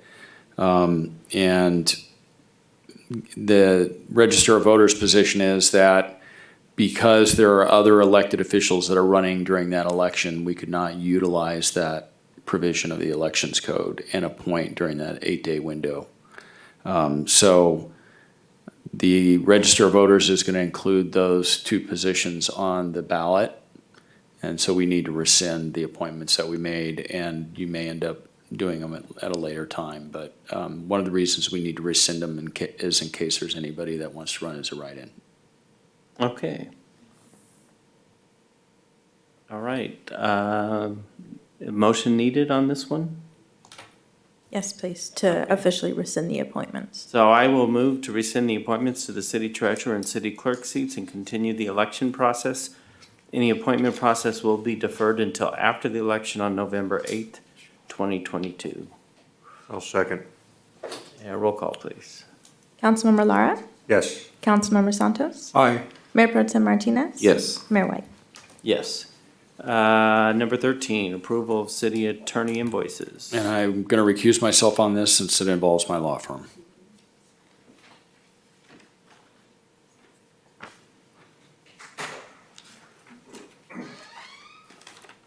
And we'll go to, I'll move to approve the invoices in the amount of $80,839.03. I'll second. Roll call. Councilmember Lara? Yes. Councilmember Santos? Aye. Mayor Pro Tem Martinez? Yes. Mayor White? Yes, we'll move to legislative updates and discussions. Kyle, you still awake? That would be me for That would be legislative you? updates, yeah. He said he was gonna be home watching. I just assumed that would be his. We're still in the window of time for the governor to sign or veto bills. As of September 18th, when I pulled this last, there have been hundreds that have been signed, it feels like anyway. There's about 40 or so bills that the governor signed into law that are related to environmental, to bettering the environment, I'll say that. And then there are probably half as many at least or more housing-related bills and so on and so forth, mental health, et cetera. So we've got another 10 days for him to finish signing or vetoing. And I know we have a number of bills that have been on the watch list. We'll continue to watch and see where those end up. And then probably at the October 4th meeting, have a much better handle on ones that have been signed into law or vetoed, and we can update you at that time. Thank you. Any questions? Seeing none, we'll move on to the economic development update. Thank you, Mayor. Yes, I am. I'm still awake, enthralled with the council meeting. The Economic Development Committee was set to meet last Wednesday on September the 14th. The committee did not meet, and instead, city staff was asked to participate in a downtown business meeting. So our focus was presenting some of the code changes that we're proposing and that EDC had met on to the downtown businesses, as well as providing them an update on some of the incentive programs that we've been looking at rolling out. So we look forward to meeting at the October meeting. That concludes my report. Thank you. And let me add to that, we had a pretty good turnout. I think there was probably about 70% that had come from the first meeting, so we had a few new ones. And unfortunately, we didn't get a whole lot of specific input and direction from the business owners. They were a little more focused on some public safety, beautification issues. I think that they were in support of the facade. I think that was a big hit. The idea that we might be able to provide matching funds for facade improvements. But I think, in talking to City Manager Gibbs afterwards, I asked them to focus, to let us focus on what we had come there for, but that we would provide a follow-up meeting to address homelessness, public safety, and beautification. And I think can you respond to that? Absolutely. So we internally have been talking about scheduling a date, most likely here at the Civic Center. Invite the police department. I spoke with the chief and Christina, and we'll get that, I would say in the next 3 to 4 weeks. We want it to be immediate, but the PD is aware and will be present. I did want to mention that we did have a business reach out to us for part of the grant program that we had talked about at that meeting, and Christina and I will go meet with that business next Okay. week to find out what their plans are. They're in the downtown area, so we're looking forward to hearing what they have to say. So I think a lot of them didn't expect a second meeting, and didn't expect a commitment from the council that we made. So if we can get this third meeting, just keep it moving, keep it rolling, and then we can come up with more specific ideas on the grant program going forward. Okay, so if there's no other questions or comments on the EDC, we'll move to city treasurer report. Mr. Genetti is absent this evening. He is, okay. Mayor, let me, do the reporting on that because his absence and then. Okay, last meeting, we have it on the 12th. And we, appointed Damian Butler as the voting member on the Finance and Audit Committee on this. We congratulate him, and if he's listening, thank you for your volunteering on this Finance and Audit, committee on this. And then also, Jennifer, submitted and we received and filed report on the fiscal year 2022-23 August budget update and financial status report. That was again very straightforward reporting. We like that, and we digest that, and we have some discussions and everything and directions on that. I think that will be submitted to the council probably next meeting or something. Yeah. So that's all I have on that committee. Thank you, Mayor. Thank you. City clerk report. Mr. Melman is also absent this evening. Okay. And city attorney report. Yes, just briefly, some of the matters that we've been working on for the city include representing the city in connection with the La Patafe case. The plaintiff, as you know, has filed actions in both state and federal court. We filed in the federal court action a 12B6 motion seeking dismissal of the case. The court has tentatively ruled in our favor. We're awaiting the final ruling in that case. In the state court action filed by the same individual, he filed a request for a preliminary injunction to void the city's stop work order. And today we had a court hearing on that, and the court denied his motion for a preliminary injunction. I'll keep you posted on that case as it moves forward. Also, we are continuing to represent the city of Beaumont in the WRCOG and City of Beaumont case against National Union Fire Insurance Company, which we refer to from time to time as the AIG case. We have a mediation that's scheduled in that case tomorrow, and I'll report any developments that come out of that, probably at a closed session in the future. Last month, we finalized the resolution of the Fortier case, and then we are also, as you know, representing now the city in the IS versus City of Beaumont case that was discussed in closed session this evening.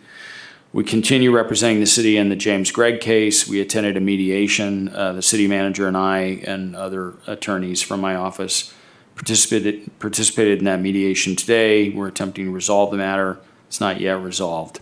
We'll keep you posted on that. And then, as you know, the City of Beaumont had a case against Norton Rose, its former bond disclosure counsel, and last month we finalized resolution of that case against Norton Rose, and so that matter is now concluded, with the settlement funds having been paid. And we also have been assisting the city as needed on labor and employment issues, advising the city on Brown Act, Public Records Act, and conflict of interest laws as needed, and assisting the city on land use and contract matters as requested. Okay, thank you. City manager report. In your packet tonight, there is the department project updates for August. I also wanted to let council and the public know that last Saturday we had a community cleanup. I'd like to thank Sue Foxworth, our solid waste and recycling manager, for putting this together. We had approximately 100 volunteers from Avid, Interact, Beaumont Rotary, Boy Scouts, and Cub Scouts. I also want to thank Derek and John from Public Works and Junior from Community Services. We don't have the detailed stats, but I can tell you that Waste Management had 7 front loaders full of trash, 8 40-yard bins of trash, metal, and mattresses, 6 roll-offs full of metal goods, paper shredding, e-waste, and residents that didn't make it were also given dump passes and reminded that they have a free bulky item pickup at their curb through Waste Management. And then regarding the MBR trains at the wastewater treatment plant project, so the Santa Ana Regional Water Quality Control Board was notified yesterday in writing. Pursuant to the tentative order, the new membranes have been installed in 4 trains, trains 1, 3, 5, and 6. They were installed and made operational. All 4 have been operational since August 25th, and they've been operating successfully since that time. So we are currently installing equipment in the final 2 trains, trains 2 and 4, and those should be starting in mid-October. I'd like to thank Thaxton for staying on top of this, keeping us on schedule. And gentlemen, you're gonna have recycled water here pretty quick. Okay. Next meeting, just to highlight, we are going to bring a LAFCO package for champions on October 4th to council.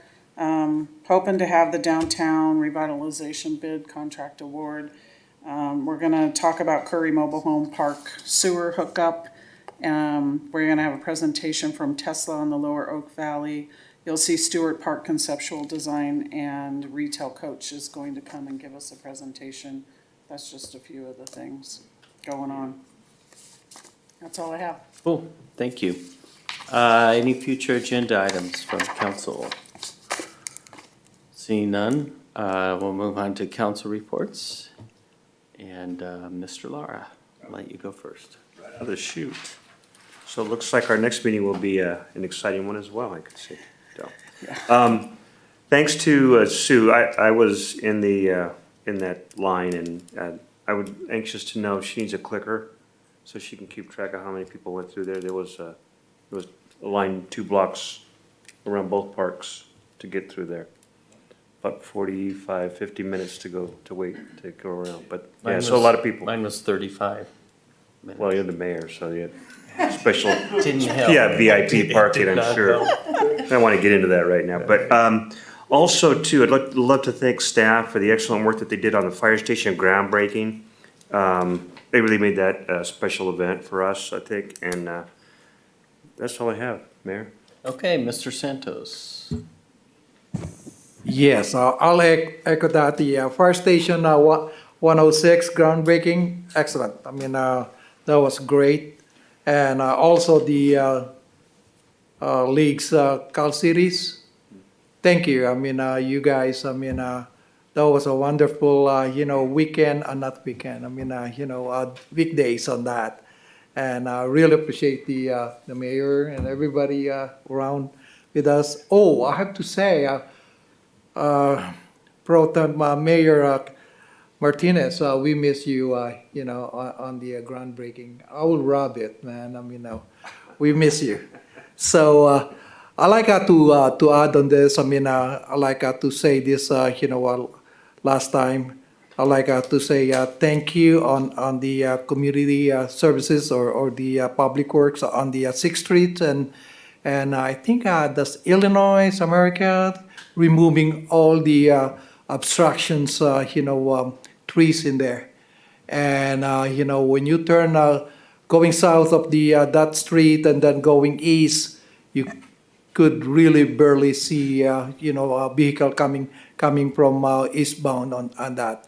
That was a good job, you guys, and I really appreciate that, getting that true and true. Other than that, Mayor, that's all I have.